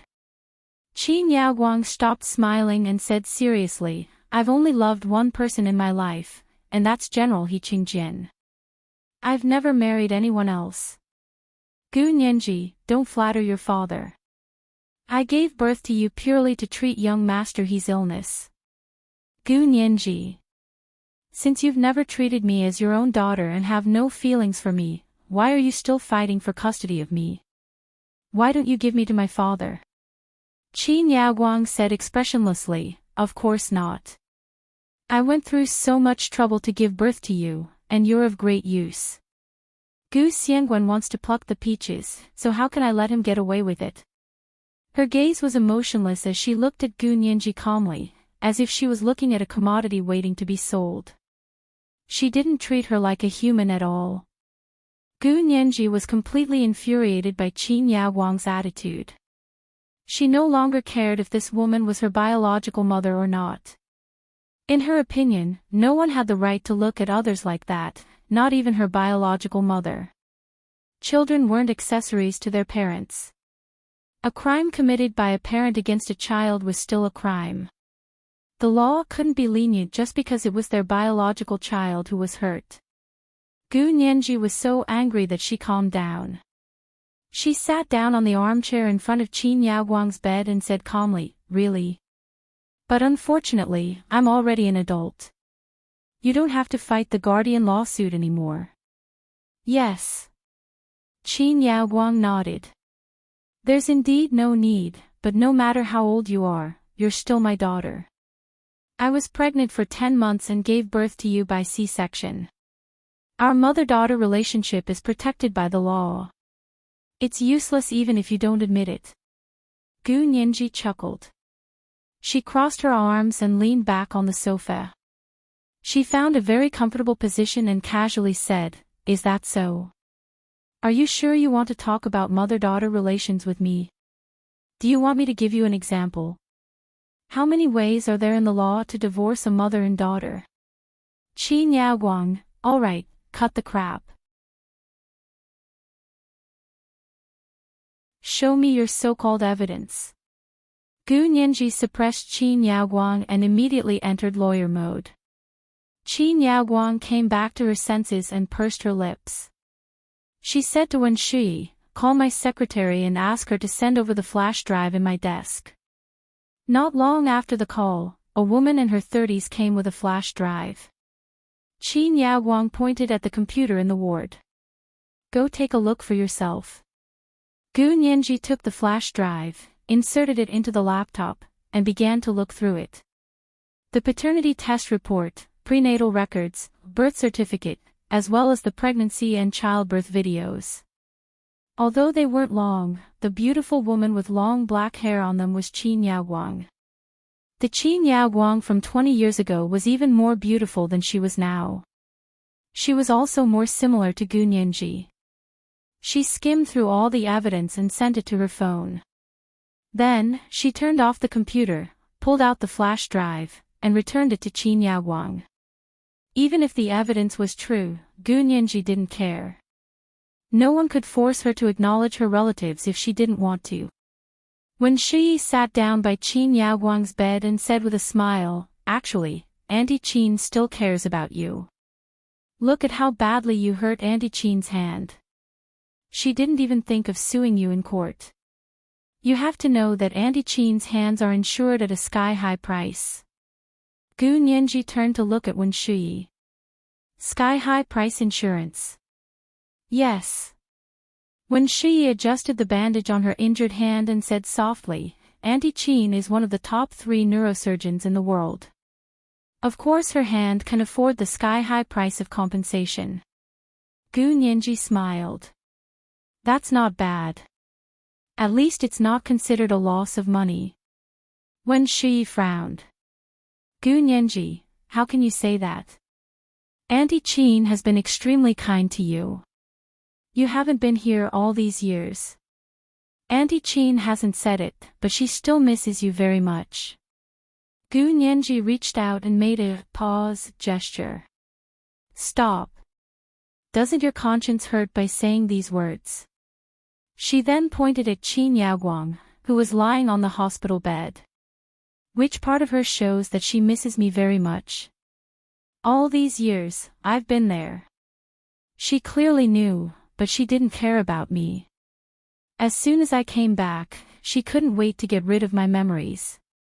After I took drastic measures, she used a self-directed, self-inflicted injury trick to create the illusion that I cut her hand. Gu Nianji's words were very sharp. I'm warning you, don't do anything to me. Otherwise, I'll make sure you all suffer the consequences. Qin Yaguang raised her crippled hands and said unhappily, I'm a brain surgeon. No matter how self-directed and self-acted I am, I won't joke around with my hands. That's not necessarily true. Gu Nianji whistled softly and smiled faintly. Whether or not you will joke around with your hands depends on whether or not you get a lot out of it. Auntie Qin can no longer perform surgeries. What good is there for a doctor? When Shi shifted on the hospital bed a little further away from Gu Nianji's long legs. Gu Nianji sat on the single-seater sofa, her long, straight legs almost stretched out in front of them. Qin Jining felt that Gu Nianji was arrogant. He walked over and sat next to Wen Shui. He frowned and said, Nianji, how can you talk to your biological mother like that? You weren't like this when you were young. Gu Nianji thought that Qin Jining had no intention of harming her, so she held back from rebuking him. However, she still gave Qin Jining a warning look and said, Brother Little Ning, as a man, don't interrupt a woman when she's talking. Qin Jining was dumbfounded. That made so much sense that he was speechless. Gu Nianji looked at Qin Yaguang. In the blink of an eye, she had found several benefits for Qin Yaguang to have her hands crippled. She counted with her fingers. There are many benefits. First of all, if your hands are injured, your Qin family's strange memory stripping surgery won't be able to teach by example. Naturally, it won't be nationalized. Qin Yaguang shook her head in amusement and denied it softly. You really measure a gentleman's heart by your own standards. I've long decided to hand this technology over to the state. I've even chosen the trainers. Even if my hands are injured, my mouth isn't injured. I can still teach them. Gu Nianji nodded. That's for the best, but you've injured your hands, so what you can teach has been greatly reduced. So only the heavens, the earth, you, and your Qin family's ancestors know whether or not you're hiding this technology. Gu Nianji, why do you have to think so badly of people? Wen Shiyi had an incredulous expression on her face. She looked at Qin Jining and leaned her head on his shoulder with a wry smile. Gu Nianji looked coldly at Qin Jining's stupid expression of ecstasy. She pursed her lips and continued, "It's not that I want to think so badly of people, but someone is so bad that it's beyond my imagination. So I can only make a normal inference about you within the bounds of the law." She looked at Qin Yaoguang and extended a second finger. "Secondly, you plotted to force me to make a move because you wanted to show the He family that I'm not worthy of you treating me as a daughter. Just think about it, a person who wouldn't hesitate to draw a knife on her own mother. How can anyone believe that she's innocent in such a deformed mother-daughter relationship?" Qin Yaoguang closed her eyes and said calmly, "Whatever you say." Gu Nianji extended a third finger. "Thirdly, if Professor He hadn't rushed back in time, I would have been anesthetized and had a memory-stripping surgery performed on me. My mind would have been blank like an idiot, and I would have become your possession again." She thought of her heaven-defying physique and paused. She looked at Qin Yaoguang with a half-smile and thought to herself, was she also doing this for her physique? Qin Yaoguang opened her eyes and looked at her. She said very calmly, "Yes, you were born to save young Master He's life. You're his medicine. Your existence is only for him to survive. So don't think too highly of yourself. You're just a medicine. The He family raised you only to treat young Master He's illness." He Jichu turned his head and said calmly, "I've recovered from my illness, and Nianji is my savior, not a medicine to me." "Auntie Qin, don't be so harsh with your words." Qin Yaoguang looked at He Jichu and her tone softened. "Ah Chu, you're spoiling her too much. If you spoil her, you're harming her. Look at how presumptuous she is now. She's not polite at all." Gu Nianji suppressed the churning emotions in her heart and said with a smile, "Many people have donated bone marrow to save lives. No one thinks that they're just a medicine, so they're inferior to others. Mrs. Qin, don't you think your thinking is weird? You really don't sound like a normal person. As a kind-hearted passerby, I suggest you see a psychiatrist. It might have a miraculous effect." Qin Yaoguang sneered. "Psychiatrist? Just because I don't have any mother-daughter feelings for you, you're slandering your own mother like this? Why do you say that, Mrs. Qin?" Gu Nianji pretended to be very surprised. "You have to take medicine when you're sick. It's not good to hide your illness for fear of treatment. You're also a doctor. How can you not even see this clearly? Could it be that it's really difficult for a doctor to treat himself? TSK, actually, it doesn't matter. You're a brain surgeon, not a psychiatrist, right?" Gu Nianji was full of mockery. Even someone as strong-willed as Qin Yaoguang was almost unable to withstand it. Her expression gradually turned cold. She looked away and said, "That's ridiculous. It's not up to you to say whether I have a psychological problem or not. Of course it's not up to me. I'm not a psychiatrist." Gu Nianji wrinkled her little nose in amusement. "Actually, I was just making a suggestion. Your reaction was so big that I could easily think of it as you're trying to hide it here, but the second Wang next door didn't steal it. You're really unforgiving." When Shiyi spoke up for Qin Yaoguang. "You're the one who said all the good and bad things. How can that be? You think too highly of me." Gu Nianji pretended to be modest. "Actually, there's a fourth point. Just now, when Shiyi said that your hand was insured at a sky-high price, so even though your hand is injured, you won't suffer any losses. The ones who will suffer losses are the insurance company." She leaned over with a smile and said mysteriously, can you tell me which insurance company you're from? What are you doing? Qin Yaoguang was wary. Don't do anything rash. Why would I do anything rash?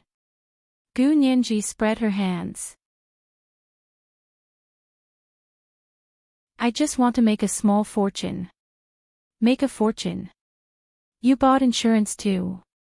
Wen Shi asked curiously.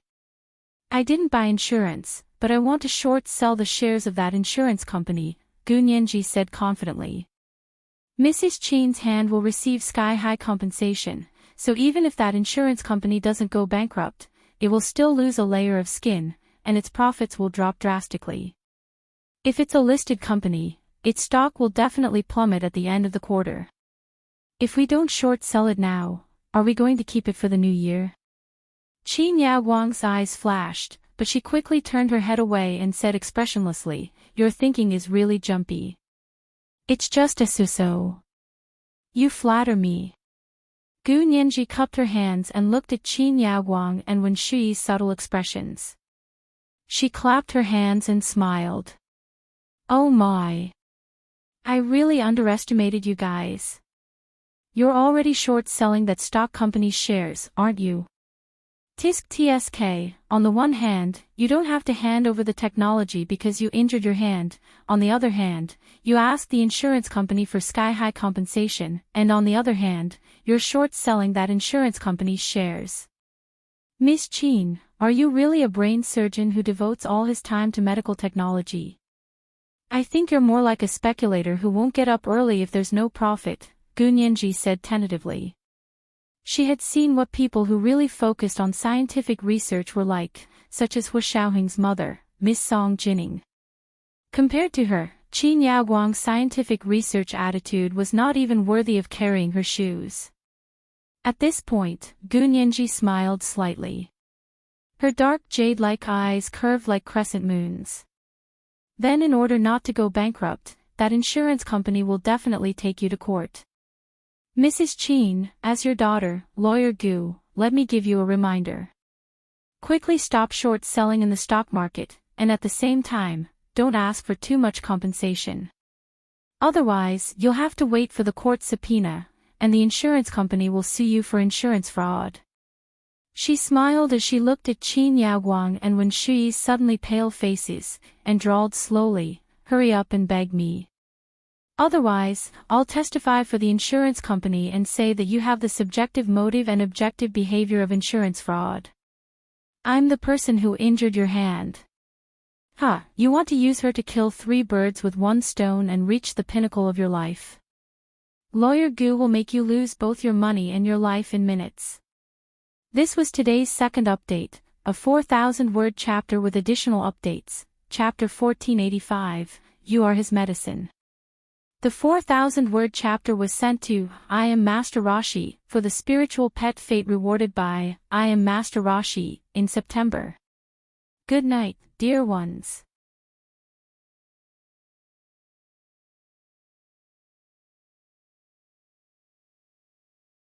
Chapter 1497. Qin Yaoguang quickly calmed down and glared at Gu Nianji with slight disgust. She turned to look at Wen Shi and said calmly, Shi, you're a lawyer who graduated from Harvard Law School. Do you think what she said makes sense? Gu Nianji snorted. Does my words have anything to do with which law school she graduated from? Of course. Qin Yaoguang immediately replied, I heard that you only graduated from the law department of a domestic university over there. You don't have a degree from a foreign law school, and Shi is a true straight-A student. She was undoubtedly the top graduate of Harvard Law School. 1%. You mean, she graduated from a better school than me, so her words are more reasonable than mine. She looked at Wen Shi with a half-smile. Teaching assistant Wen, I'd actually like to go to court with you and fight a lawsuit face-to-face. We'd like to see who's better, the B University Law graduates or the Harvard Law graduates. Wen Shi's competitive spirit was aroused by Gu Nianji's attitude, and she didn't want to be overwhelmed by Gu Nianji's aura in front of Qin Yaoguang. Because Gu Nianji was Qin Yaoguang's biological daughter, she had a natural advantage. What did she have? In the 7 years that Gu Nianji had been away, she had accompanied Qin Yaoguang like a daughter. What right did Gu Nianji have to be so domineering and provocative as soon as she returned? Did she really think she was a princess? Wen Shi's own parents were just gardeners for the He family, so she was more sensitive than anyone else in this regard. Therefore, after thinking for a while, Wen Shi said mercilessly, "If you really want to go to the insurance company and accuse Auntie Qin of insurance fraud, then I can only convince Auntie Qin to put justice before family and sue you for intentional injury." She pointed at Qin Yaoguang's hands, which were tied up like dumplings. "Look, the hands of a world-famous brain surgeon were destroyed by a fruit knife. At that time, we had witnesses and material evidence. The chain of evidence was very complete. The reason why we didn't directly sue you before was because Auntie Qin was kind. You are her biological daughter. She wouldn't do such a thing." Gu Nianji wasn't afraid at all. On the contrary, she was strangely excited at the thought of going to court. "Sure, go ahead and sue him. Me being a witness for the insurance company doesn't prevent you from suing me," Gu Nianji said with a smile. Her eager expression practically said, "Sue me," on her forehead. Qin Jining was dumbfounded as he watched from the side. His attention was completely attracted by Gu Nianji. Although she told him not to interrupt, he couldn't sit still when he heard the tension between her and Wen Shui. He also knew how powerful Wen Shui was. As for Gu Nianji, in his mind, she was still the chubby, slightly squeamish little girl from 7 years ago who had been protected by He Jichu. She was no match for Wen Shui. Qin Jining liked Wen Shui, but that didn't mean he had to watch Wen Shui lead Gu Nianji into a trap. This young lady had called him her brother Xiao Ning for 6 years. He couldn't just stand by and watch her die. Qin Jining coughed and tried to smooth things over. "Nianji, just apologize. You injured Auntie Qin so badly. Even if it was self-defense, it's still a little too much. Besides, she's your biological mother." Without waiting for Gu Nianji to glare at him, he said to Wen Shui, "Shui, you too. You're so much older than her. How can you be so calculative with her? You're not that kind of person. I know you're the most generous and kindest girl. Don't scare her." Wen Shui was still smiling when she heard Qin Jining's first words. She didn't expect Qin Jining's next words to hit her before the smile even reached her eyes. She was so angry that she was trembling. What did he mean by so much older than her? She was only 6 years older than her. Besides, she was just talking about the matter. How could she be calculative? However, she had always been very steady and magnanimous in front of Qin Jining. She had never acted like Gu Nianji, who was acting coquettishly at such a young age. After Qin Jining's words, she was even embarrassed to act coquettishly. Gu Nianji saw that Wen Shui's face was flushed from Qin Jining's last words. She was about to have a cerebral hemorrhage. She immediately laughed. She nodded her head. "Brother Little Ning really amazes the world with a single brilliant feat. What you said today was really good. Yes, I was defending myself, but I didn't hurt Mrs. Qin. The injury on Mrs. Qin's hand was a result of her misjudgment and she grabbed the blade of the knife. But she's my biological mother, so let's just say I was wrong. I apologize to you, and I promise I won't hold a fruit knife in the future. Although you asked Wen Shui to take out that fruit knife and put it by my hand." Qin Yaoguang looked at her coldly and said aloofly, "I don't dare. I told you, I don't treat you as my biological daughter, and don't treat me as your biological mother. This responsibility is too heavy for me to bear." Gu Nianji shrugged. "Fine, then don't say that I didn't apologize. You're the one who doesn't accept it. It's just as well that we won't interfere with each other's business in the future. Don't say that you're my biological mother, and I'll never say that I'm your daughter." Lawyer He and Lawyer Wen are both here. Let's sign a consent form to disassociate ourselves from mother and daughter immediately. Qin Yaoguang scolded coldly, haven't you had enough? What are you doing here today? She quickly glanced at He Zhichu. He Zhichu put his hands in his trouser pockets and stood quietly beside Gu Nianji without saying a word. It was impossible to tell what he was thinking. Qin Yaoguang had no choice but to lower her eyes and sigh.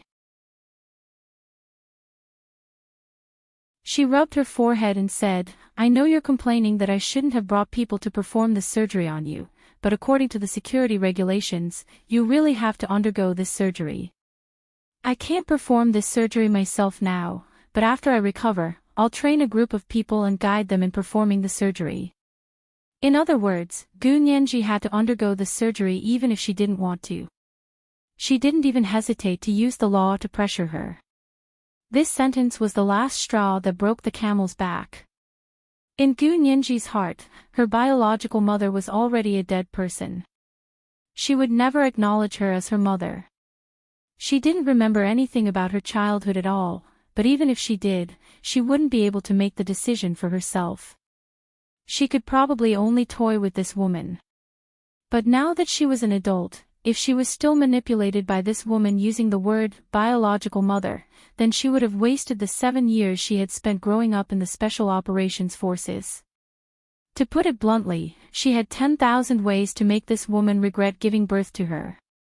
Gu Nianji didn't know who her personality was like. In any case, if someone treated her a little better, she would want to repay them with a spring. But if someone treated her badly, whether it was her biological father or mother, then don't blame me for being unjust.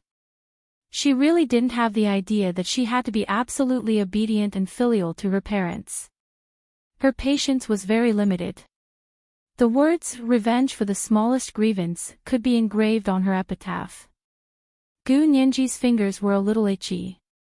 She rubbed them a few times and looked at Qin Yaoguang with a smile.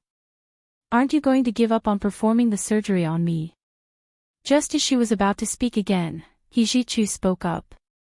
Mrs. Qin, Nianji doesn't need to undergo the surgery. Qin Yaoguang's pupils shrank imperceptibly. He Zhichu actually didn't call her Auntie Qin.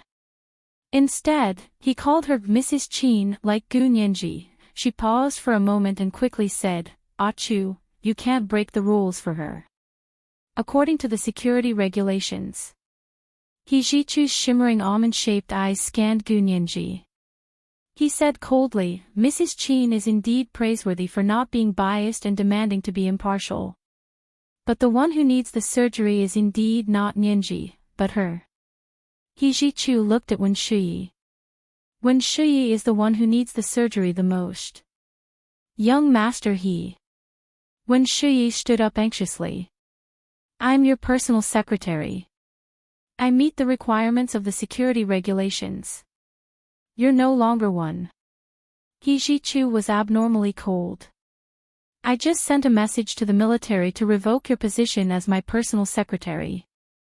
You've been fired from the military and won't enjoy any privileges under the security regulations.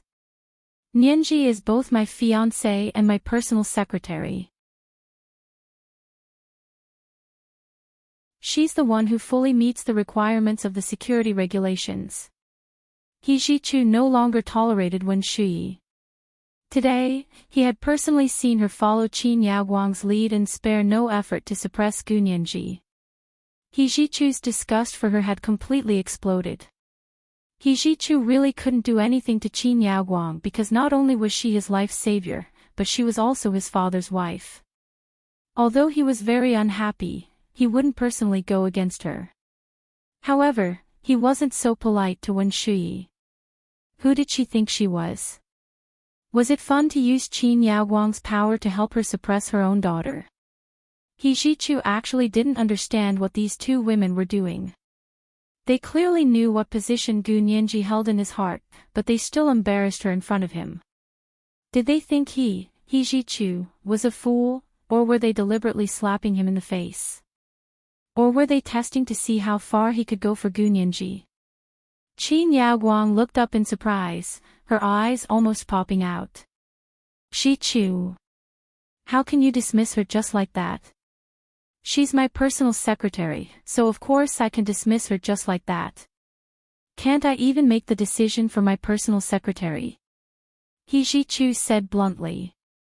And I'm a major general, and I happen to be in charge of the political department. I can also make the decision for her military status. Wen Shi's face instantly turned pale. It was the color of white plaster. Although it was white, there was an indescribable heaviness to it, like a mask made of plaster.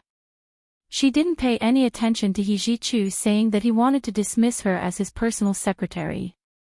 Instead, she was completely focused on He Ji Chu saying that Gu Nianji was his fiancé.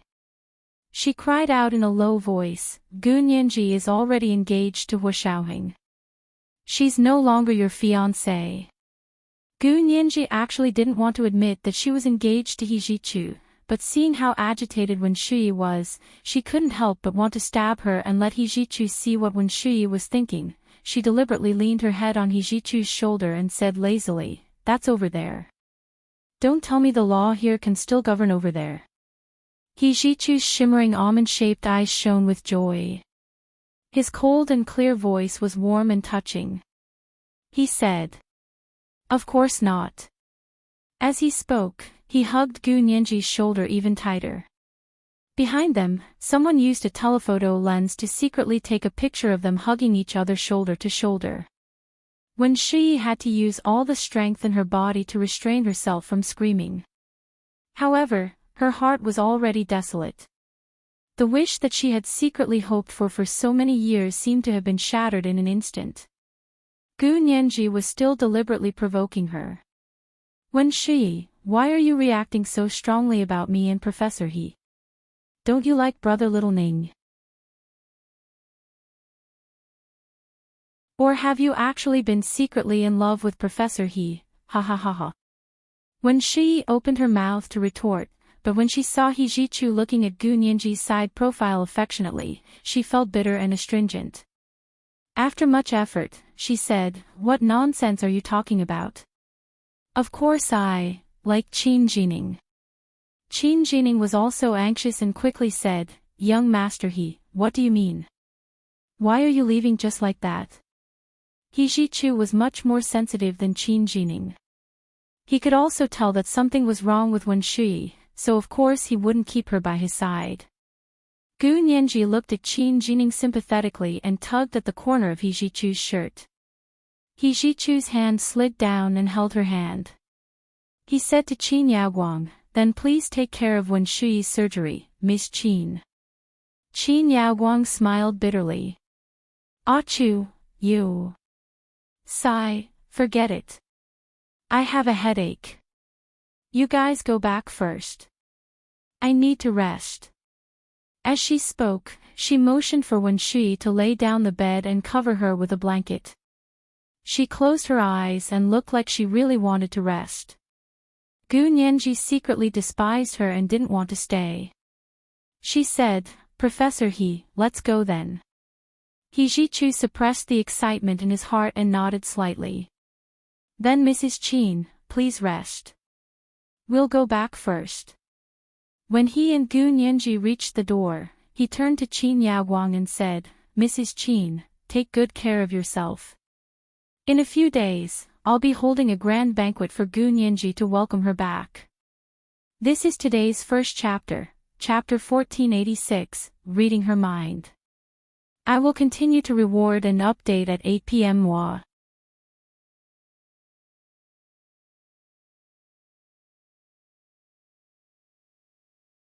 Chapter 1498. After He Ji Chu left with Gu Nianji, Wen Shui said to Qin Jining, "You can go back first. Auntie Qin is too tired, and so am I." Qin Jining quickly said, "I can stay and take care of you. We have professional care," Wen Shui said with a smile and gently pushed Qin Jining. "Besides, you're very tired. If you're exhausted, my heart will ache." Qin Jining beamed when he heard this. He left Qin Yaoguang's ward in satisfaction. After Qin Jining left, Wen Shui stayed by Qin Yaguang's bed alone, wanting to say something but hesitating. Of course, Qin Yaguang didn't rest. She just didn't want to get into a conflict with He Zhichu because of Gu Nianji. After everyone in the ward had left, Qin Yaguang opened her eyes and said calmly, "Hurry up and inform my second uncle to stop shorting the shares of that insurance company." Wen Shui was stunned. "You still believe Gu Nianji's words?"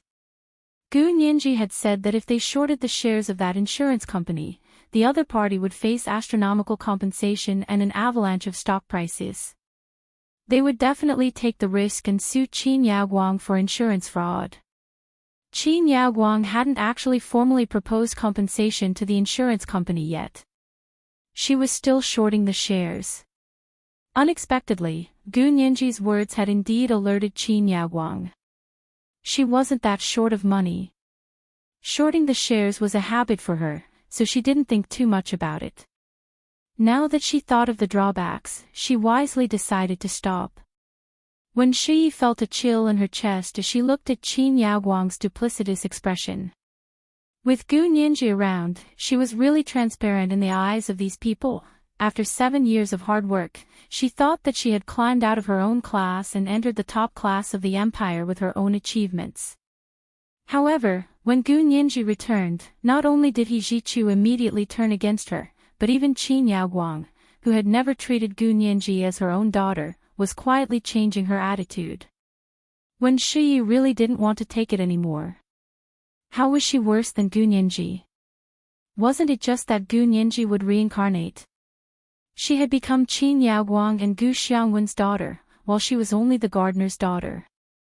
No matter how hard she worked, even if her academic results were better than Gu Nianji's and her work results were better than hers, she still couldn't compare to her. She smiled and tucked Qin Yaguang in and said gently, "Okay, I'll go tell second Uncle Qin." After leaving the Qin Corporation's private hospital, He Zhichu and Gu Nianji didn't go home immediately. Instead, they went to a restaurant for lunch. The car arrived at the restaurant's parking lot, but Gu Nianji was in no hurry to get out. She sat in the front passenger seat and whispered to He Zhichu, "Professor He, I only said those things in Mrs. Qin's room today to anger Wen Shui. I didn't mean anything else." He Zhichu was a bit disappointed. He rested his hand on the steering wheel and said dryly, "I understand." Gu Nianji, she was silent for a while, then said, "My unmarried relationship with you doesn't really exist in the eyes of the law, does it?" Gu Nianji had left He Zhichu when she was 12. Even if their parents had a verbal agreement in the past, it was only a verbal agreement. For a legal engagement, both parties had to be at least of age, which was 18 years old. He Zhichu smiled bitterly and reached out to touch Gu Nianji's head.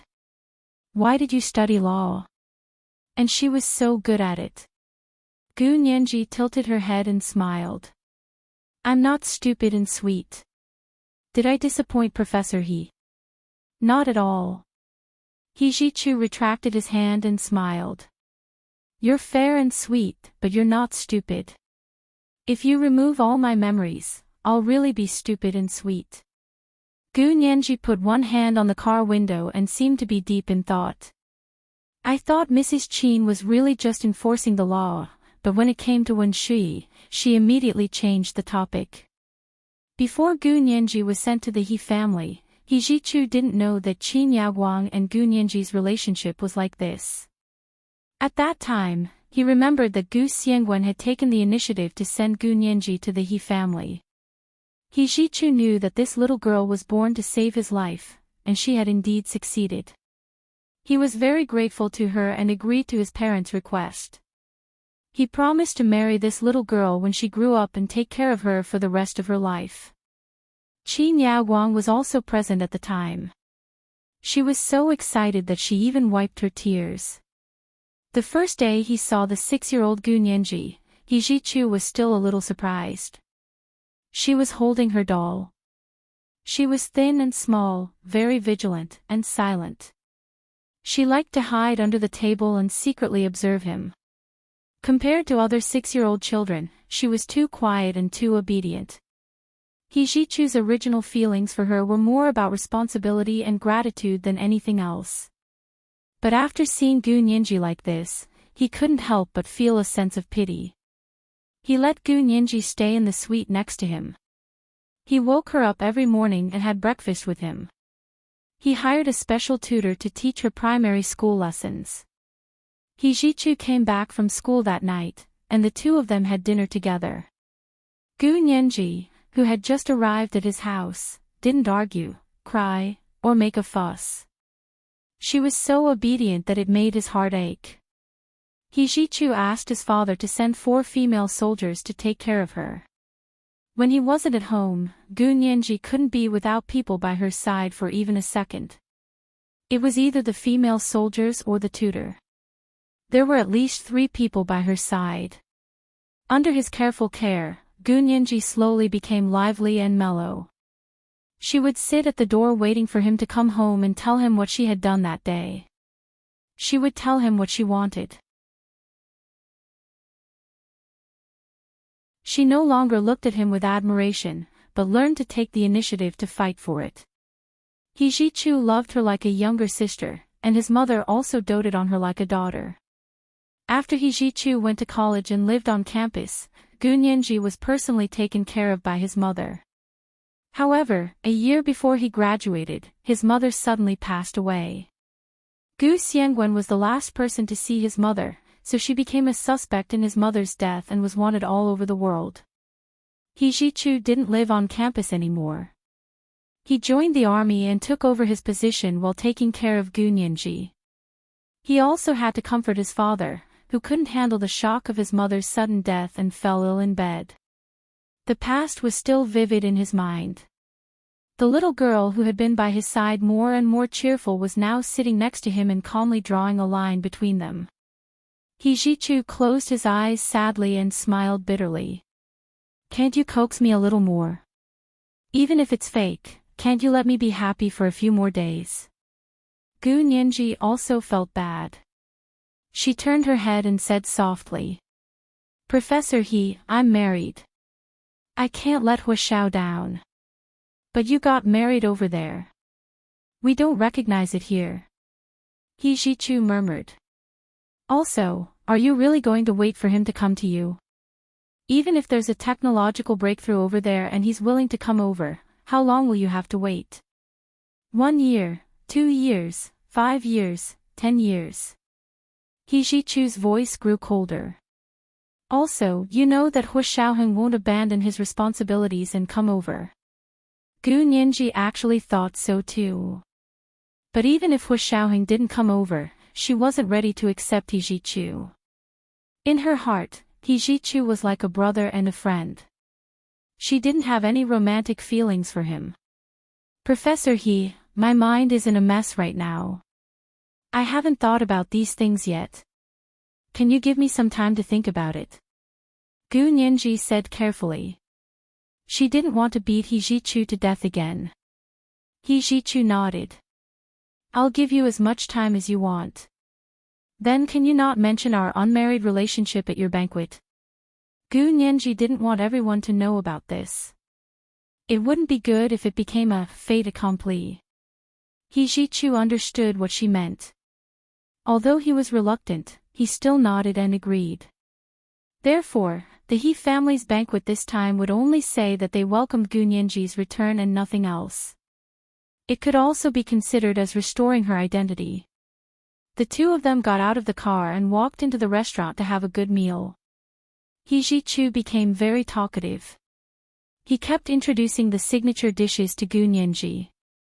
He also talked about the local customs and the similarities and differences between the two places in great detail. Gu Nianji also listened very seriously. The two of them ate for nearly 3 hours. When they returned home, Hijichu said to Gu Nianji, "I want to talk to father about the banquet. Shall we go together?" Gu Nianji hesitated for a moment but agreed. Hijichu brought Gu Nianji to Hiqingjin's study to see him. The door to Hiqingjin's study opened. when Shi was standing inside and smiling at them. Gu Nianji was slightly taken aback. When Shi, you recovered so quickly and were discharged from the hospital? When Shi raised her bandaged arm to her and said, how did a gunshot wound heal so quickly? I was discharged from the hospital, but Auntie Qin had something to say to General He and asked me to pass on the message. What is it? He Jichu glanced at her. Is it about removing you from your military post and canceling your position as a personal secretary? Of course not. When Shi smiled and hid her emotions so well that even Gu Nianji couldn't tell. She was still muttering to herself, how did she get over it so quickly? The three of them walked in. He Qingjian smiled and said, that's great. Ah Chu, you're holding a banquet for Nianji, aren't you? Gu Nianji looked at He Jichu. Did you text General He about this? They hadn't even said anything, so how did He Qingjian know? He Jichu shook his head. He Qingjian saw this and smiled. It was Yao Guang who called me just now. She said that you told her about the banquet at the hospital and asked Shi to come back specially to talk to me about the details of the banquet. Gu Nianji, He Jichu was unhappy. I'll get someone to prepare the banquet. Miss Wen, you don't have to worry about it. When Shi smiled but didn't say anything. He Qingjian said excitedly, Yao Guang suggested that we take advantage of the banquet to officially get the two of you engaged. Then, we'll immediately prepare for the wedding. When spring comes next year, we'll get married. How about it? That's what I think too. This is today's second update, chapter 1487, saying one thing but meaning another. Oh. It was only the beginning of the month. Don't you have the guaranteed monthly tickets for your relatives anymore? Monthly tickets. The immortal fate, 50,000 Chidian dollars, that the leader of Lavender Mimi had rewarded last October has arrived. Mwah. You're tuning into the LoveLore Library YouTube channel. We're so grateful for your support and don't forget to subscribe to join us on this incredible journey through captivating stories. Your generosity through donations truly makes a world of difference, as it's the primary source of revenue that allows me to expand and enhance this channel for you. Thank you from the bottom of my heart for being a part of this adventure.